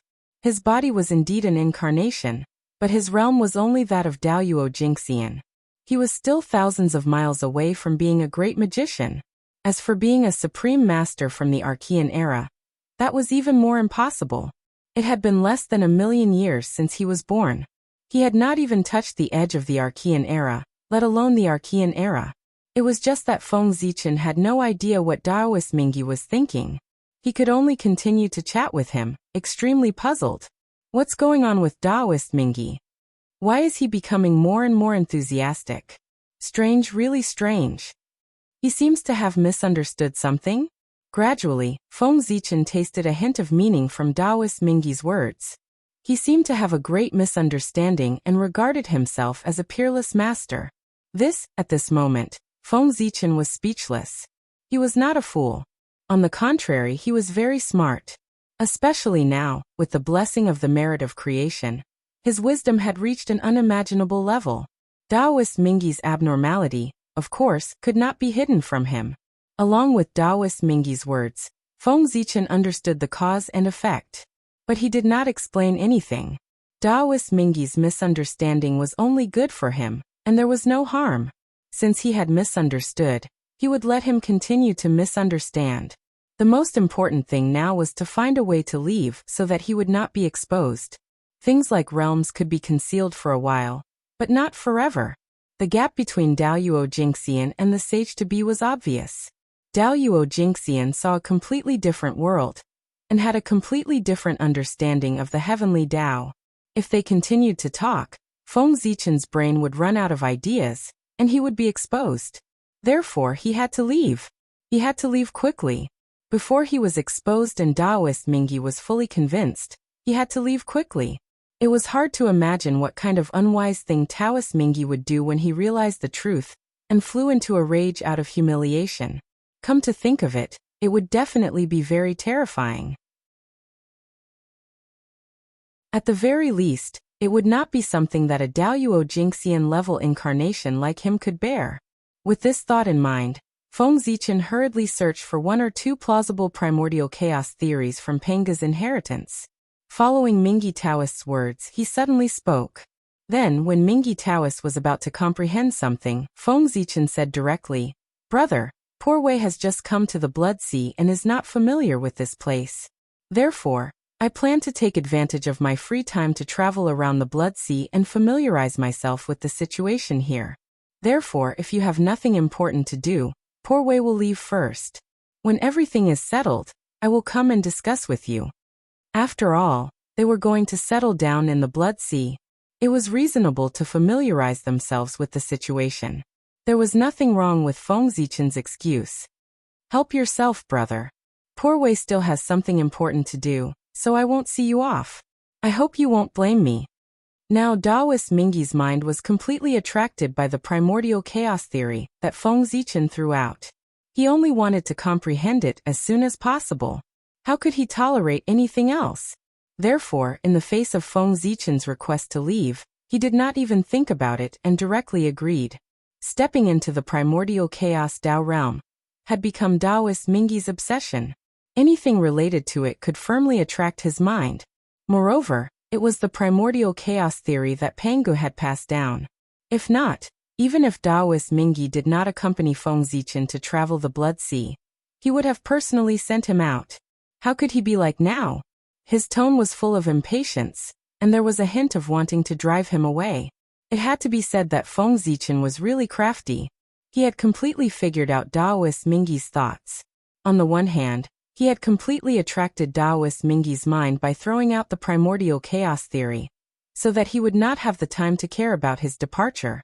On the other hand, with the primordial chaos theory, Daoist Mingyi's understanding of him as an ancient supreme expert would undoubtedly be deeper and more convinced. Brother, poor Wei will leave first. After bowing to Daoist Mingyi, Feng Zichen turned and walked out. After this, his treatment in the Nether Blood Sea would undoubtedly be much better. It would also be more convenient for him to do things in the future. That was, before he became a great divine power, it was better for him to not meet Daoist Mingyi, so as not to expose his background and cause big trouble. After leaving Daoist Mingyi's place, Feng Zichen did not return to Luoshan. Instead, he quickly rushed towards the depths of the Blood Sea. At the same time, his divine consciousness was also crazily gushing out, covering every place he passed. He seemed to be looking for something, and also seemed to be sensing something. That's right, Feng Zichen was looking for something. He was looking for the Nether Realm. In the past, Pangu opened the sky, the chaos shattered, and the innate clear and turbid Qi were born. The innate clear Qi was light and agile. It floated up, forming the sky and giving birth to the Heaven Realm. The innate turbid Qi was thick and heavy. It sank down, turning into the earth and giving birth to the Nether Realm. The Heaven Realm was in the sky. The Nether Realm was naturally on the ground. And the deepest part of the earth was the deepest part of the Nether Blood Sea. The Nether Realm was in the Blood Sea. Otherwise, why would the Blood Sea be called the Nether Blood Sea? The Nether Realm had long existed. It was just that the opportunity had not arrived and had not appeared. Just like how the demons wanted to establish the heavenly court, the Heaven Realm was born. The Nether Realm would only appear when Hutu transformed into reincarnation. Now Hutu had yet to transform into reincarnation, and the Nether Realm had yet to appear. It was probably impossible to find it from the depths of the earth. The Heaven Realm was above Mount Buzhou. But before it appeared, who could find it? One had to know that back then, when the great masters went to the Purple Cloud Palace to listen to the Tao, they had entered the chaos beyond Mount Buzhou. 3,000 great masters had passed by this place several times, but they had never found the shadow of the Heaven Realm. It could be seen how hidden it was. If the Heaven Realm was like this, the Nether Realm, which was of the same level as it, might not be that bad. The Daoist Mingyi was the master of the Blood Sea. For countless years, he had never discovered the existence of the Nether Realm. However, just because others could not find it did not mean that Feng Zichen could not find it. He was fated to be in the Nether Realm. The Nether Realm, also known as the Netherworld, was a world that belonged to the dead. It was a world that belonged to ghosts.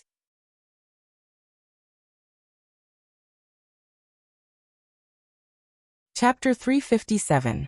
Feng Zichen established the ghost path and passed down the ghost cultivation method. He was the master of the ghost path, the emperor of all ghosts. With such an identity, he was the supreme god of the Netherworld, the ruler of the Netherworld, and the destined master of the Netherworld. This was his fate with the Netherworld. As the future master of the Netherworld, it should not be too difficult for Feng Zichen to find the Netherworld if he wanted to. Swoosh! Swoosh! Feng Zichen rushed towards the depths of the Blood Sea at the fastest speed. In the blink of an eye, several years had passed. On this day, Feng Zichen, who was rushing, suddenly felt a different aura. His heart trembled, and he stopped abruptly. It's here. That aura was extremely cold, as if it came from the netherworld. The coldness it emitted was enough to freeze one's primordial spirit. Without a doubt, only the netherworld could emit such a cold aura. Even if it was not, it had a lot to do with it. Boom. A majestic ghost aura erupted from Feng Zichen's body. It was so powerful that it made the void tremble. As the void trembled, the ghost aura kept pouring in and spreading into the depths of the void, as if it was looking for something. It wanted to find traces of the netherworld. However, the netherworld was hidden too deeply. The ghost aura searched almost all the void, but it could not find any trace of it. Moreover, the aura that it had sensed earlier seemed to have disappeared, and could not be found anymore. Suddenly, Feng Zichen sat down cross-legged and chanted the Tao scripture. For a moment, the sound of Tao resounded through the void. Countless runes bloomed. They were vast and unfathomable. Billions of them were endless. The runes were not blazing, nor were they dazzling. On the contrary, they were pitch black and emitted a strange light. They were incomparably deep, like a black hole that wanted to devour one's soul. Those were the ghost path runes, which were used by the dead. They were formed by the extremely cold aura. Swoosh. As soon as the ghost path runes appeared, they spread out and covered the entire void. Strands of black chi appeared, emitting a shocking chill. Just a glance was enough to make people feel a chill from the depths of their souls. The energy of the ninth hell was pure yin energy without any yang energy. It was a specialty of the netherworld, and it was of extreme yin and extreme coldness. It was specially targeted at the soul core. Buzz buzz, the void trembled again. The appearance of the 9 underworlds chi triggered an inexplicable change. At the same time, the runes of the ghost path also moved. A strange power spread out and resonated with the path of death, attracting its power. In the next moment, the world changed. All signs of life disappeared in an instant, replaced by a dense aura of death. The law of life was also disappearing, replaced by another law filled with the aura of death. Everything was turning around. The reversal of life and death. In the blink of an eye, the world underwent a huge change, completing the transformation from a world of life to a world of death. The netherworld had appeared. Feng Zichen used the ghost Tao to forcefully shake the great Tao of death in the unseen world. Borrowing its great power, he suppressed the depths of the Blood Sea and forced the nether realm to appear. Phew, comfortable. This is the world that I should be in. Taking a deep breath, Feng Zichen inhaled the aura of death floating in the void into his abdomen.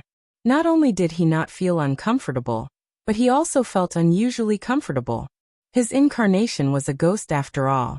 It was obvious that he was more used to the aura of death than the aura of life. Coming to this world filled with the aura of death was like returning home. Naturally, he felt incomparably comfortable. Rumble. In front of Feng Zichen, the ghost chi suddenly surged, slowly forming the shadow of a world. That was the netherworld. Because from that blurry image, Feng Zichen vaguely saw a huge gate. The gate of hell, the supreme treasure of the netherworld, the legendary gate to the netherworld. It was the gate to the netherworld. As time passed, the shadow of the netherworld became more and more real, and the true appearance of the gate was gradually revealed. It was a huge pitch-black gate, and its entire body was enveloped by a dense aura of death. It was incomparably eerie. Because of its special identity, it was connected to the netherworld. Therefore, its height and size were unknown. Looking up, one could see that there was a big board hanging on the gate. On it were the 3 big golden words Gate of Hell, written with innate Tao patterns. Behind the Gate of Hell was a yellow dirt road. It was very long and led to the depths of the netherworld. That was the Yellow Springs Road, the last part of the road that the dead had to walk. Later generations said that on both sides of the Yellow Springs Road, there were fiery red spider lilies. They were as red as blood. From afar, it looked like a carpet paved with blood. Because it was as red as fire, it was known as the road illuminated by fire. This was also the only scenery and color on the long Yellow Springs Road. people would step on the spider lilies to lead them to the netherworld prison. However, in today's world, the netherworld had yet to appear. Even the netherworld had yet to be born, let alone the spider lilies that appeared later. As a result, the Yellow Springs Road now looked completely barren, with nothing at all. If it was not in the netherworld, it would be no different from an ordinary yellow dirt road. A purple brilliance appeared and dyed Feng Zichen's eyes purple. This was the Dao Eye. In order to see the scene behind the Yellow Springs Road, Feng Zichen used the Dao Eye. In an instant, his vision changed. It was as if he had merged with heaven and earth and obtained an infinite expansion. All the fog was disappearing. His gaze passed through the layers of void, and saw the scene in the depths of the netherworld.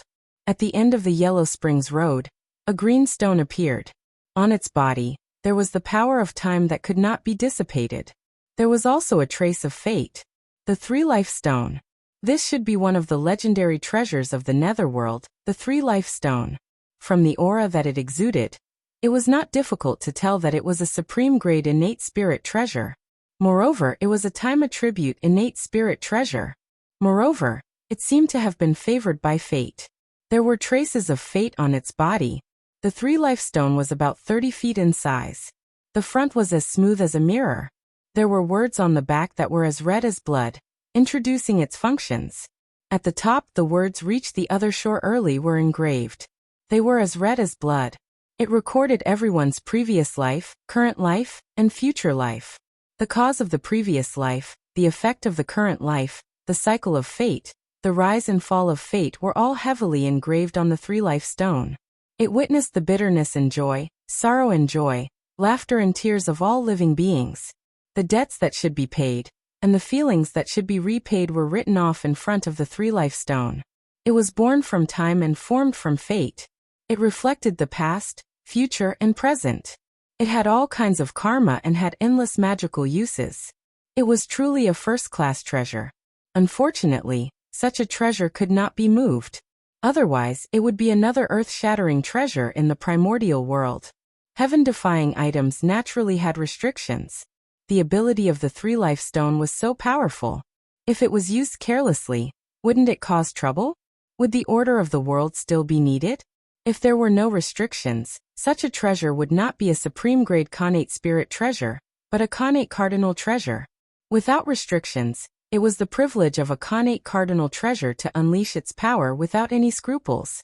It was also because of this that Khanate cardinal treasures truly had the power to destroy the world. That was why there were so few Khanate cardinal treasures in the primordial world. The heavenly Tao could still see more than 10 Khanate cardinal treasures and observe carefully. There would not be any major trouble. If there were 100 Khanate cardinal treasures. Just thinking about it made one's teeth ache. That was not a Khanate cardinal treasure, but a bomb that could blow up the entire world.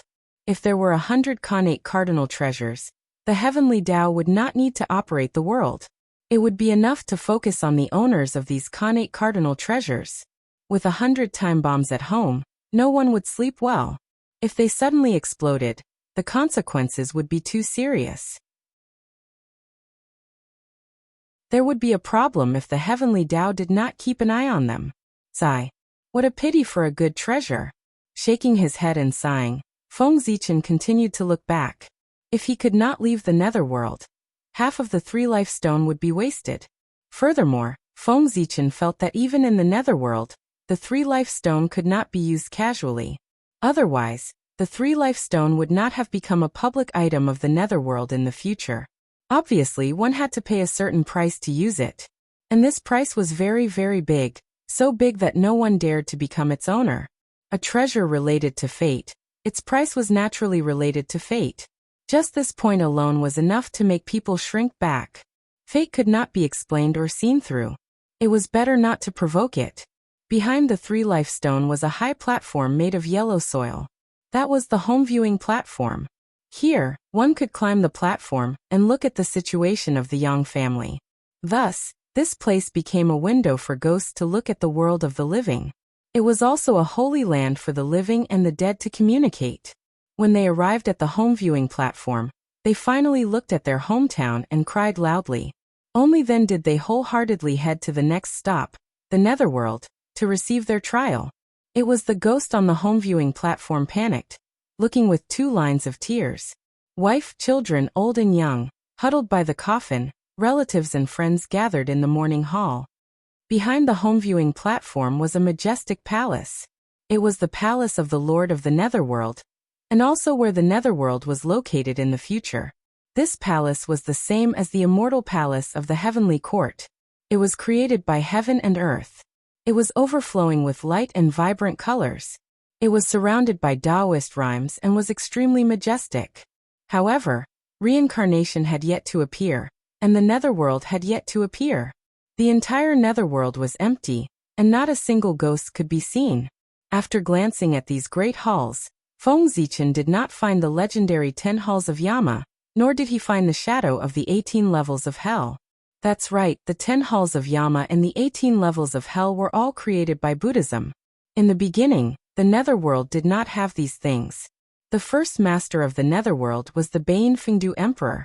He was the ruler of the Netherworld, the ruler of the Netherworld, and the ruler of the Netherworld. The Emperor of Fengdu was the ruler of hell. He held the highest position in the Netherworld, and was in charge of the Netherworld. He was the master of all ghosts in the world. All living creatures would enter hell after death. Their souls were all under the jurisdiction of the Emperor of Fengdu. He would kill ghosts and punish them based on the sins they had committed when they were alive. There were 75 divisions under him. Each division was in charge of capturing ghosts and notifying them of their entry and exit. If there were relatives of the Yangtze who expiated the ghosts of the Netherworld, the Emperor of Fengdu would also decide to pardon them and send their ghosts to be refined into the heavens.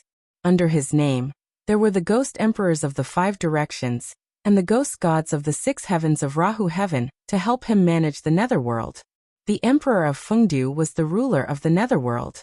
His position was second only to the master of Samsara, Hutu, and he had boundless power. Even the Lord of Mount Tai of the celestial sect of wonders, the great sacred emperor equaling heaven of the eastern peak, entered the Netherworld and ruled the Netherworld. He was called the Een Son of Heaven, and still had to be respected. As for the 10 halls of Yama, they were the Een Son of Heaven's subordinates. Even the Een Son of Heaven had to listen to the Emperor of Fengdu, let alone them. In order to plan the Netherworld, Buddhism first sent out the 10 halls of Yama, and then established the 18 levels of hell. They worked hard and finally perfected the rules of the Netherworld. The 10 halls of Yama divided power and greatly increased the speed of the Netherworld's operation. The Netherworld was indeed better than the previous model. The appearance of the 18 levels of hell was even more significant.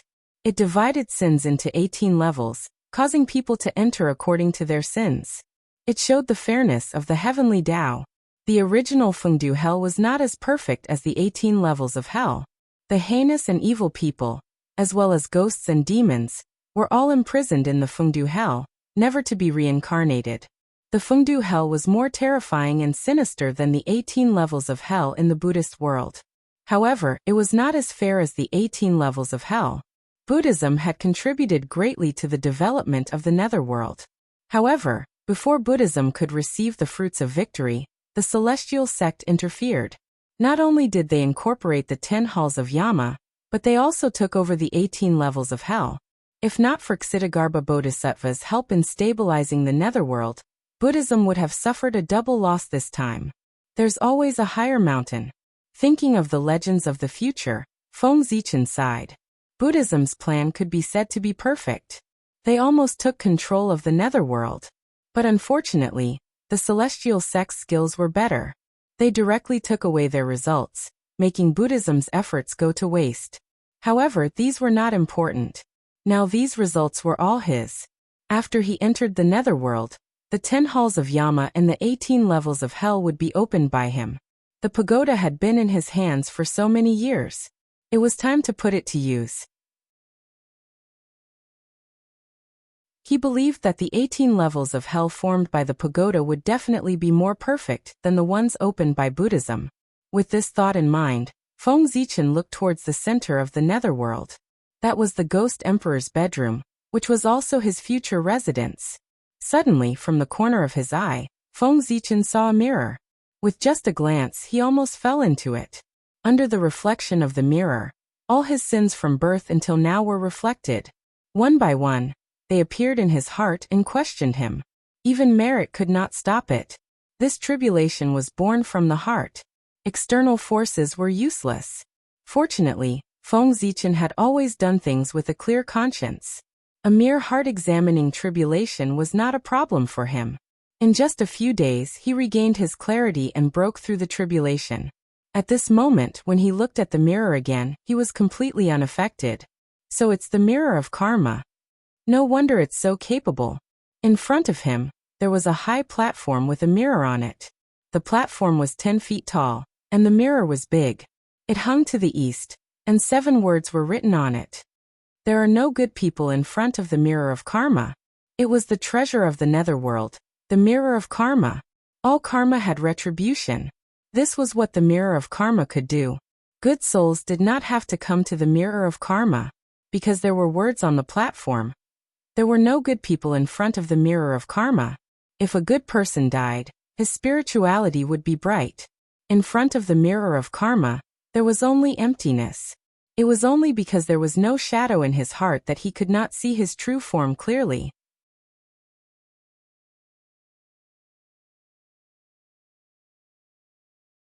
Chapter 358. The light of the good soul became brighter and brighter. The greater the virtue, the closer it was to the heavenly court. There was no need for them to come here if they wanted to investigate the merits and demerits of the various palaces. Hence, the retribution mirror was also known as the retribution mirror. The retribution mirror was formed by the spiritual chi of heaven and earth. When a mortal's soul came here, it could illuminate their appearance and not hide at all. However, this was not the retribution mirror's power. People lived from young to old, and had many sins in their lives. However, people were also spiritual beings. They understood what they did. As the saying went, they knew it in their hearts. They remembered all the sins of their lives in their hearts. They knew what they were doing. Their actions were not ordered by their hearts. The most evil in their lives came from their hearts. In front of the retribution mirror, all kinds of sins appeared. Even if one was protected by virtue and was not tainted by negative karma, one still could not escape the retribution mirror. The retribution mirror targeted the sins in one's heart. This matter had nothing to do with virtue or cultivation. It came from the heart. It was a tribulation of the heart. Only with a clear conscience could one break through it. No matter how powerful one's magic power was or how much virtue one had, as long as one felt guilty, one would have nowhere to hide under the retribution mirror. The retribution mirror revealed its true form and secretly supplemented the scriptures. In-laws were selfless, and young people were punished for their evil deeds. What a heaven-defying treasure. Even Daoyuo Jingxian would lose his soul for a moment if the retribution mirror accidentally shone on him. After witnessing the might of the retribution mirror, Feng Zichen could not help but sigh. When experts fought, a moment of absent-mindedness could decide everything, not to mention a moment of absent-mindedness. The outcome could be reversed in an instant. The might of the retribution mirror could be seen from this. However, like the 3 live stone, the retribution mirror could not leave the underworld. Otherwise, it would be another earth-shattering treasure. Feng Zichen withdrew his gaze from the retribution mirror and continued to look ahead. Just then, a fork in the road appeared at the back of the underworld. Feeling curious, Feng Zichen followed his senses and looked at one of the paths. That is, hellfire. At the end of the path, Feng Zichen saw a fiery domain. It was huge, even bigger than the great wide world. It was filled with black flames burning fiercely, but it wasn't hot. Instead, it emitted a chill that penetrated one's soul. That was hellfire, a supreme true flame born from the quintessence of the netherworld. It possessed boundless might, extreme een and extreme coldness, and it was one of the 10 great true flames of the primeval era. The fire domain was boundless, as if it was connected to the 9 underworlds. There was no end in sight, and the closer one got to the core of the fire domain, the stronger the hellfire became. Before he even got close to the core of the fire domain, Feng Zichen felt a bone-piercing chill. It followed his gaze and burned toward him.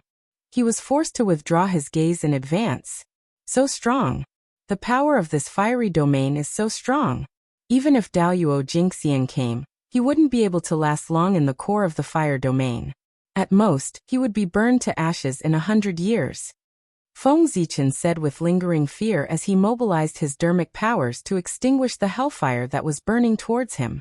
Without a doubt, in the netherworld, the only place that could have such a terrifying scene was hell. This fire domain was the legendary hell.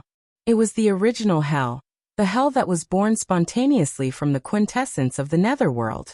Before the netherworld was in charge of hell. The Buddhists used it as the foundation to create the 18 levels of hell. Anyone who bore karma would be sent to hell after death and suffer the pain of the hellfire burning their souls. The heavier the karma, the closer one was to the core of hell, the heavier the pain. Daoyuo Jingxian couldn't escape either. It was created by heaven and earth. It's really dangerous.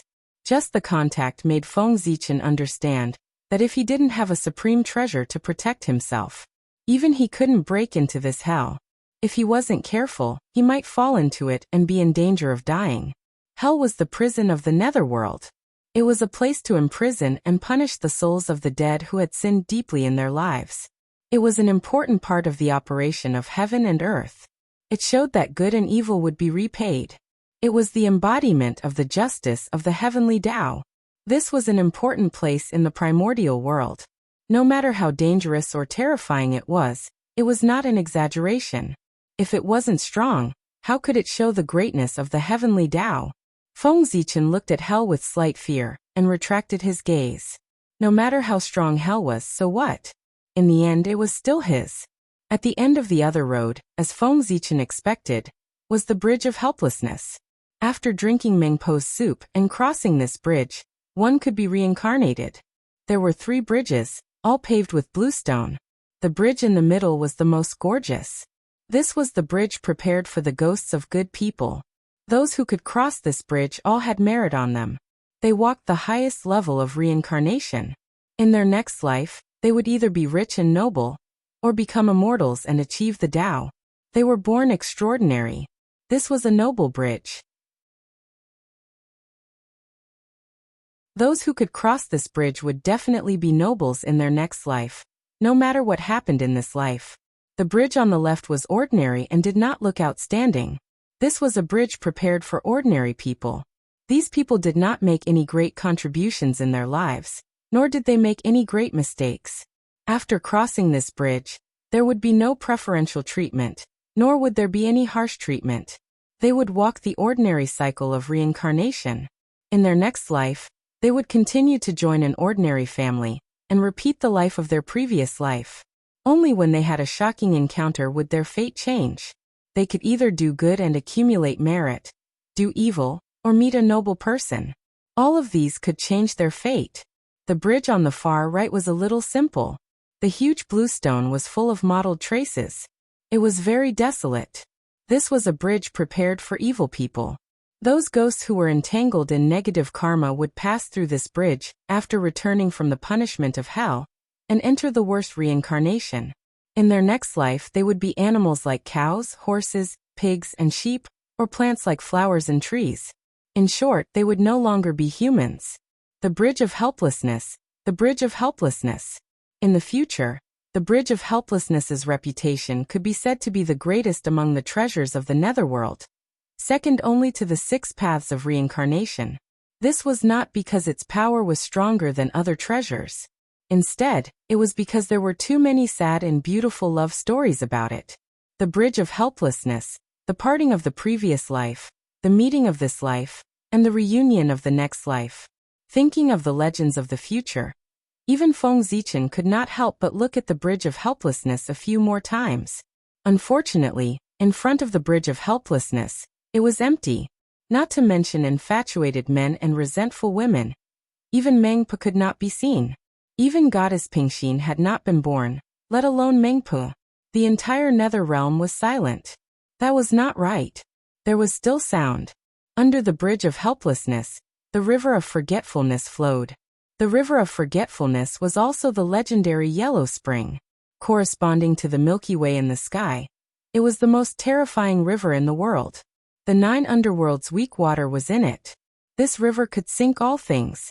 Goose feathers did not float, birds did not cross. Cultivators below Daoyuo Jingxian, who fell into the river of forgetfulness, would probably never be able to come up again. After looking at the bridge of helplessness, Feng Zichen subconsciously looked behind it. That was where the 6 paths of reincarnation were. What? That is, however, with this glance, Feng Zichen found that something was wrong. In the land of reincarnation that was supposed to be empty, there was a huge roulette wheel in it.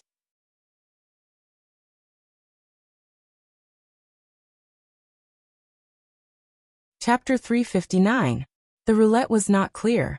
It was very illusory, as if it did not exist. However, its aura was abnormally terrifying. The distance between Feng Zichen and it was a world. Even so, with just a glance, he felt a chill and fear from the bottom of his heart. It was as if he would be swallowed by the roulette in the next moment. Hiss, so powerful, so powerful. Sucking in a breath of cold air, Feng Zichen was so shocked that he took a few steps back. Even when he faced the Eastern Emperor Tai, he did not expect to be so terrified and powerless today. It was an uncontrollable panic. In front of this roulette, he felt extremely small, as if he was facing the heavenly Tao. This roulette actually gave him the illusion that he was facing the heavenly Tao. It was as if it was the Tao. The Tao should be like this. It was extremely unbelievable. It was not that Feng Zichen had never seen a primordial treasure. When he was at Kunlun Mountain, he had come into contact with the Taiji painting, the Panga banner, and the 4 immortal killing swords. He had even controlled the cauldron of heaven and earth for a period of time. However, the feeling that these primordial treasures gave him was far less powerful than the roulette in front of him. But how was this possible? Primordial treasures were already the peak of the primordial world. Heaven-splitting treasures were the peak of the peak. In the primordial world, there should not be any more powerful treasures than them. However, this roulette did it. Its aura far exceeded that of a primordial treasure, but it was not like a primordial treasure. It was between the two and was very strange. Moreover, this was not what shocked Feng Zichen the most. What shocked him even more was that this roulette was obviously not complete. It was still in the incubation stage. Its figure was extremely illusory, as if it would shatter with a poke. It was also like a ball of the origin of the Tao, constantly evolving. This formless appearance was telling Feng Zichen that it was not complete. The strength that it was displaying now was far from perfect. It had not been completely born, but it already had the strength that far exceeded that of a primordial treasure. If it was truly born, how terrifying would it be? It would probably not be weaker than a primordial treasure. When it was truly born, it might be called the number 1 primordial treasure. 6 Paths of Reincarnation Disc. This must be the 6 Paths of Reincarnation Disc. Only he, the legendary number 1 treasure of the Netherworld, and the number 1 treasure of the Great Desolate Era, would possess such heaven-defying power. Just a wisp of his aura was enough to intimidate Daoyuo Jingxian, and make him think that he was unstoppable. Feng Zichen forcefully calmed his mind and sighed in shock. In the Netherworld, there was only a single treasure that possessed such might, the 6 Paths of Reincarnation Disc. This treasure was a supreme treasure that operated the heavens and earth. It was related to the life and death of countless living beings. He rotated life and death, making the cycle of life and death perfect in heaven and earth. He was also connected to karma and fate. This was a top-notch treasure of the primordial world. No matter how strong it would not be overboard. However, wasn't Samsara transformed into later Earth? But now, the Lady of Earth hadn't even touched the edge of the blood sea, let alone reincarnation. But where did this 6 Paths of Reincarnation disc come from? Could it be that Samsara wasn't transformed by the later Earth? Or was it not the Samsara disc? After thinking about it, Feng Zichen felt that both were possible. What if he was excited and recognized the wrong thing? After all, he had never seen the real 6 Paths of Reincarnation disc with his own eyes. He couldn't tell what it looked like. It was indeed difficult to distinguish the real from the fake with just a wisp of aura. It was better to take another look to distinguish the real from the fake. In fact, in Feng Zichen's heart, he vaguely felt that the possibility of the 6 paths of reincarnation, not being the later Earth, was higher. The power of that will was too strong. There was no second one in the entire Great Desolate Era. Other than the 6 paths of reincarnation disc, it could not be anything else. However, the later Earth reincarnation was his inherent impression. He had always firmly believed so since he was born.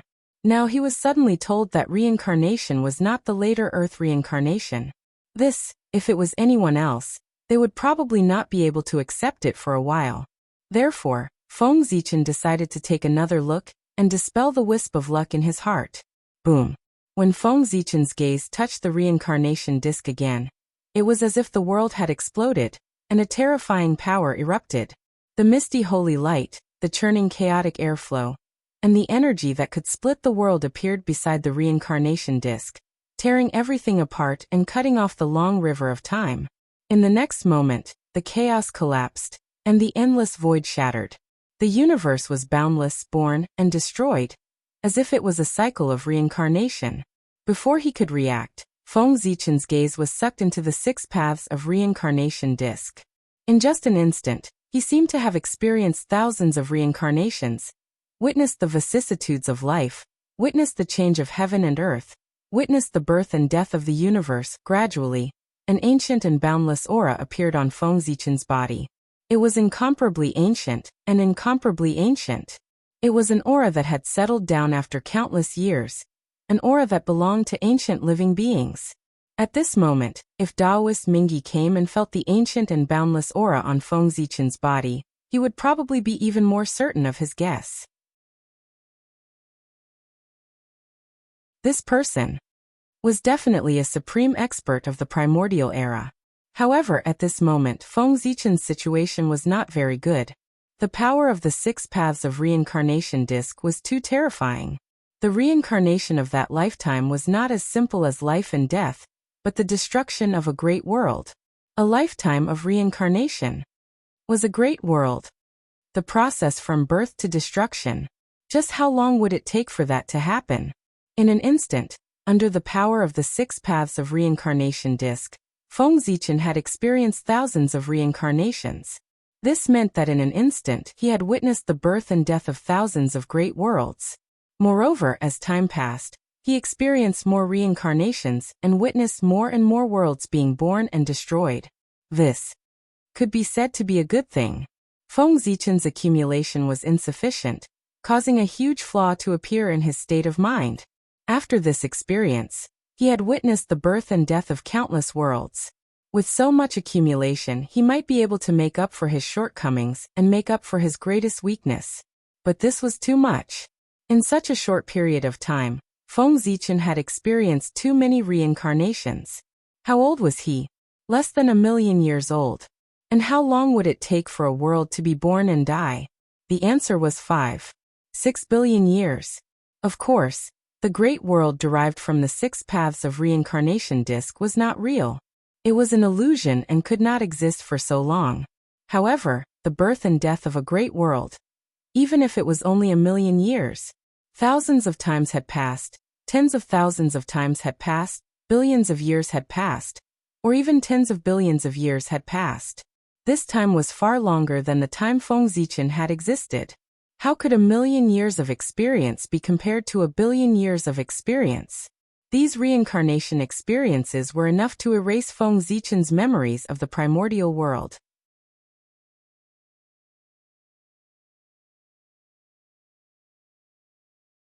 Chapter 360. As time passed, Feng Zichen gradually realized that something was wrong. His memories of the primordial world were actually blurry. It was as if they were memories from a long time ago. Countless years had passed, and he could not remember them clearly. Thousands of reincarnations and billions of years of erosion were about to make Feng Zichen lose himself. He gradually could not distinguish between illusion and reality. Was the experience of the primordial world real? Or was the experience at this moment real? At this moment, Feng Zichen's heart was abnormally conflicted. The two memories were fiercely clashing, and a wisp of confusion appeared in his eyes. Where on earth was he? What was real? What was fake? At this moment, Feng Zichen once again tasted the bitter fruit of his insufficient state of mind. Daoyuo Jingxian was an existence that gathered his own timeline. Time no longer had any meaning to them. Even if they accidentally fell into it, they could still calmly escape. How could they be like Feng Zichen, who was so unbearable?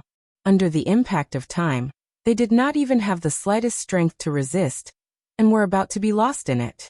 If this were to spread out, it would be a disgrace to Daoyuo Jingxian.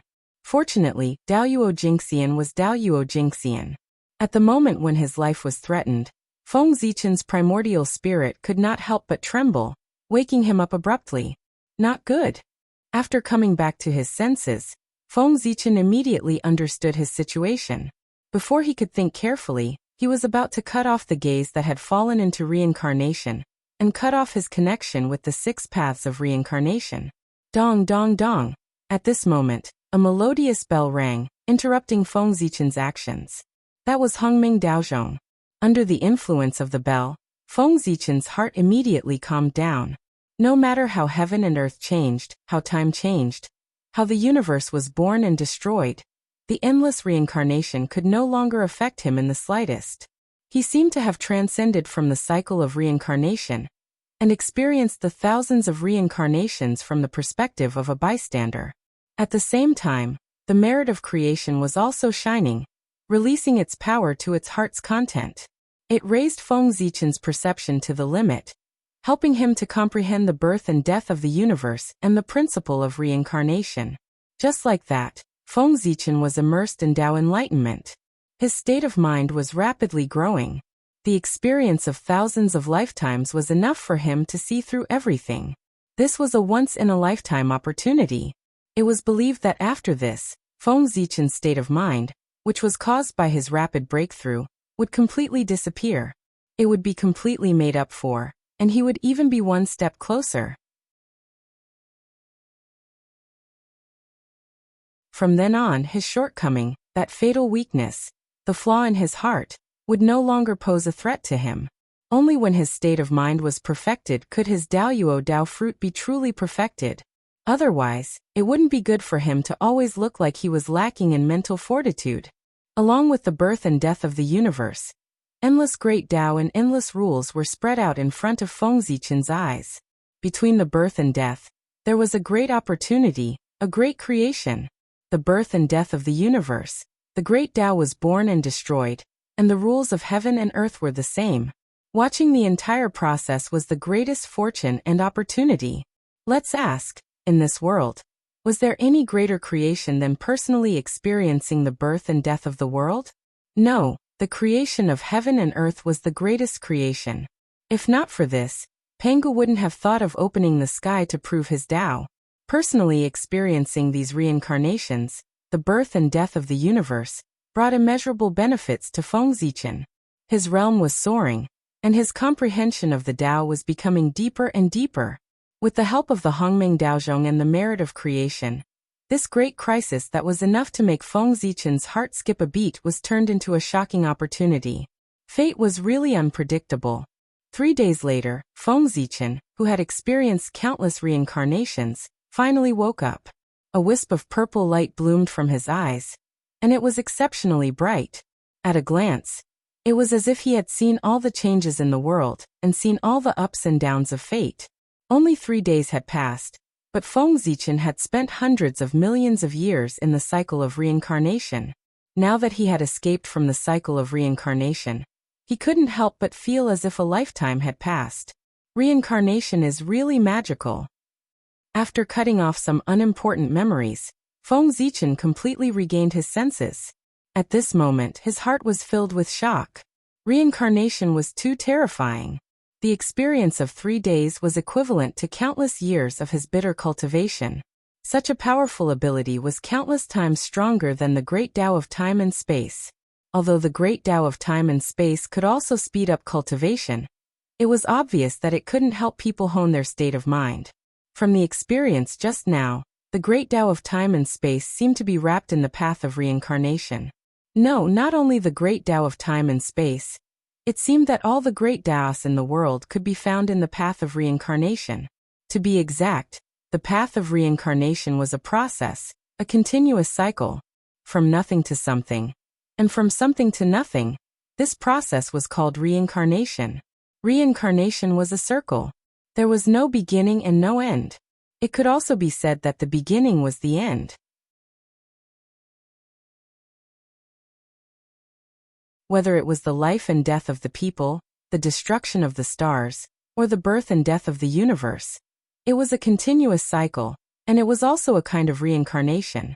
If one couldn't reach the great Tao and transcend, no one could escape the fate of reincarnation. The primordial world was no exception. Feng Zichen raised his hand, and Hongming Qi appeared, turning into one yuan, divided into two, and developed three. All kinds of innate runes were born, intertwined, and evolved into innate qi, forming an extremely small world in his hand. As soon as this world was formed, before it could develop, it shattered and turned into a ball of Hongming Qi again. This was also a reincarnation. After experiencing 100 reincarnations, Feng Zichen more or less understood the principle of reincarnation. Just now he was testing his path of reincarnation, using the Hongming Qi to deduce the birth and death of the world. Unfortunately, his understanding of the path of reincarnation was too shallow, causing the world to be destroyed as soon as it was born.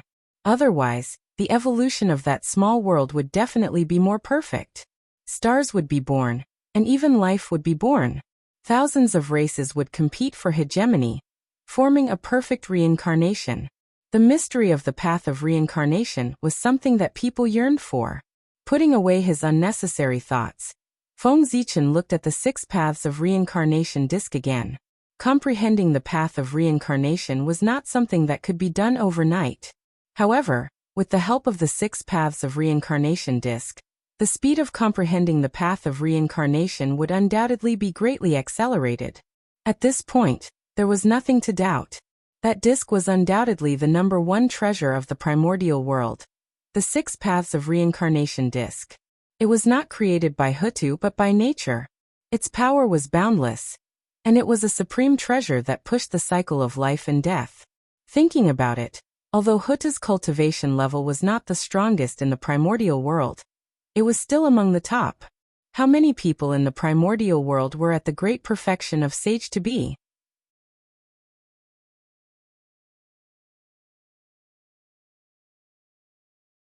Chapter 361. However, compared to the 6 paths of reincarnation, Hutu's power was not enough. The 6 paths of reincarnation was an existence that was comparable to a chaos supreme treasure. It was countless times more powerful than a Khanate supreme treasure. Hutu's cultivation was only at the peak of the sage to be. She could not even create a Khanate supreme treasure, let alone a chaos supreme treasure. Not to mention him, even the complete innate origin of the saints Tao into heaven and earth could only barely strengthen one innate cardinal treasure. If the origin was damaged, it would at most be a supreme grade Khanate spirit treasure. A chaos supreme treasure was the highest level of the known magic treasures. It was unsurpassable and far from being something that could be refined by humans. Even the heavenly Tao could not. This should be a supreme treasure refined by Pangu. In Feng Zichen's knowledge, apart from the great Tao, only Pangu had the ability to refine a chaos supreme treasure. After all, Pangu was too strong. Other than not having attained the Tao, he was almost omnipotent. No matter what incredible things happened to him, people would take it for granted. After personally witnessing the power of the 6 paths of reincarnation, it would be an insult to Feng Zichen's intelligence to say that reincarnation was transformed by Hutu. If Hutu had such strength, the demon clan would have been destroyed long ago.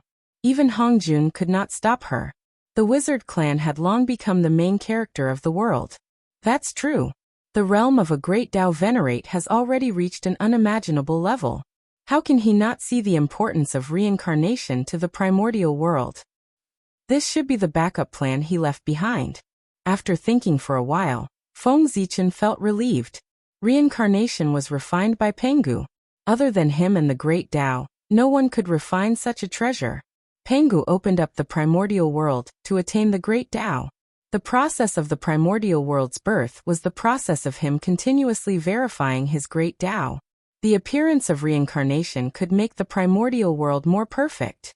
With Panga's realm, it was impossible for him not to see it. Therefore, when the untainted land was just born, Pangu had already begun to create samsara. However, reincarnation was very important. It was an important part of the operation of the primordial world.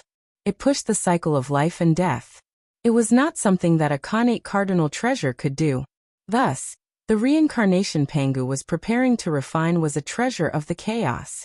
However, how difficult was it to refine a chaos supreme treasure? The boundless outer realm primal chaos was truly without end. It had existed for an unknown amount of time. Even so, only 3 chaos utmost treasures had been born. From this, one could see how precious chaos supreme treasures were. The creation of the great Tao and the birth of the primal chaos were the most precious treasures in the world.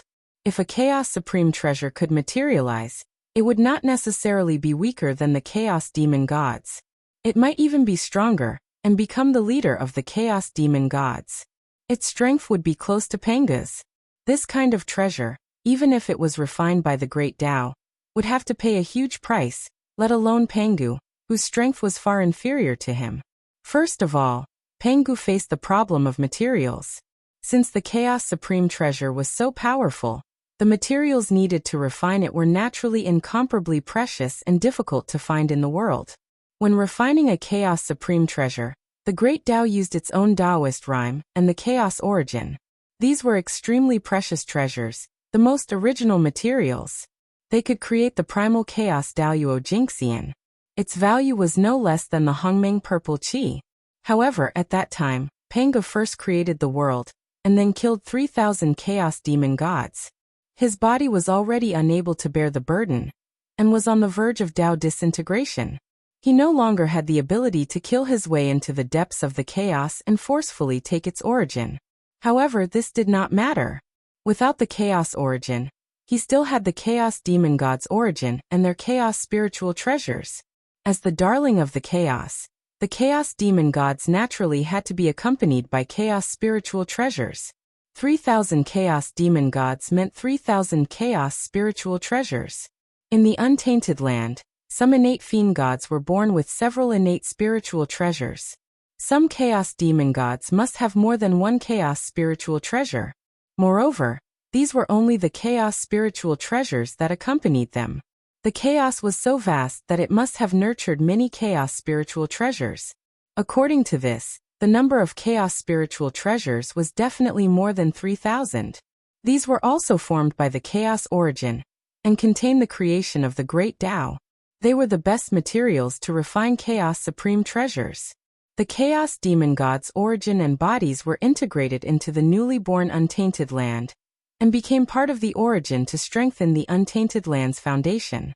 As for the chaos spiritual treasures in their hands, in the creation tribulation, even the 3 chaos supreme treasures were smashed into pieces, let alone the chaos spiritual treasures that were weaker than them. Naturally, they had been smashed into pieces. Some of the fragments of the chaos spiritual treasures fell into the untainted land and merged with the connate qi. After being nurtured by the heaven and earth, they became connate spiritual treasures. This was also the reason why there were so many connate spiritual treasures in the untainted land. Otherwise, with the natural nurturing of the heaven and earth, it would take countless years to produce so many connate spiritual treasures. How could tens of thousands of connate spiritual treasures be produced so quickly? It could be said that the untainted land could have such a grand occasion today, because of the chaos demon gods' corpses. It was none other than the chaos demon gods who hated the untainted land. No one could take this lying down. The remaining fragments were collected by Pangu and used to create the 6 paths of reincarnation disc. Thousands of fragments of the chaos spiritual treasures, together with the origin of the untainted land and the power left by Pangu, could definitely create a chaos supreme treasure. However, the more heaven-defying a treasure was, the longer it needed to be nurtured. From the time Pangu created the world until now, the reincarnation disc had been nurturing. Until today, There were no signs of it being fully nurtured. This was also the reason why the nether realm had never appeared in the world. As a world nurtured by the origin of the heaven and earth, the heaven realm had been born for many years, but the nether realm had never appeared because it was guarding the reincarnation to prevent others from interfering with the birth of the reincarnation. Therefore, it hid in the depths of the earth and no one could find it. If not for the fact that Feng Zichen was the future lord of the nether realm, he would not have found its trace. After figuring this out, Feng Zichen also understood the meaning of Hutu's reincarnation. It was wrong to say that Hutu became reincarnation. It should be said that Hutu used her body to make up for reincarnation. The purpose of Hutu's visit was to fill the reincarnation with her own origin and Panga's bloodline to promote her true birth. Reincarnation had been nurtured for too long, and there was no hope of it being born at all. Therefore, Pangu could only use external forces to speed up her birth. The wizard tribe, which was born with his bloodline, became his first choice. As for Hutu, who was naturally kind and famous for her benevolence in the untainted land, it could be said that she had completely inherited the moral character of the earth. She was particularly conspicuous among the tyrannical ancestral wizards. Naturally, she entered Panga's sight and became his first choice.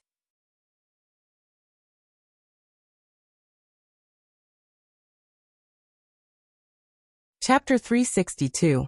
Of course, the reincarnation was so powerful that the origin of the Hutu alone was far from enough. However, what the reincarnation wanted was not the origin of the Hutu. What he wanted was the bloodline of the Pangu and the Hutu. The Hutu was like a primer, using her sacrifice to absorb the power of the Pangu scattered in the primordial world. Her innate origin was nothing, but the power left behind by the Pangu was different. In the world, apart from the power of the great Tao, only the power of the Pangu scattered in the primordial world could accelerate the birth of reincarnation. This was an incredible power, a power beyond the imagination of the world, almost omnipotent. For some unknown reason, after the primordial world was opened, the Pangu could not appear in the world, let alone directly interfere with the development of the primordial world.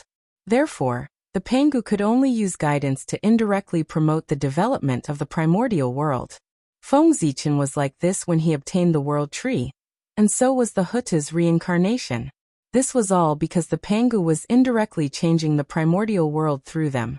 The primordial world is far more complicated and unfathomable than I thought. Even the Pangu has all kinds of scruples and can't act as he wants. Looking at the reincarnation, Feng Zichen couldn't help but frown. At this moment, he was convinced that the Panga's situation might not be as good as he had imagined. Whether it was the world tree or the creation of reincarnation, the Pangu could do it himself. After all, it was too simple for him. He could do it with a wave of his hand. It was very casual. But he didn't. Not only did he not do it himself, but he also spent a lot of effort to ask others for help. This was very unreasonable. How could he leave such a big matter related to the development of the primordial world to others? What if others messed it up? This was not impossible. In the future, Feng Zichen had never heard of the world tree. From this, it could be seen that the matter of the world tree had been messed up. Moreover, the primordial world was used by the Pangu to verify his own great Tao. Of course, the stronger it was, the better. However, Feng Zichen came from the future. He was very clear about the future of the primeval world. Ever since Pangu opened the sky and the liches and demons ruled the world, the primordial world had been improving. It could be said that each era was more dazzling than the last. Countless experts emerged. Even his cultivation realm had expanded from Daoyuo Jingxian to primordial Daoyuo Jingxian. This grand occasion reached its peak during the Lich era. Dao ancestor Dao integration. The 6 sages reside in the world. The heavenly court guarded the vast starry sky. The sorcerer tribe suppressed the boundless land. The great divination masters roamed the world unhindered. This was an extremely glorious era. There were as many quasi-saints as dogs, and Daoyuo Jingxian could be found everywhere. Throughout the history of the primordial world, there had never been an era as resplendent and exciting as this one. But after the glory, there was boundless darkness. Since the end of the Great Witch Demon War, The history of the untainted land could be said to be a history of decline. Every time the cultivation tribulation passed, the level of the untainted land would regress a step, and the area of the untainted land would shrink. The cultivation environment was also getting worse and worse. During the Lich era, Daoyuo Jingxian could only be regarded as an expert. Only quasi-saints could shake the world. If one wanted to dominate a region, one could only hope to become a great divine ability. During the apatheicized era, Daoyuo Jingxian was an incredible expert. Quasi-saints could already be called peerless experts. Great divine ability was a legend. During the journey to the west, Daoyuo Jingxian became a legend. Tai Jingxian could dominate a region. Quasi-saints did not appear anymore, and great divine ability became a myth.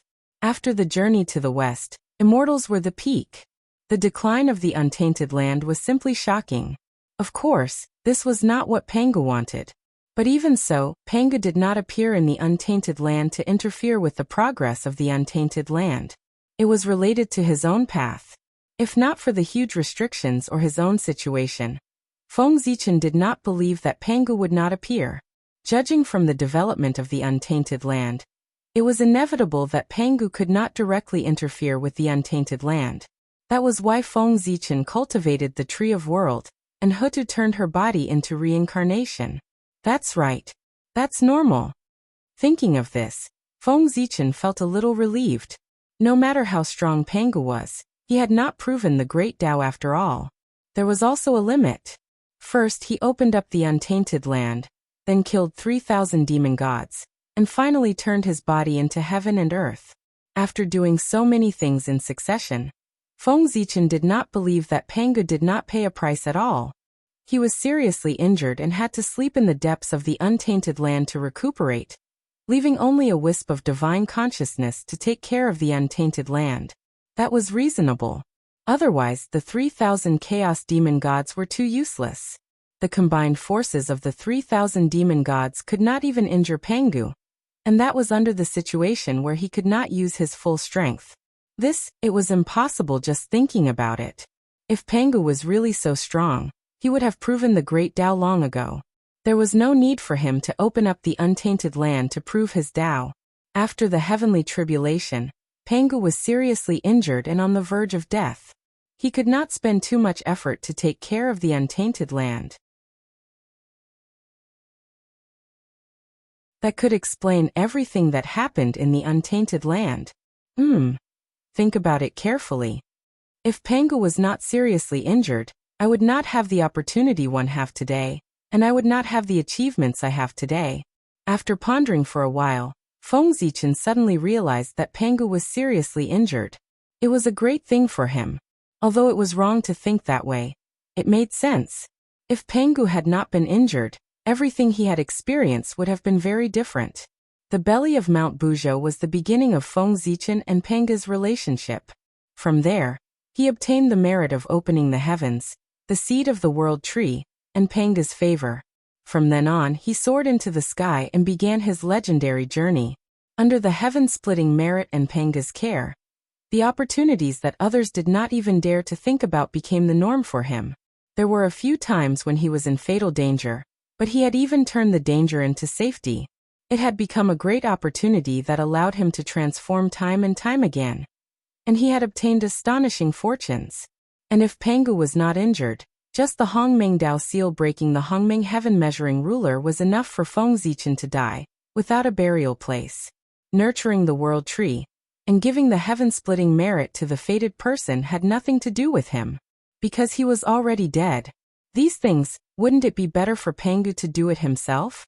In Mount Buzhou, the moment the Hongmeng Dao seal broke the Hongmeng heaven measuring ruler, Feng Zichen's fate changed. That was the turning point of his fate. It was also the beginning of his glory.